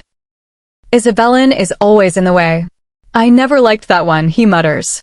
Nothing good comes from fighting the goddess. We are given mates as a gift. Even if it takes 100 years to fall in love, you stay the course, because that's the point. Don't ruin the one thing that can save you. I don't need saving. I'm your father. The Alpha Act doesn't work on me. You cannot smother her, Xander. It's a mistake every alpha makes. Trying to lock the mate in a gilded cage so the world can't touch them. It only breeds resentment. I think of my mother. She was a warrior, and it was her bravery that eventually cost her life. My chest tightens. I should head back. The second I open my front door, I smell the heavy, salt-tinged scent of her distress. She's on the deck, her knuckles white as she grips the railing. I can't do this, she whispers as I approach. Why? I'm ready for her to list my faults. The coldness, the baggage, the nightshades. I can't live in her shadow anymore. I've been the other Romano my whole life because she's loud and I'm just me. I want to come first, Xander. I stare at her, genuinely stunned. This brilliant, powerful woman is afraid of a shadow. I reach out and turn her to face me, cupping her face in my hands. How could you ever live in her shadow, Alessa? It's not possible. I look directly into her eyes, letting the alpha's conviction settle over her. Not when you're my son. Her heart hammers against her ribs. Luz della mia vita. Chapter 44. Alessa Romano. Light of my life. He called me the light of his life, and it is so hard not to fall for him completely at this second. He preaches about guarding his heart and being unable to love, yet he utters such sweet words as if they won't shatter every defense I've built over the last 2 years. His hands are still cupping my face. I can't help it, the pull is too strong. I wrap my hands around his neck and press my mouth to his. He's shocked for a heartbeat. A momentary hitch in his breath before he grips my hips and hoists me onto the wooden railing of the deck. You're the most confusing man I've ever met, I whisper against his lips. You've been confusing me since we were children, little wolf, he replies, his voice a low growl of affection. He pulls off my silk robe, leaving me exposed to the cool night air. Perfection, he rasps, his eyes darkening to that predatory gold. Without warning, he leans in, his mouth attacking the sensitive skin of my neck. He leaves marks that I know will be visible tomorrow, claims that make me throb to my core. Someone's going to see us, I breathe, though the protest is hollow. Let them, he mutters. It's our house. Our rules. I try to maintain a shred of concern for the pack guards, but all logic vanishes as he feasts on my skin. Xander's personality is iron and ice, and the way he makes love is just as authoritative. But it is so addictive. How do you want it, Alessa? He breathes the question into the space between us. Deep and slow, or fast and rough? Fast, I rasp, my fingers digging into his shoulders. He grasps a fistful of my hair, tilting my head back, so I have no choice but to look into the fire in his eyes. There is no preamble, only the raw, ancient desire of the bond. He moves with a calculated, rhythmic intensity. I watch him, mesmerized by the power in his frame. I'm confident now. I know what I want. I can tell Xander likes the defiance in my eyes because his own turns nearly black. He thrusts into me with a force that makes me gasp, pinning me against the railing. I know there will be bruises on my hips from the pressure, physical reminders of a night where we finally stopped fighting the inevitable. I wrap my legs around his waist, meeting every movement with my own. He slows down suddenly, forcing me to take the lead. "Come on now, sweetheart," he whispers, his voice thick with a dark, teasing edge. "Show me how much you want this." His words act like a catalyst. I use every muscle to move against him, sinking down until he fills the void entirely. "Xander," I whimper, the frustration peaking. "What do you need, Alessa?" "You. Only you." That's the breaking point. He buries himself deep, hitting the perfect rhythm. My orgasm shakes me to the core. A total eclipse of the senses that leaves me breathless and clinging to him as if he's the only solid thing in a shifting world. "You feel so good, Alessa," he whispers, his forehead resting against mine. He doesn't stop. He continues with a steady, grounding pace as I pepper kisses along his jaw. The sound of the lake and the rustle of the pines are the only witnesses to the moment we finally became us. He releases deep inside me with a final, guttural groan of satisfaction. We eventually sink to the floor of the deck, a sweaty, tangled mess of limbs under the starry night sky. Our heartbeats are hammering in sync, the mosquitoes are starting to bite, and I'm fairly certain a patrol guard just got an eyeful, but in this moment, I feel more content than I ever have in my life. Chapter 45. Xander D. Luca. When I open my eyes, the world is a curtain of dark hair. It's across my face, tickling my nose, and I'm fairly certain I've inhaled a strand. What the? Memory slowly slots into place. I have a mate who sleeps in my bed now, and she apparently sheds like it's her secondary superpower. I'm finding it everywhere. The bathroom marble, the kitchen island, and definitely in the passenger seat of my car. The culprit is currently passed out on my chest, her breathing deep and rhythmic. I take a breath, and the vanilla enlightening scent is overwhelming in the best way possible. After the christening of the house last night, she was beyond exhausted. I'd carried her up and seen to her comfort before falling into a dead sleep myself. I glance at the clock, 10 a.m. Before Alessa, I was a 6 a.m. rising machine, gym, tactical reports, and coffee before the sun hit the lake. My mate is making me soft. It's damn near impossible to move when she looks this peaceful. I decide to stay put for 5 more minutes and open the mind link to Francis. Any sightings on the perimeter? None, Alpha. It's quiet. Too quiet. The nightshades remain a jagged glass shard in my mind. We need a lead, but since the scout I neutralized in the living room, the shadows have been empty. With the finesse of a bomb technician, I roll us until her back hits the mattress. She stirs and I freeze, my heart thumping against my ribs until she settles again. I slip out of the room, breathing a sigh of relief. I never thought I'd be a fugitive in my own hallway. Well, that's a new look for you. I whip around. Hiroki is leaning against the wall, a smug, unbearable grin plastered on his face. Going somewhere, Alpha? How did you get in here? I keep my voice a low, dangerous rumble, but I'm rattled. Usually, I'd smell him a mile away. Having Alessa around has effectively compromised my sensory perimeter. Thought we could go for a run. You know, before you became a permanent resident of the bedroom, Hiroki jokes. He used to be my biggest advocate for the bond, but since his fallout with Jacqueline, he's been remarkably cynical. I'm about to agree when the bedroom door creaks open. I see Hiroki's eyes widen as he catches sight of the woman behind me. I don't even need to look back to know Alessa is standing there in one of my shirts, looking like a dream. My alpha instinct, the raw, territorial Moretti blood, takes over before I can think.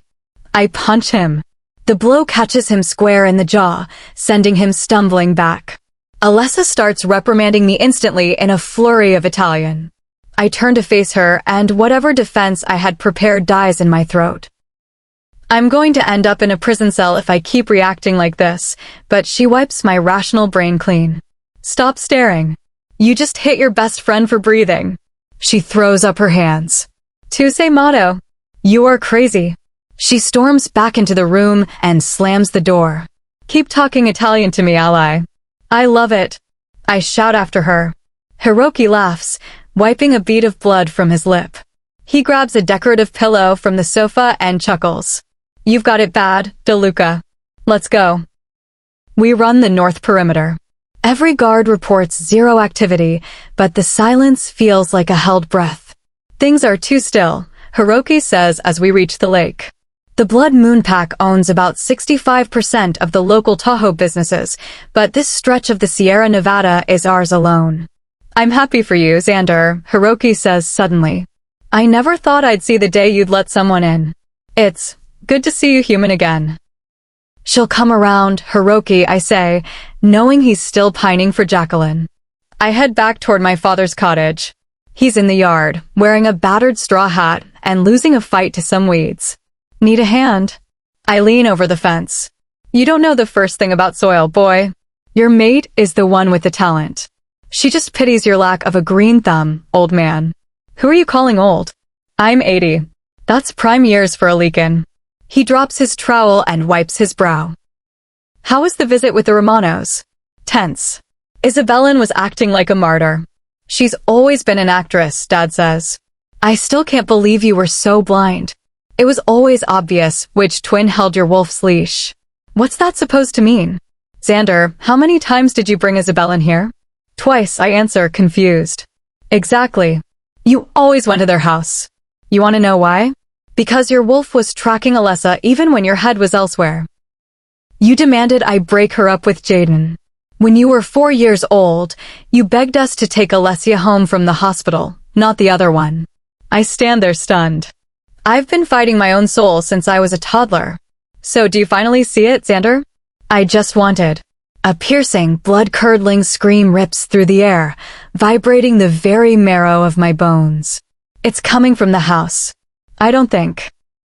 I shift mid-stride, bones snapping and fur sprouting as I tear through the brush, praying to the goddess I'm not too late. Chapter 46. Alessa Romano. The moment Xander left the house, the atmosphere shifted. I decided it was time to stop being a guest and start being the Luna. I had a medical infrastructure plan developed from my research in Italy, but my immediate instinct was to check the perimeter training. Financially, the Blood Moon Pack is a juggernaut. Our tech and security ledgers are perfectly managed by Terrain, but our physical walls feel thin. Just as I reached the home office, a blood-curdling scream shattered the morning quiet. Oh, my goddess. I didn't hesitate. I threw myself out the shattered living room window and shifted midair. Nightshades have no scent, making them a predator's nightmare, but the sound of pure terror is a perfect beacon. I cut through the forest, my paws devouring the distance in a blur of fur and adrenaline. A sharp whine escaped my throat as I reached the clearing. An 11-year-old pup. One of the Gamma trainees was huddled on the ground, paralyzed. Standing over him, a wall of dark fur and muscle, was Xander. I rushed in, grabbing the kid's shirt with my teeth and dragging him toward the safety of the tree lean where a small crowd had gathered. The warriors were busy ushering civilians back, but everyone was frozen by the sight of the alpha and the monster. The nightshade was a horror. It stood twice the size of a standard wolf, its hands grotesquely human, but ending in long, obsidian talons. Its eyes were bulging pits of absolute oily darkness. Xander circled the beast, his growl vibrating the earth. There was no fear in him, only a cold, lethal intent. He lunged, his jaw locking onto the nightshade's leg. The creature screeched a sound that felt like glass scraping against my brain and used its talons to rake across Xander's chest with a sickening, wet tear. He hit the ground hard. I let out a jagged howl, and his gold eyes snapped to mine. The connection gave him the surge he needed. He launched off his hind legs, flying through the air. His teeth found the nightshade's throat and ripped. The creature hit the dirt and dissolved into a pile of ash. But the victory was a hollow one. Xander's wolf rocked on his feet before his legs gave out. He shifted back into human form, and I was at his side before he could hit the dirt. Xander. I fell to my knees, my breath hitching at the sight.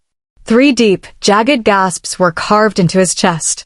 They were oozing a dark, sluggish blood that refused to clot. His healing factor, usually a miracle of biology, wasn't responding. Xander, stay with me, I cried, the tears blurring my vision. His face had turned a terrifying shade of slate gray. Through the mate bond, a dull, throbbing ache began to blossom in my own chest, mirroring his trauma. Is it hurting you? He choked out, his hand reaching weakly for mine. Hurting me? You're the one dying, you idiot. I snapped, the terror making my voice sharp. He tried to smile, but it turned into a jagged wince. Get Donatella. Now. I projected the command to Ricardo. On it. 5 minutes. Donatella is coming, Xander. Just keep your eyes on me. I realized, we haven't gone on a real date yet, he rasped, a cough racking his frame. That's the last thing that matters right now. If I survive. I'm taking you to Florence, he whispered, his eyes growing foggy. Knowing you was my greatest honor, little wolf. Alpha. Donatella screamed, skidding to a halt beside us. She pulled a dark, pungent paste from her satchel, an ancient remedy for necrotic wounds. Luna, hold his hand. Now, be the anchor. I grabbed his hand. It was terrifyingly cold. I enveloped it with both of mine, sending every ounce of my will through the bond. Please, goddess. Not like this. A sharp, searing pain stabbed through my heart. I gasped, doubling over as the sympathetic pain flooded my nervous system. It was the biological reality of the bond. I was carrying part of his agony so his heart wouldn't stop. Donatella slathered the paste over the wounds. Xander's body began to convulse. His grip on my hand became bone-crushing as a scream of pure, unadulterated agony ripped from his lungs. Xander, it's okay, I'm here. I stroked his face, trying to ground him. I looked up and saw the captains Katrine, Lancelot, and Francis hovering. Their faces were etched with a fear that threatened to spread to the rest of the pack. Go with the rest of the pack. I commanded, my voice taking on an authority that silenced the clearing. Keep them calm. Establish a Tier 1 perimeter. Do not provide details to the civilians. That is an order. They nodded and retreated instantly. I realized then the weight Xander had carried since he was 17. Being the shield that never breaks. Another wave of pain hit us both. Xander looked at me, his eyes clearing for one final, lucid second. Alessa, he whispered. I leaned in, pressing my forehead against his. I'm here, I whispered back, my tears soaking into the dirt. His mouth opened, a final thought on his lips, but his eyes rolled back, and he went completely still. Chapter 47. Alessa Romano. He isn't getting better. Hiroki and Ricardo helped me carry him into our bedroom hours ago. I've been sitting here, eyes fixed on the jagged, dark gashes in his chest, waiting for the leak in healing to spark. They haven't closed. They haven't even scabbed. The necrotic toxin from the nightshade is acting like a biological brake, holding his cells in a state of suspended trauma. I'm wearing his heavy black hoodie. It's an oversized shield that smells of pine and rain. I try to anchor myself to that scent, but the erratic, thrumming pain in my chest won't let me rest. Downstairs, I can hear the muffled murmur of our family. They refuse to leave, and for the first time in my life, I am grateful for the noise. I reach for Xander's hand. It's still terrifyingly cold. Please, Xander. Fight this. Donatella promised he would heal, but the sympathetic pain vibrating through my own nerves tells a different story. It's a dull, constant ache that mirrors the jagged state of his body. My hope is beginning to erode into raw panic. A slow creak of the door pulls my attention. Through the sliver of space, I see familiar hazel eyes. Isabellen. I wonder what it would have been like if we hadn't become strangers. If we were just sisters who fought over clothes instead of a life. The truth is heavy. In this moment, I would give up my connection to the Alpha if it meant having my twin back. We entered this world as a pair. I just wish we could have lived in it that way, too. Are you okay? Her voice is genuine. Concerned. I'm okay. My voice betrays me. It's paper thin. If those dark eyes don't open again, I'll never be okay another day in my life. Isabellen is my twin. She smells the despair rolling off me. She walks over and pulls me out of the bed. I don't have the strength to resist her. She leads me to the glass doors of the balcony. There's a small wooden table out there, the perfect spot for morning coffee. I'd pictured myself there alone, but Xander had claimed the other chair from day one. Every morning, he made coffee for us. His mug was a sensible dark blue. Mine was a giant purple thing filled with more creamer than caffeine. He mocked my milkshakes every single day while he drank his black. Seeing those two mugs sitting there now, side by side and cold, breaks me. I crumble to the floor, a sob finally escaping. I need to be the Luna. I need to be the strength of this pack. But the fear is a parasite, infecting every limb. It's going to be okay, Alessa. Isabellen helps me up and guides me into a chair. You're the strong one, she whispers, pulling the other chair close. Her eyes look less haunted than they did in Italy, but she still looks out of her depth. I think the goddess must really hate us, she sighs. I'm sorry for how I handled everything. I was just angry. I'm stunned. I've waited years for this apology, and hearing it now, while Xander lies dying behind us, feels surreal. I don't blame you, Isabellen. You loved him, and then fate shifted the ground beneath your feet. No, it wasn't that, she says, her voice cracking. Xander was a crutch, and I was his. We were temporary. You don't walk with crutches forever. Eventually, you heal and walk on your own. I'm mad at myself for not seeing it sooner. Seeing what? The looks. The bickering. It was always you two. If I'd just admitted it, maybe I wouldn't have ruined us. She breaks into a sob, and I pull her into a hug. The familiar scent of peaches, her signature, washes over me. I'm so sorry. I forgive you. She pulls back with a watery smile. You must really love this house. I do. It's everything I ever wanted. I know, she says. It's why he built it. What? When you were in Italy, he wouldn't stop asking me questions about you. What kind of kitchen did you like? What kind of view? He took everything I told him and turned it into this. I look back at the room. The fixtures, the layout. It's my mental dream board brought to life. My obsession with home renovation shows in high school wasn't just a phase. It was a blueprint for a man who claimed to hate me. Why would he build my dream house while he was still planning to marry Isabellen? He was building a home for a woman he claimed to loathe, all while trying to convince himself he loved another. Chapter 48.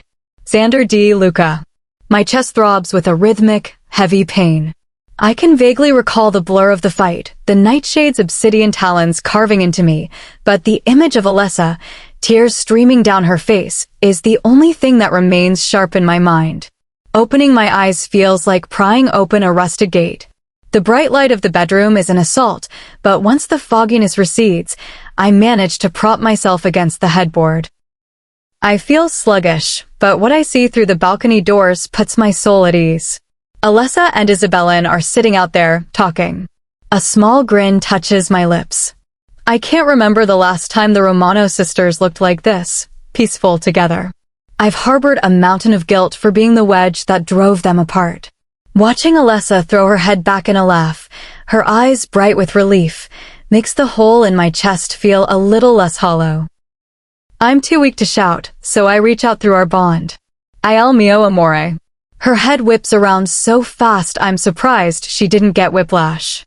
She lunges from her chair and blurs into the room. She stands there for a heartbeat, just breathing me in, before burying her face in the small patch of my chest that isn't wrapped in bandages. Oh goddess, she croaks. I stroke the back of her head, my fingers tangling in her dark hair. I don't plan on leaving you, mate, I tell her. If I lose you in this life, I'll find you in the next.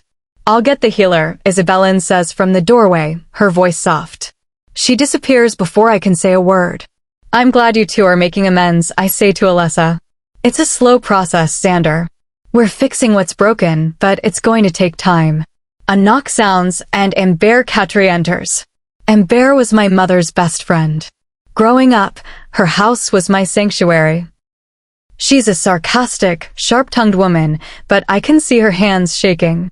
Of course, you get attacked the one day I'm upstate, she grumbles, though her eyes are wet. She takes my hand, her voice breaking. You finally look like yourself again, Xander. You finally found your anchor. Once the room clears, the silence feels heavy.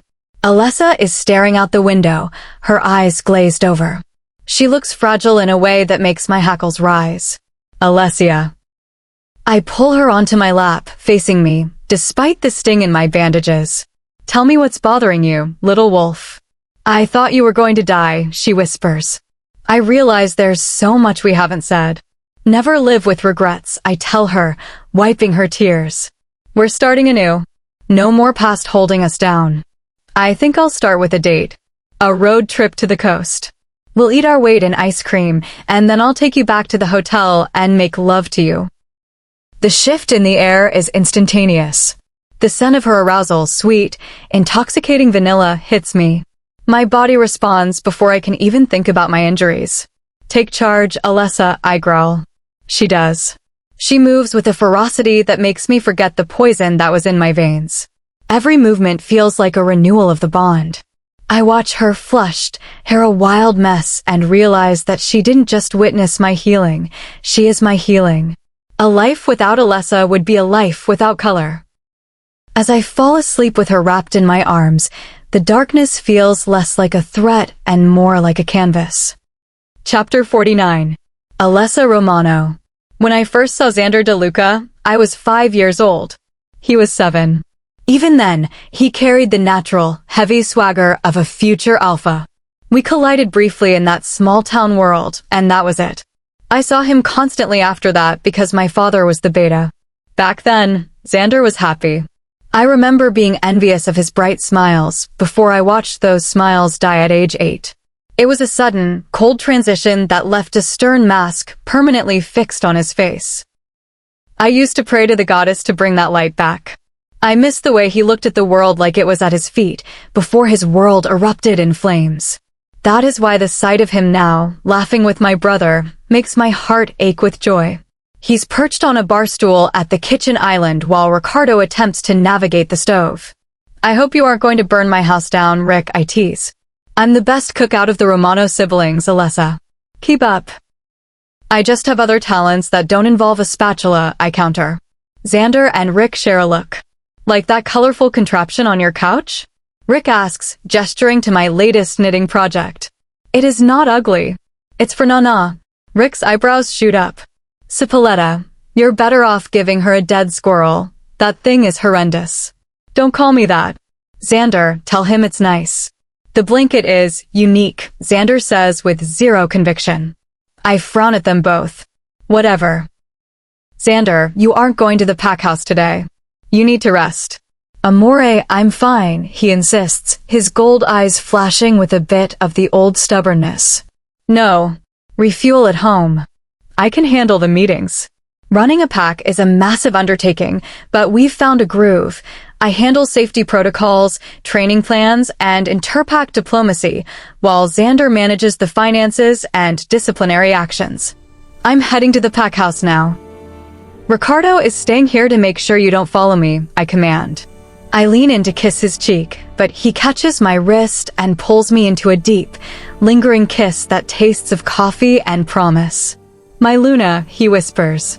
Sitting at my desk in the pack house still feels like a dream. The room is a grand space of mahogany and history. It had been locked since Lucilla DeLuca's death, but Xander had cleaned it himself.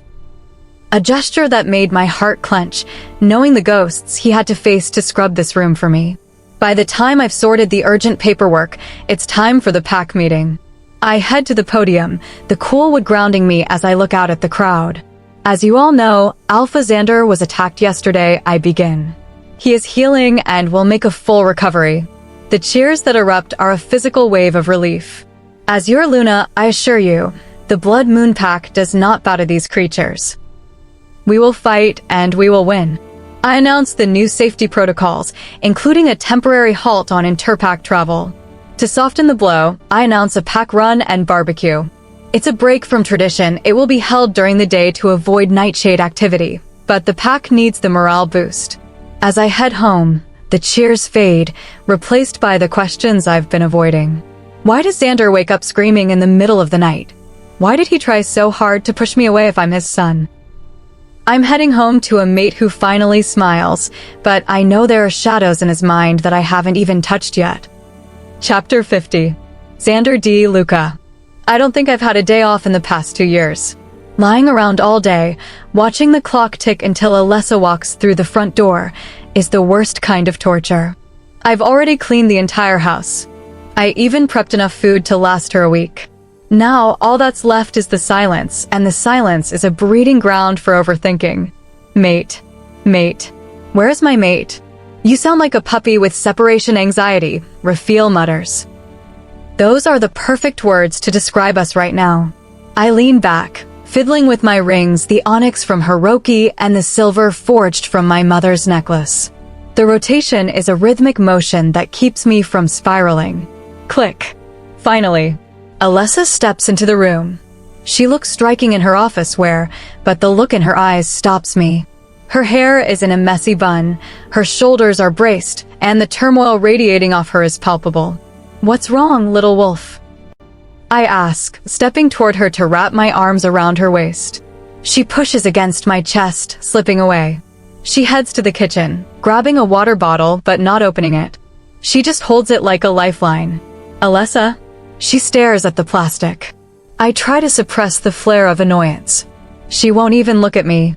Alessa de Luca. Don't call me that.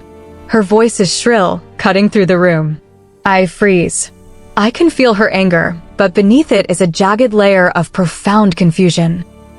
You are my mate, I say, my voice dropping into a dangerous octave. So you think you own me? Because you marked me and moved me into your house. I'm blindsided. We were fine this morning. Is this about the blanket? I told her it was nice. You're mine and I'm yours, Alessa. It goes both ways, I growl. She slams the bottle onto the marble counter. Maybe I don't want to be yours. You're acting like we're this perfect couple, but we're not. You almost died, and I realized how little I actually know about you. You never told me why you sent me away, you never talk about your mother, and you never talk about my sister. I don't even know what you've been doing for the 2 years I was gone. I pause. Then I laugh. It's a dry, hollow sound. I know everything about you, Alessa, I tell her. She finally looks me in the eye. I know the foods you like, and I keep this house stocked with them. I know you're grumpy before coffee, so I make it for you every morning. I knew exactly what you were doing for the past 2 years because I made the effort to know. You had Vincent spying on me, and you couldn't have done the same? I took the time to build the house you dreamed of, even when I thought we had no future. I knew you'd never live in a house for me, so I built one you couldn't resist. I know you want a tattoo, but you're scared of the commitment. I know you love the lake, but crave the ocean. I know you, Alessa. I know you. She gasps, her chest heaving. And those questions you have? Did it occur to you that you could just ask me? I know I'm not the mate you wanted. I know I've made mistakes, but I am trying to repair them. It feels like I'm the only one trying to move forward while you're still hung up on a relationship I had years ago. You sent me to another country, and you thrived. You focused on medicine, you trained, you broke out of Isabellan's shadow. You didn't even argue with me when I told you to go. I remember that day. I stood there waiting for her to shout, to tell me to go to hell, but she just slipped out of the room. She looked relieved, like I was a problem she wouldn't have to face if she were in Italy. If you had stayed here, I'd take a step closer. Would you have loved me? Would you have let me claim you? No, she whispers, closing her eyes. Look me in the eyes and say it. No. Tell me why. Because I hated you. Because you were with her. I didn't want to be in her shadow with my mate, too. You were mean to me when we were kids. I watched my mother be ripped apart, I growl, the alpha aura flickering around me. I'm sorry I acted out when I was 10. She winces, but the dam has broken. I didn't want to be Luna. I had dreams. You were egotistical and rude. I didn't want to mate so soon. Her hand flies to her mouth. The silence that follows is deafening. A sad, hollow smile takes over my face. I knew these things, but hearing them raw and jagged is a different kind of pain. It's good to know you never wanted me, I say quietly. I turn around and walk toward the door. Xander, wait. I don't stop. I'm already gone. Chapter 51. Alessa Romano. I collapse onto the leather couch and tug at my hair, the silence of the house magnified by Xander's absence. I know relationships are supposed to be about communication and compromise, but for a moment, I truly wondered if the goddess had made a mistake. My heart physically aches when he's upset with me. Xander is still recovering from a necrotic injury, and I practically shoved him out into the night. A sudden burst of guilt hits me. Xander knew my favorite foods, my coffee order, and my subconscious dreams because he took the time to observe. What do I actually know about him? I don't know his favorite meal. I don't know his deepest hopes. I've been so busy guarding my heart that I forgot to look at his. If there's something bothering you, get up and fix it, my papa's voice echoes in my head. So I get up. I find him on the jagged rocks overlooking the lake. The water is a mirror for the moon tonight, a sight that usually grounds me. I trek up and sit on the cold stone next to him. He meets my eyes for a fraction of a second before turning back to the horizon. I'm sorry, I blurt out. Xander's eyebrows shoot up in genuine surprise. You're right. I've been holding onto the past like a shield. But before I drop it, we need to hammer everything out, I say, pulling my phone from my pocket. Did you actually make a list? Xander asks, a ghost of an amused smile touching his lips. Lists are the only way to manage chaos efficiently, Xander. He shakes his head, so I dive in. First, tell me the truth about you and Isabellan. Starting with the heavy hitters, he sighs, taking a deep breath of the mountain air. When we got together, we were both drowning. She'd lost her first mate. I'd lost my mother. We weren't in love with each other. We were in love with the idea of not being alone. I was an arrogant kid back then, and she was desperate for stability. We were a mistake, Alessa. A long, painful one. The honesty in his voice finally silences the last of my doubts. Then he turns the tables. Why didn't you want to mate, Alessa? Most wolves spend their lives praying for one. I had a trajectory. I didn't want my success to be a footnote in an alpha's biography. I wanted a life that was mine before it was ours. There's nothing wrong with wanting your own ground to stand on, he says softly. Silence follows, filled by the rustle of the Sierra Nevada pines. I take a breath and pull the final trigger. Why did you send me to Italy, Xander? Not the alpha's excuse. The truth. Xander goes still. He stares at the water as if he's watching a ghost. You've been my obsession since we were children, Alessa. After my mother died, you were the only person who didn't look at me like I was broken beyond repair. You are the only truly good thing I've ever known. He tilts his head back, his jaw tight. I didn't want to mate. I watched my father wither away after losing my mother, and I vowed no woman would ever have that kind of power over my life. Then you came of age. Shortly after your birthday, I had a vision. It wasn't a dream. It was a memory that hadn't happened yet. I was holding you. There was blood everywhere. It was the same scene Lorenz Moretti lived through, but it was you in my arms. I realized I could live with you being in Italy, even with someone else, but I couldn't live with you dead because I was too selfish to let you go. I reach over and pull him into a fierce hug, feeling the tremors of a fear he's carried for 2 years. I'm not Rosalina, Xander, and I am not going to die on you. Promise? I promise. He pulls back, his smoldering gaze meeting mine. I'll hold you to that. Now, ask me something easy before I lose my mind. Tell me about the men in Italy, I tease, wanting to break the tension. He winces, the territorial alpha returning to his eyes. I tried, Xander, but there was no connection. I wanted my first time to be with someone who actually mattered. And did the reality meet the expectation? I don't know.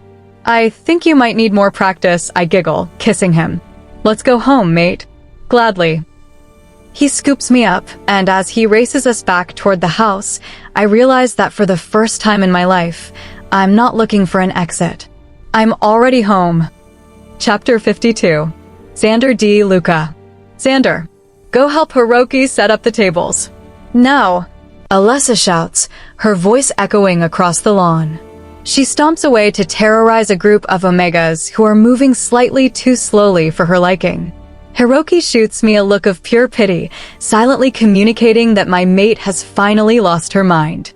Ricardo, have you always been an idiot? I told you to hang the lights on the gazebo, not the maple tree. Who are you calling an idiot? You might be Luna, but I'm still your older brother, Rick snaps back. Wrong move, my friend. Alessa's face turns a shade of crimson I didn't know the human, or wolf, body could produce. That's my cue to intervene before a Romano civil war breaks out on my front porch. Amore, let's go inside and see what your mom is cooking up, I say, stepping between them. You're right. I have to make sure she's actually following the recipes, she mutters, pivoting on her heel and speed-walking toward the house. How about we just taste test? I suggest we hit the kitchen. Fine. She grabs a wooden spoon, scoops a dollop of deep red marinara, and blows on it impatiently before bringing it to her lips. The second the sauce hits her tongue, her face contorts into a grimace of pure betrayal. This is terrible. What did you put in this, Ma? Dirt? I resist the urge to facepalm. There is a very short list of things you never do to an Italian woman, and insulting her Sunday gravy is sitting comfortably at number 1. Excuse me? My sauce is legendary. Valeriana shouts, hands landing on her hips as she dares her daughter to repeat the blasphemy. Handling one angry Romano woman is a challenge, 2 is a death sentence. Really? It tastes flat to me, Alessa remarks. Alessa, come on, be nice, I interject. Her eyebrows furrow, and she turns that burning gaze on me. Goddess, just get me to sunset. Try it then, she says, shoving the spoon at my face. It's a trap. If I agree with Valeriana, I'm not on Alessa's side. If I agree with Alessa, I've insulted the woman who holds the keys to the kitchen. I taste it. It's heavenly. Rich, garlicky, and perfectly seasoned. It's good, I croak, choosing the path of least resistance. Of course you'd say that. You're never on my side, Alessa snipes, dropping the spoon and stomping out of the kitchen. She does this when she's stressed, Valeriana says, instantly pivoting from anger to defense of her daughter. Don't worry, Caro. It's a Romano trait. Ask my husband for tips on how to survive the next hour. I beat a hasty retreat, bumping into Ricardo, who is eyeing a tray of fresh naan. Don't even think about it, I warn him. Alessa's orders. No food until the pack arrives. Seriously? Where's the nepotism? I'm the brother of the alpha female, and I'm facing a famine. She's the boss today, Rick. I'm just the guy who gets punched. Are you going to get her name tattooed on your chest next? He laughs. At least she looks at me on the reg. When's the last time a girl swiped right on you? His eyes flash gold. I sometimes forget that my best friend is protective of his sister's honor, even though he was just mocking me.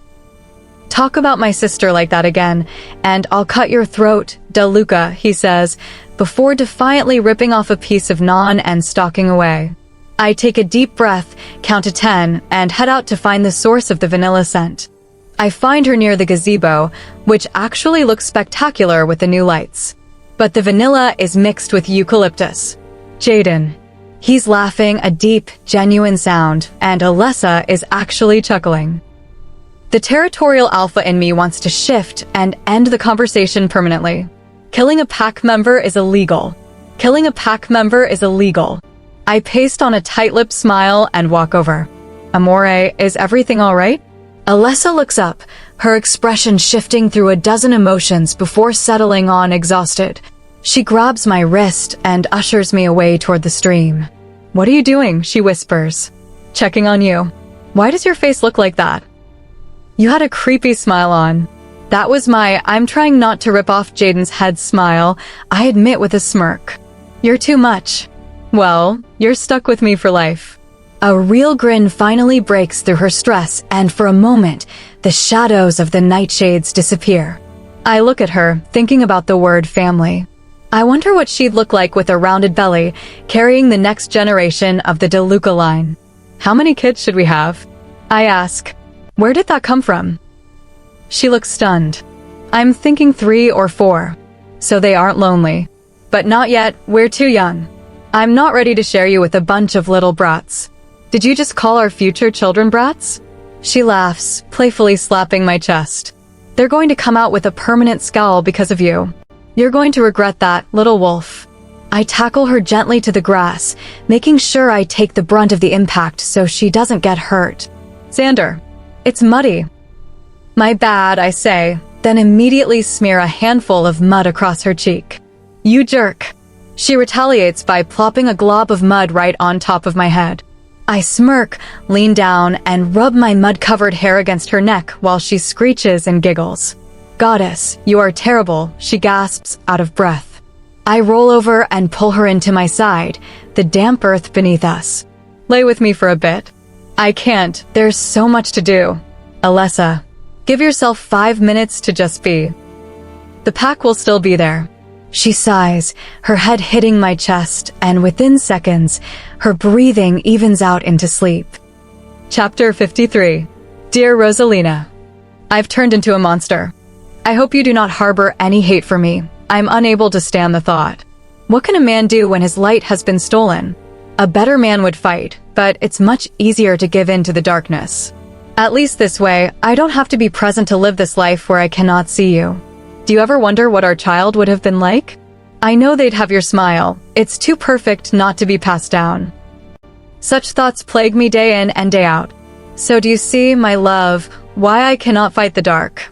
It seems as if the blood that drips from my hands is the only thing keeping me sane, because if all goes well, it will bring me one step closer to you. Your mate, Lorenz. Alessa Romano. A sudden rush of nausea rolls through me, making my mouth water. It's been 2 hours since I woke up on Xander's chest, caked in mud and exhausted. I cannot believe I let all that time slip away when I should have been coordinating the final details for tonight. Today isn't just a gathering, it's the formal pack run, the first time our people will run with Xander and me as their unified alphas. The mere thought of walking downstairs to greet the crowd makes my stomach flip.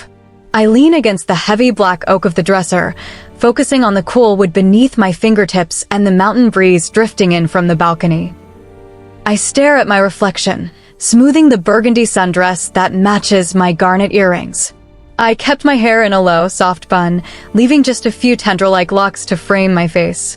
A knock sounds, followed by that familiar, grounding baritone. Alessa, come in, I respond, straightening my posture.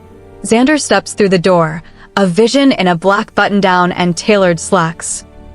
His fingers are adorned with his usual rings, and the thin platinum chain bearing the DeLuca crest rests against his throat. His eyes give me a slow, appreciative perusal, gleaming with an admiration that almost makes me forget my nerves. You look beautiful, amore, he says, crossing the room to wrap me in his arms. Thank you, I whisper, leaning into his chest. The scent of pine and rain acts like a sedative for my racing heart. I clutch the fabric of his shirt, taking deep, steadying breaths. I don't know why I'm so nervous, I admit. It's normal. I assure you, the grounds look spectacular, and everyone is vibrating with excitement to spend the evening with their alphas, he says, his tone unusually soft. He brings my hand up, pressing a kiss to each knuckle. The cool metal of his rings contrasts with the warmth of his lips. If it gets to be too much, we'll just come back upstairs. Don't put the weight of the world on your shoulders today. I smile up at him. On its own, the alpha mantle feels like lead, but standing here with Xander, it feels like gold. We walk out together, reaching the landing of the grand staircase. Below us, the faces of the Blood Moon Pack come into view. I've known these people my entire life, but looking at them now responsible for their lives, their children, and their peace is a dizzying surge of emotion. At 20, I never imagined this would be my reality. Yet, standing here with Xander's hand in mine, I know there's no other place I belong. Applause thunders through the hall as we descend. A chorus of cheers erupts, and I see Xander's lips tilt into a genuine, rare smile. For the very first time, Katrine's voice booms over the crowd. I announce to you all, Xander and Alessa de Luca, the alphas of the Blood Moon. The noise is deafening. I wait for the chatter to subside before addressing our people. It's an honor to stand here with Xander. We have a vision for the future of this pack, a future where we are defined by our strength and our unity, not just our shadows. I've been blessed with an intelligent, fierce woman as my mate, Xander adds, his voice carrying the alpha's authority. Our pack has lacked a Luna's heart for too long. I know my mother would have been delighted to welcome Alessa, not just as a leader, but as the daughter she never had. A collective sigh of remembrance ripples through the room at the mention of Luna Lucilla. To commemorate this new dawn, Xander says, reaching into his pocket, I want to give Alessa something my mother intended for her successor. He produces a royal blue velvet box. I freeze. I recognize that box. He opens it, and the room goes silent. Inside sits a platinum band holding a stone that seems to glow with its own internal violet light, lunite. The stone is a vibrant, otherworldly purple that defies comparison. It's a relic of the first lichens, one of only 3 in existence. One belongs to our pack, and the other 2 belong to a monarchy that hasn't been seen in a century. My mouth hangs open as Xander slides the ring onto my finger. It feels electric. Cold, then suddenly searing with a strange, humming energy that syncs with my heartbeat. Xander, this is too much, I whisper, my eyes wide. It's yours. And one day, it will be for our children to pass on, Xander replies, his gaze unwavering. It is incredibly rare for a De Luca to actually gift the lunite ring. It's a source of immense pack power, usually kept under guard. The last woman to wear it before my mother was Clarissa de Luca herself. You are my strength, amore, Xander whispers for my ears only. Which makes you this pack's shield. Never doubt my faith in you. I lean in, pressing a swift, fierce kiss to his lips. Thank you. Always, little wolf. Now, he shouts to the room, let the run begin. The house erupts. For a split second, I worry about the state of the furniture after several hundred shifting wolves head out, but the joy in the air is worth a few scuffed floors. The party was definitely the right word. Chapter 54. Dear Rosalina, I do not know how to find my way back to the light without you. I fear that my soul has been damaged beyond repair. Isn't it funny? They say time heals all wounds. It does not. Love does. Love heals all. Our love was my anchor, and without it, I am simply drifting in a storm I can no longer navigate. I've tried, Rosalina, I have. But I am so very tired. I am lost in the woods of my own grief, and I don't know the way out. Forgive me for the man I have become in your absence. Forever yours, Lorenz. Xander de Luca. To say the party is a success would be an understatement. Every single member of the pack is smiling, laughing, or catching up.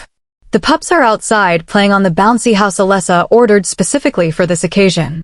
Our mate is perfect. I know. I quietly observe the room, taking note of who is slowly on their way to being overserved and who is notably absent from the gathering. Alessa is surrounded by Amber and Terrain as they tell stories about their own mates. Before I can eavesdrop on any more of their conversation, Isabellen manifests in front of me. Xander, she states. Alpha, I retort. Sorry, Alpha. I thought we would be past all the formalities now since we are family and all, she smirks. Let's not kid ourselves, Isabellen. Annoyance peeks through my tone when I realize I've lost sight of Alessa. Is there something you want, or are you hellbent on annoying me? She scoffs. I really don't understand what my kind sister sees in a prick like you, but I thought I'd warn you, she says casually while staring at her manicure. Spit it out, Isabellen. If you say so. I thought you might want to know that Jaden has had too much to drink, and he's running his mouth to his buddies, she says. About what? She rolls her eyes before answering me. Obviously, I'm referring to Alessa and Jaden's relationship. Did you forget they were together for a solid year? They were not in love, I snarl. If you say so, she smiles before flouncing away. Swiftly, I cut through the crowd looking for Jaden. I've been stopped multiple times by people offering their congratulations. I try my best to give them a solid smile or response before continuing my search. Scents are harder to trace down when so many people are present. Unfortunately, I never make it to Jaden because Alessa intercepts my path. There you are. We have to head into the backyard for the pack run, she says, a wide grin taking over her face. I know how important it is for her to have all of this go seamlessly, so I take her hand in mine and walk out of the house. Jaden will be dealt with later. Alessa and I stand on a tree stump with an array of faces staring up at us. Simply having Alessa at my side is enough to relax my nerves. I know what some of them think when they stare at me. A boy too young to lead, or a man made jagged by his past. Either way, they doubt me. I've learned from my past, and I feel more with Alessa than I ever have before. I plan to rectify their views of me, and it all begins now. I step down from the stump and offer Alessa my hand. Transformity. Alessa and I call out. Members of our pack shed their clothes, and soon I see a splay of gold eyes and dark snouts. Alessa and I are the last to transform. She goes first, and I watch, transfixed as she shifts from woman to wolf. Alessa's coat is a beautiful gray color, whereas mine is midnight black. The moon to my night. Once I've shifted, I raise my snout in the air and howl. Alessa does the same, and soon the whole pack can be heard throughout Lake Tahoe. We take off towards Blood Peak, a secluded cliff with no humans. Hearing the patter of my pack members running alongside me while bathing in the moonlight next to my mate is enough to keep me content. I'd rather die than let anyone take this away from me. A musky scent permeates the air as we return to my backyard. There's a twinge of sweat, and the intensity of the bond is overwhelming. After a shift, especially a long one, our animals still control a part of us. Their needs entwine with ours in a way that is undeniable. Slowly, couples break off from the group for some alone time. I scan the crowd for my mate. My feet carry me inside, the crowd parting as I go, until I smell the scent that intoxicates me. Mate. I track her steps, pulling her against me before she can continue any further and dragging us both into the privacy of a nearby room. Xander. I cover her mouth with my lips. It starts as a slow kiss before it turns into a clash of passion and heat. I dig my hands into her hair, letting the curls fall free. With her hair in a beautiful mess and her lips swollen from the intensity of our kiss, she looks radiant. You drive me crazy, Alessa, I whisper against her mouth. Xander, she gasps, pressing against me. The bond between us is screaming for a closeness that goes beyond the physical. In this small, quiet space, the world outside ceases to exist. There is only the scent of vanilla and pine, the heat of her skin against mine, and a shared rhythm that leaves us both breathless. I pull her flesh against me, my hands grounding her as we lose ourselves in the overwhelming pull of the mate bond. It's deep, anchoring, and primal. Every touch is a silent promise, every breath a shared confession of how much we need one another. We stay like that for a long time, anchored to each other until the world outside begins to settle. As her breathing finally slows, she leans her forehead against mine, her eyes bright with affection. You were trying to take my breath away, she rasps out, smiling. You look pretty happy for someone who can't breathe. She laughs before capturing my mouth in one last, lingering kiss. I hold her upright as she regains her strength, pressing a soft kiss to the back of her neck and inhaling her scent. I know Jaden is out there somewhere, a shadow of the past, but he doesn't matter. Not here. Not tonight. Mine. Chapter 55. Alessa Romano. Is there a reason all of you are here? No, we just want to spend time with you, Liliana says. Yeah, Xander always hugs you. What about us? Hiroki adds. Callista and Liliana look at Hiroki with wide eyes. He responds with a what did I do wrong gesture. Okay, I say with an awkward laugh. I was lying on the hammock outside when these three pulled up beach chairs and surrounded me. In all honesty, I was hoping to catch some extra hours of sleep. Xander had the same nightmare last night, and we both ended up waking much earlier than we are used to. The good thing is that we have figured out he only gets these nightmares on full moons, so we know to be prepared now. Hiroki looks down at his phone, then back up at me. Alessa, we have to go to the front of the house right now, he says, before grabbing my hand and dragging me out of the hammock. Why? I ask as I'm pulled toward their front yard. Your car is on fire. What? Oh my God. As we round the house, the vision in front of me halts my words. Xander's gray Jeep Wrangler is loaded up with coolers, surfboards, and luggage. His biceps flex through his dark blue shirt as he loads the gear into the back. Something is on fire, but it's not the car. It's a small portable grill nearby. Are we going somewhere? He turns around and looks at me sheepishly. I thought it was about time I took you out on a date, he says with a grin. I let out a laugh before launching myself at him. He catches me and swings me around with his arms around my waist. Where are we going? I ask, looking up at him. I guess you'll just have to be patient, little wolf, he replies, before dropping a quick kiss on the tip of my nose. Don't get my sister in trouble. Ricardo shouts, his hands holding a box of stuff labeled Alessa. Don't worry, Rick, we're just going to have some fun, Xander responds with his usual smirk. I latch onto Xander's bicep and pull him toward the Jeep. Can you tell me where we are going now? I ask once we've settled in. Patience, little wolf, patience. There are moments when I think that life cannot get any better. Sitting in my mate's Jeep with the crisp wind of the California coast blowing through my hair is one of those moments. Xander's hand is wrapped around my left thigh as we cruise down Route 1. What's wrong? I just realized I don't have enough pictures of you. Sweetheart, you're stuck with me for life. I doubt you'll need any pictures when you've got the real thing right here.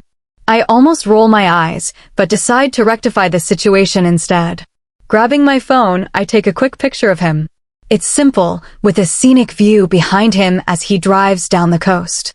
His nose scrunches as he catches my scent, a smirk playing on his lips. Really, Alessa? You're going to get all flustered while I'm trying to navigate Route 1. I'm sorry, okay? I can't help it. Apparently, I have a thing for capable drivers.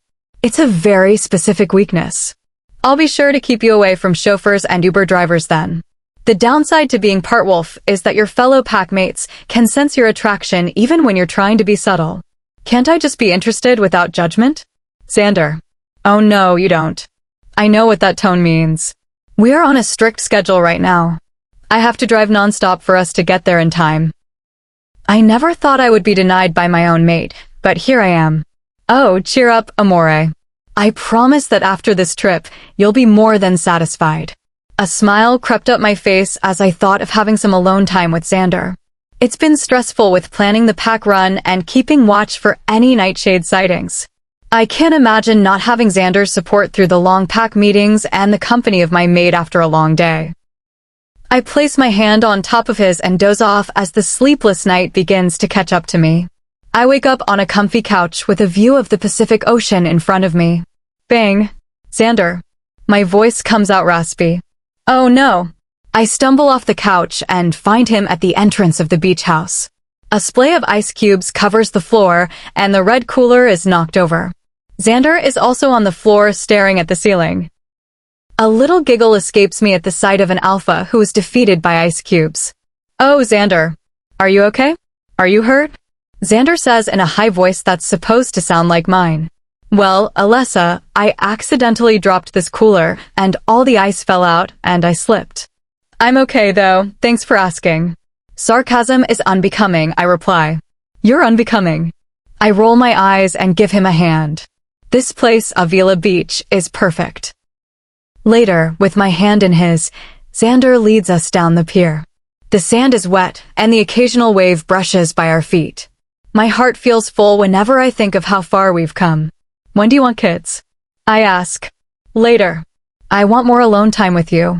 We're still young to be mated, but definitely too young to have kids. Me too. I think we should wait a bit more. You know that means being careful when the moon is high and our instincts are strongest? Yes, it means taking precautions. Precautions were not as effective with werewolves, but healers could provide help to ensure we stayed on our own timeline. They always prepared their remedies during the full moon when their power was at its peak. Eventually, we make it back to the pier. The sun has disappeared, and the moon has taken its place. Oh, let's go to the arcade, I shout, dragging Xander toward the colorful building. I'm going to beat you in skee-ball. After dropping tokens into the machine, I shoot one up the ramp and watch as it lands in the 100 slot. When the timer goes off, I have 660 points while Xander has 50. Since I'm clearly carrying this team, we will be buying that huge teddy bear with our tickets, I say. I only have 10 tokens left, and I know exactly where I'm spending them, the claw machine. I have never successfully earned anything from that thing, and I'm determined to win. The joystick is slick as I maneuver it over the plushie, a cute black-eyed octopus. With a push of a button, the claw lowers. It grasps the purple head, and my mouth drops open as it floats into the air toward the exit. Then it falls. For a second, I'm silent. Then I lose it. Are you kidding me? I nudge the glass with my shoe.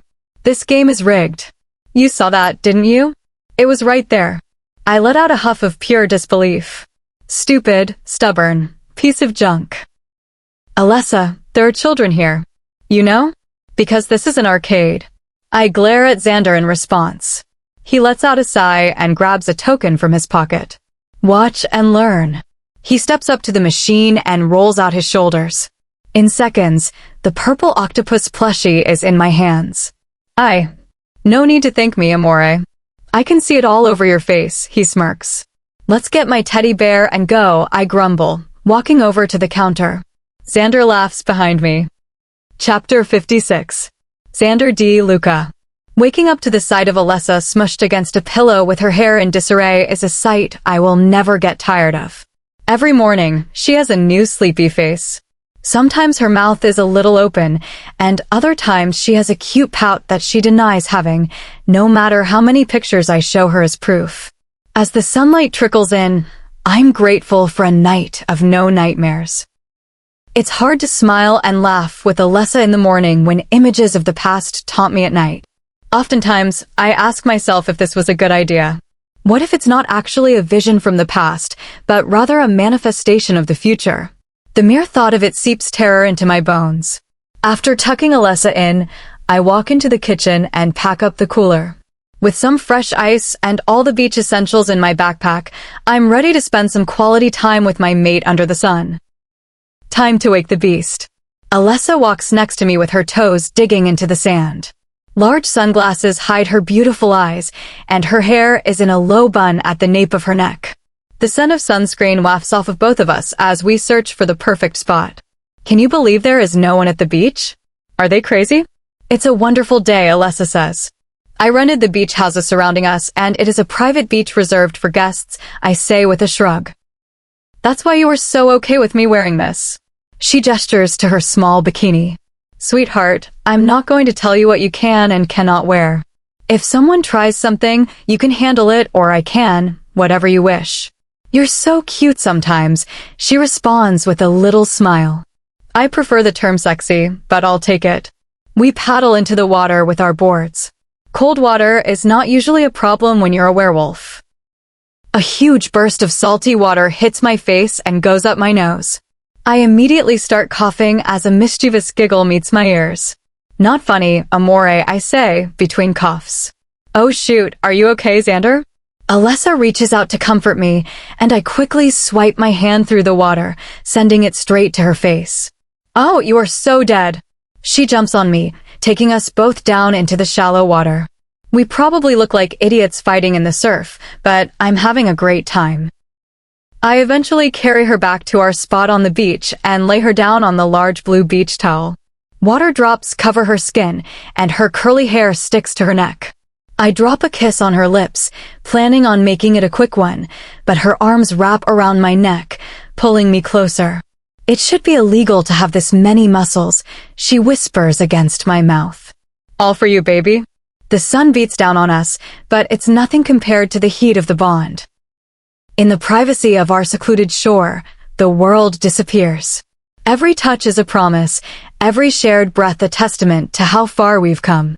I watch the way her eyes flutter closed, completely lost in the moment we are building together. There is no Alpha or Luna here, just Xander and Alessa. We move together in a perfect, ancient harmony, a total surrender to the bond that had claimed us both. It isn't just a chase for pleasure, it's a connection that goes beyond reality. We lie there for a long while afterwards, panting and catching our breath under the vast California sky.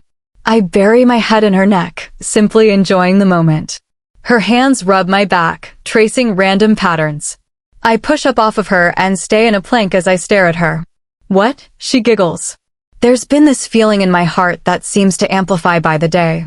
It hurts to be away from her. It hurts to think of life without her. My best moments are with her by my side. My dad told me I demanded to take baby Alessa home when I saw her as a kid. He claimed it was because a part of me always knew she'd be mine one day, that we were meant to be together. Forever. I love you, I blurt out. My eyes bulge slightly at my own suddenness. I've known it for a long time, but saying it feels like a shift in the universe. Her eyes soften, and she reaches up to cup my cheek. I love you too. Then we kiss some more. The sound of the ocean the only witness to our promise. Chapter 57. Alessa Romano. Tragedy is sudden. It's the moment where everything goes from peaceful to disastrous in a heartbeat. It's the flash of memory that stays with you forever, sending a wave of ice through your veins whenever it resurfaces. I haven't experienced tragedy firsthand until today. I've witnessed the pain of others, the hollow look in Isabella's eyes when her mate died, or the jagged edge of Xander's grief for his mother, but I've never been at the center of the storm. Maybe that's why I don't know how to handle the weight of it. Commands are shouted around me, but my mind struggles to process the noise. There's only one question repeating like a heartbeat. Why now? Why us?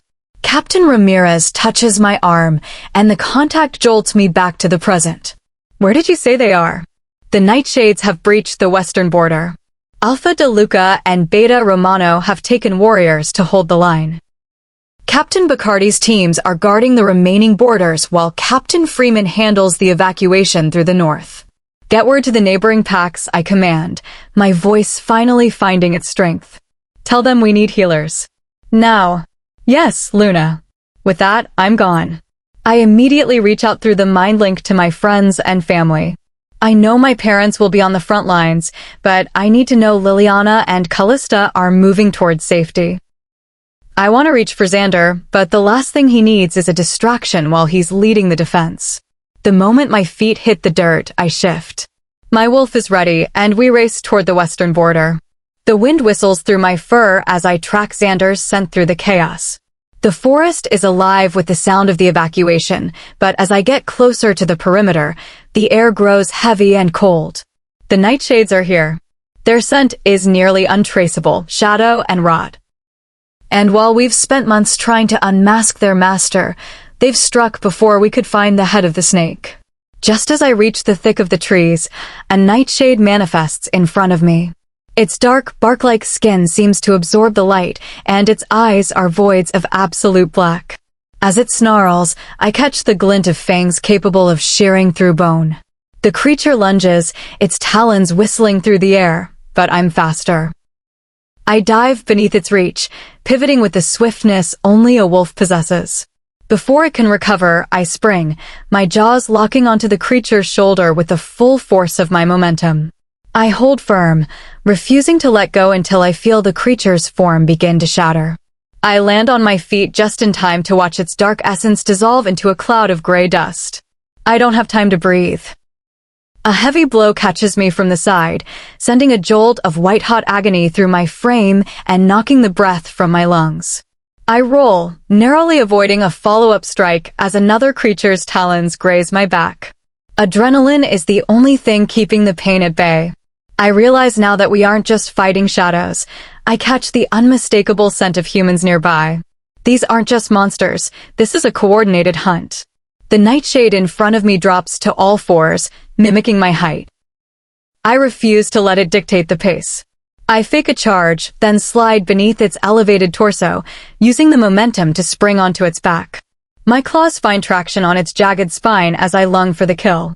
I strike quickly, and as the creature lets out an ear-piercing shriek, I dislodge myself and leap clear. It dissolves into shadow before it even hits the ground. I take cover behind a massive oak, scanning the tree line. Most of the immediate threats have been neutralized or scattered, but then I see a small figure emerge from the brush.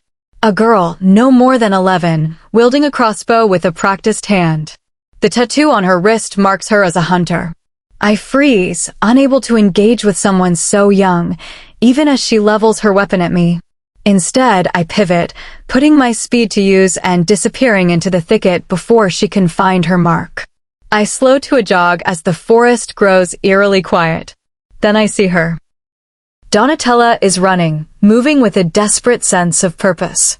Fear for her spikes in my chest. She is an oracle, not a fighter, and she shouldn't be out here alone. As she disappears through a dense cluster of trees, a hunter follows close behind, a silver blade glinting in his hand. I move to intercept, but as I cross the threshold of the trees where they vanished, the world seems to shift. There are no footprints, no scent, no sound. It's as if the forest swallowed them both. As I turn to search for a trail, the sharp pain in my back finally flares through the adrenaline.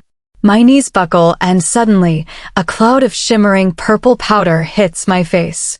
My vision blurs instantly, and my body feels as heavy as lead. I hear Xander's voice in the distance, calling my name, but I can't answer. The world tilts and everything goes dark. Chapter 58. Alessa Romano. I wake to the cold bite of chains against my wrists. My senses are dull, the familiar scent of the forest replaced by a heavy, sterile dampness. I can barely feel my wolf. The wolfsbane has pushed her into a deep, silent corner of my mind. Lena? I call out. I'm here, Al. Her voice is a faint whisper, barely a spark in the dark. As my vision clears, I see Donatella. The betrayal hits harder than any physical wound. I had trusted her. We had both trusted her. Now, she looks at me not with the wisdom of an oracle, but with the cold calculation of an enemy. Why? I croak. Why not? She retorts, her voice sharp. You're 20 years old, Alessa. You think you know what it means to lead? This pack needs more than a girl playing at being a Luna. Before I can respond, the sound of a door slamming draws my attention to a glass partition. On the other side, Xander is being led in. He's bruised, his movements heavy and forced. My heart shatters as I realize they've used wolfsbane on him too. He can't see me through the tinted glass, but he's searching, his eyes frantic as he calls my name. Where is she? His voice is a ragged growl. I watch in silent agony as they force him to cooperate, using the wolfsbane to dampen his strength. When they finally drop the glass, his eyes find mine, and for a second, the pain disappears from his face. Mio amore, he rasps. Xander, I sob, my wrists straining against the metal. Donatella sneers, enjoying the spectacle. I do hope you said your goodbyes, she says, before ordering the men to take him toward the cliffs. Fight. Lena's voice grows stronger. For him. The desperation gives me a sudden, jagged burst of strength. I realize the wall mounting for my chains is old and rusted. I throw my entire weight forward, the metal groaning until, with a violent crack, the hook gives way. I don't waste a second. I reach the door and manage to overpower the lone guard, my movements fueled by a primal need to reach my mate. I don't look back as I sprint into the woods, the chains rattling behind me. I scramble up the hillside, my lungs burning. Every step feels like I'm moving through deep water. I try to reach out to my brother through the mind link, pushing past the haze of the wolfsbane. Help. Donatella. Western border. As I reach the crest of the hill, a sharp, blinding pain flares in my chest. I collapse to my knees, gasping for air. Donatella is standing there, a bow in her hand, her face twisted in a mask of ancient resentment. It's a shame I couldn't watch you die the first time, she whispers, stepping closer. Rosalina died for a man who didn't deserve her, and now you'll do the same. She tells me of the past, of Giuseppe, of a love turned to bitterness, and of a grudge she has nursed for decades. She admits to being the source of the visions that have haunted Xander, a psychological poison she planted to ensure he would never know peace. You're not Rosalina, she spits, but you carry her blood. And that is enough. Looking at her, I realize she is a ghost of a war that should have ended long ago. She has sacrificed our pack, our family, and her own soul for a revenge that will never satisfy her. Giuseppe was a monster, I say, my voice steady despite the fading light in my eyes. And you've become one too. With the very last of my strength, I lunge. I don't use my wolf, I use the determination of a woman protecting her home. I strike a final, decisive blow that sends her reeling back, the threat she posed finally silenced. I fall back onto the soft earth, staring up at the moon. The silver light feels warm against my skin. I think of my family, my friends, and Xander. I think of the second chance we were given, and the love that was real, even if it was cut short. I'm sorry, I whisper to the night. As the world drifts away, I send one last thought into the bond, hoping it finds him. I hope he lives. I hope he remembers. And as my heart finally goes quiet, I reach for the final light. Chapter 59. Xander D. Luca. Humans take stupidity to another level. Two of them walk in front of me, tugging on my chains while two follow behind. I continue to act as if the wolfsbane is still heavy in my system, but I've been gathering my strength. They don't realize that it takes more than a standard dose to knock an alpha out. Can't wait to see this freak drown, one of the hunters says. It takes everything in me not to growl, but I keep my composure until we reach the sand surrounding the lake. Then a sharp, blinding pain grips my chest. Immediately, I know that Alessa has been hurt. It isn't a slow ache, it's immediate and life-threatening. The thought of her in pain pushes my wolf to the surface, shattering the last of the wolfsbane's hold. I don't give them a second to react. I move with a blur of alpha speed, neutralizing the hunters before they can even draw their weapons. Rage lends me a strength I didn't know I possessed, and within seconds, the path is clear. I shift into my wolf, the pain in my chest amplifying with every heartbeat. I track her scent through the trees, but dread fills me as the smell of vanilla is overtaken by the metallic tang of blood. No. I reach the clearing and shift back into human form, my voice breaking as I call her name. Alessa. A sob breaks free as I find her. The tiny bit of hope, the little light keeping me sane, vanishes. It's a pain like no other. It feels as if the universe itself reached into my chest and tore away half of my soul. Alessa. I cry out, cradling her body to my chest. I'm sorry. I'm so sorry. Please come back. Ricardo appears, his eyes wide with horror as he stares at his sister. Valeriana falls to her knees, her voice a frantic, broken mess as she cups Alessa's face. Anton crumbles beside me, his shaky hands wiping the dirt from her skin. Mio tesoro, he whispers. I hold her tighter, the void in my soul feeling suffocating. Suddenly, a sharp sting meets my face. Isabellin is staring down at me, her face a mask of fury and grief. This is all your fault, she whispers. You put her in this position. You marked her and now she's gone. I stay quiet. What is there to say? We both loved her, we both made mistakes, and now we are both left in the dark. I just got her back, she cries, the sound echoing my own internal shattered state. The tears don't stop, but as I feel my mate's body growing cold, a new, frigid heat takes over. Rage. I hand her body to Valeriana and stand, staring at the person who caused this. The betrayal is a poison that demands an outlet. I lash out, my claws leaving deep gouges in the earth around Donatella's remains, wishing the ground would simply swallow the memory of what she had done. The destruction offers no peace, only a cold reminder of the dreams that were stolen, the medical practice she wanted to open, the family we were supposed to have. The agony in my chest is so physical, so absolute, that I feel as if my very spirit is being torn in two. Every breath is a jagged reminder that half of my soul is gone. No, she can't be gone. I refuse to live in a world without her. I gather her body in my arms and stand. Her family calls out to me, but I don't stop. I run toward the temple, fueled by a desperate, singular purpose. My mate must live, and for her I'd do anything. Chapter 60. Alessa Romano. Still. Everything was still.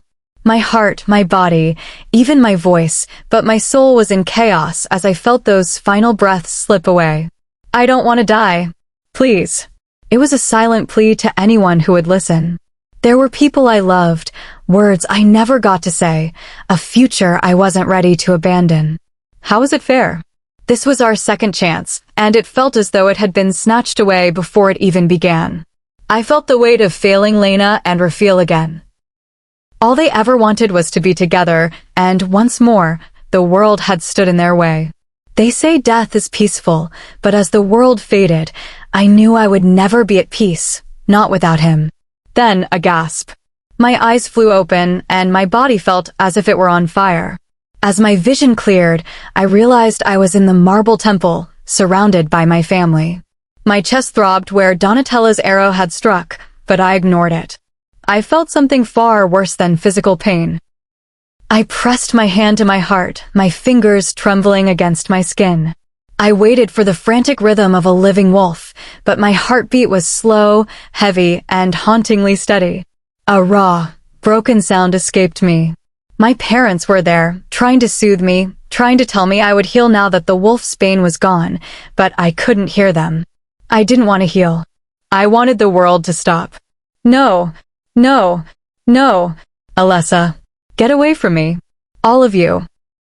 I pushed myself up, the world swaying dangerously around me. I ignored the protest of my wounds and ran. I wasn't running from the pain, I was running toward the only person who mattered. He was only 10 feet away.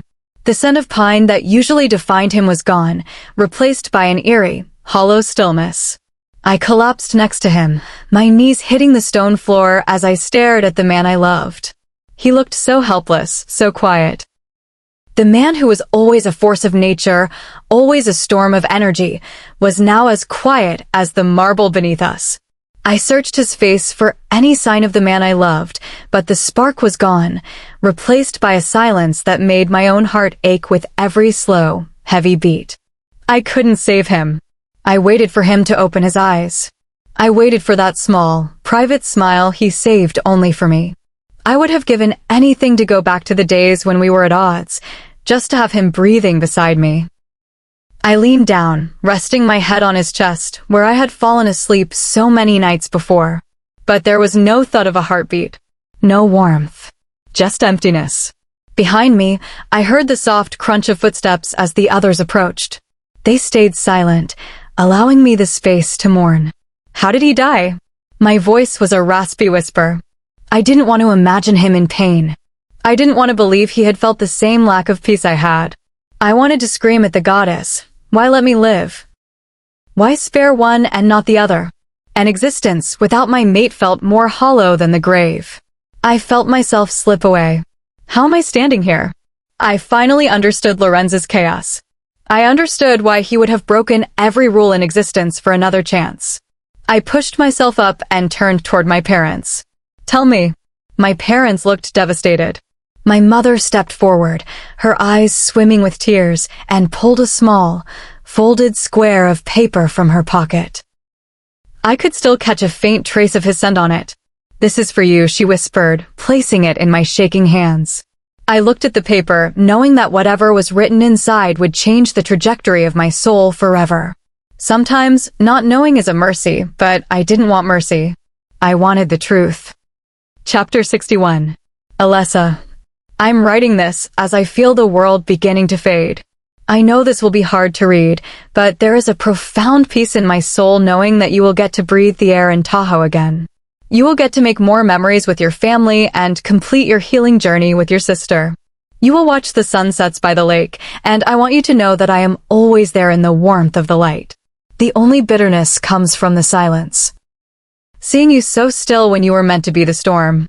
When it becomes too much, I find myself scrolling through the pictures on my phone just to see the spark in your eyes again. There is so much happiness in those captured moments, but I will always yearn for the real thing. You know, I never expected any of this. I never planned for a mate. I never expected to fall so completely in love with you.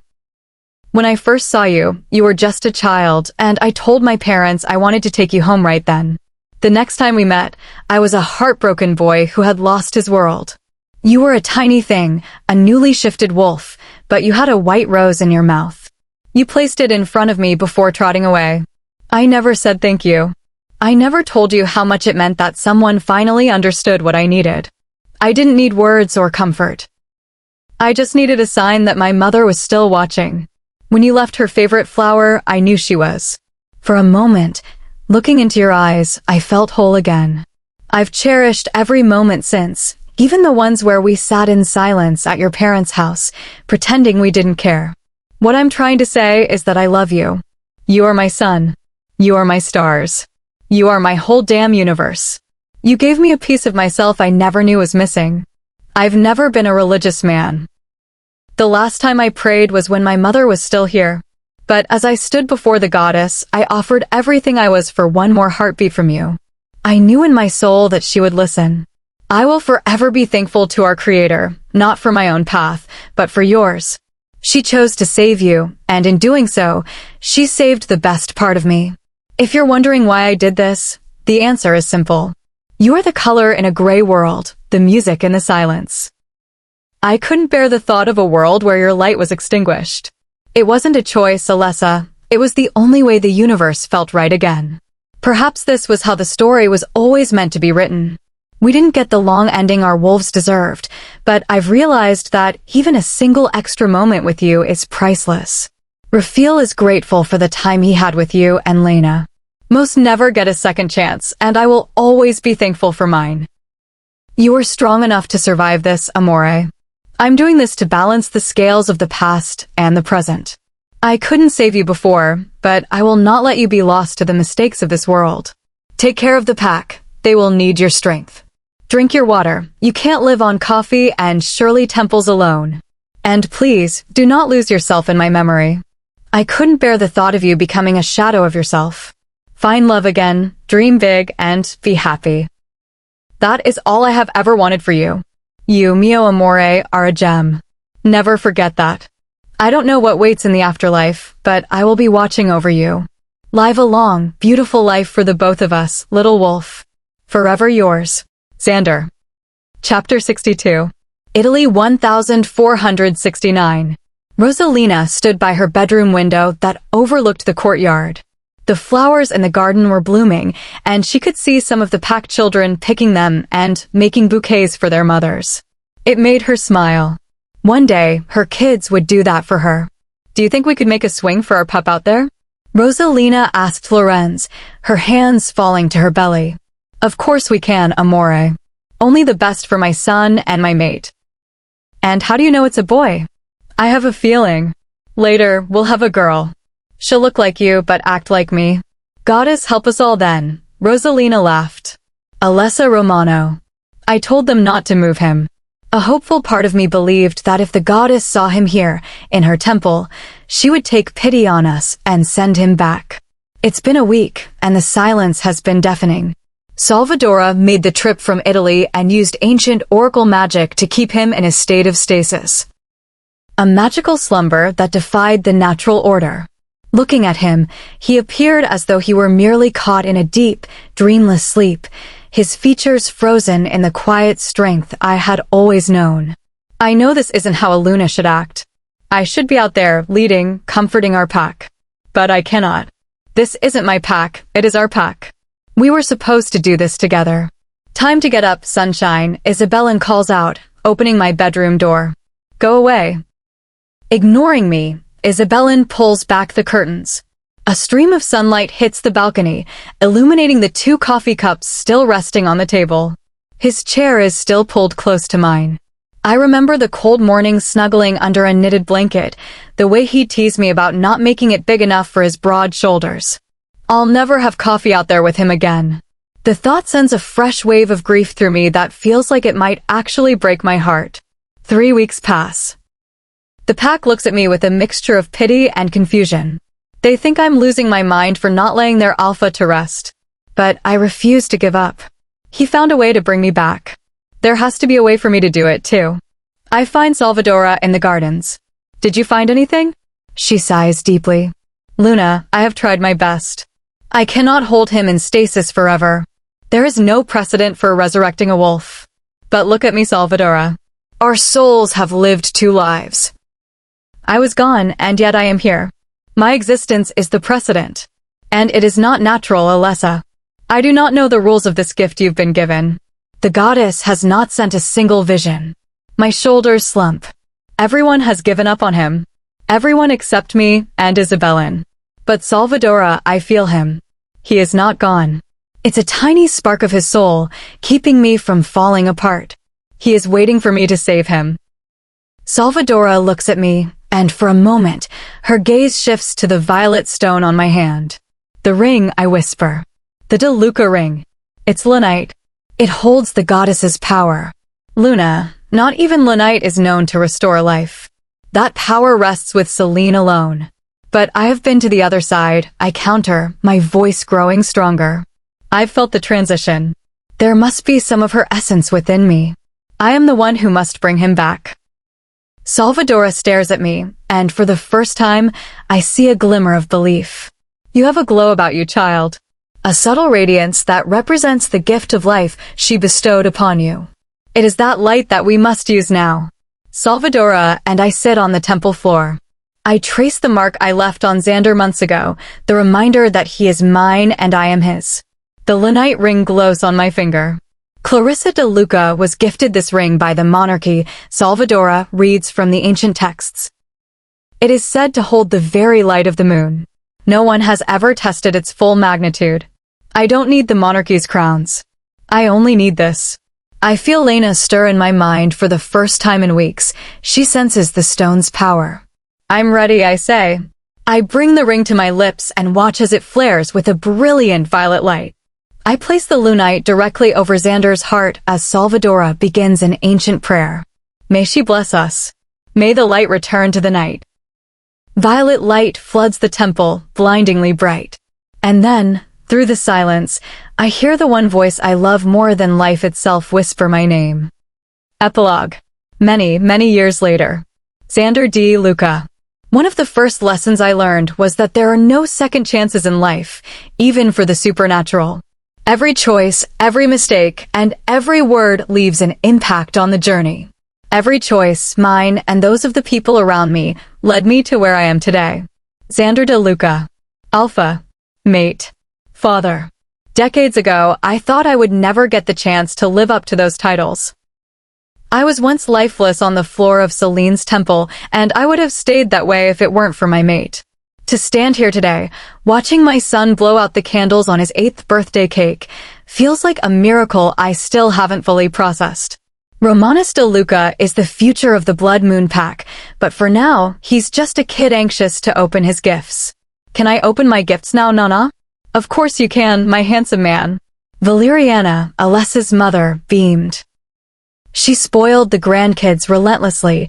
She once brought a whole petting zoo to our daughter's party. Hey, Romanus, you didn't even cut the cake yet. Alessa shouted, though she was smiling. Later, Mama. Alessa rolled her eyes before serving the guests. Our twin boys, Lucian and Giovanna, were already chanting for their slices. My father passed away peacefully last year. I like to think he held on so long just to see his grandkids grow. The day he passed, the sunset was a brilliant display of pinks and purples, a sign that he and my mother were finally reunited. Alessa and I had waited a few years before starting our family. She wanted to establish her medical practice, and I needed to settle into my role. We traveled, we grew, and we simply enjoyed being together. You're giving them ideas, Papa, my daughter, Katrine, said with a touch of sarcasm. At 4 years old, she already had the legendary Romano attitude. Higher, uncle, higher. Mirabelle, her twin, shouted from across the yard. Vincent, Alessa's brother, had her hoisted above his head like an aeroplane. We had named our children after those who came before us. Romanus was a name Lorenz Moretti had loved in his letters to Rosalina. Katrine was named for the late Captain Bacardi, and Mirabelle was a name we found in the old journals. It felt like the final piece of the puzzle. Papa, look. I'm an aeroplane. Mirabelle yelled. I want to be an aeroplane too. Katrine demanded. I swooped her up instantly, ignoring Alessa's playful, disapproving look. If my daughters wanted to fly, I'd make sure they did. Looking over at Alessa, I realized she was finally standing alone for a moment. I took my chance, grabbing her hand and leading her away from the noise of the bounce house and the gift opening. We slipped into the quiet of the house, stealing a rare second of privacy. "How is it always this loud?" I whispered, pulling her into my arms. "Because our kids are energetic," she laughed, resting her head on my chest. "And because we have a very big family, Xander. I never expected a life this full. It wasn't just our children. It was the Romano siblings, their kids, and the pack that had become our extended family. Alessa had given me everything: the love, the chance, the future." I pressed a kiss to her forehead. "Thank you." "For what?" "For all of it." She smiled, that dazzling smile that still made my heart skip a beat. "I'd do it all again, Xander. 1,000 times over." "Alessia, your kid is playing with a squirrel, and the other one won't get down from the bouncy house." Isabellan's voice drifted in from outside. "I've got the squirrel," Matthew, her mate, called out. Alessa laughed, pressing her face into my shirt. "Do you think everyone else's kids are this wild?" "Probably not. It must be the Romano in them." "Oh? And what about the De Luca side?" she teased. "Let's go save the guests before Romanus tries to open the presents with his teeth," I joked, grabbing her hand. We rejoined the party as the sun began its descent, making room for the moon. A brilliant display of colors filled the sky, a sunset so beautiful it felt like a blessing from those we had lost. Alessa leaned against me, and I wrapped my arms around her, a cocoon of safety and love. "They're always with us, amore," she said softly, looking at the horizon. I know. We stood there for a long time, watching our children play. The mate bond hadn't faded. It had matured into something unbreakable, something that consumed my very soul in the best way possible. "Hey," Alessa nudged me. "I bet I can do a better backflip in that bounce house than you. Is that a challenge, Luna?" "It's a promise, Alpha." We raced each other back to the laughter and the noise. This was love. The small joys, the big promises, and the quiet understanding that we were exactly where we were meant to be. I would do everything in my power to keep this life. "I promise,"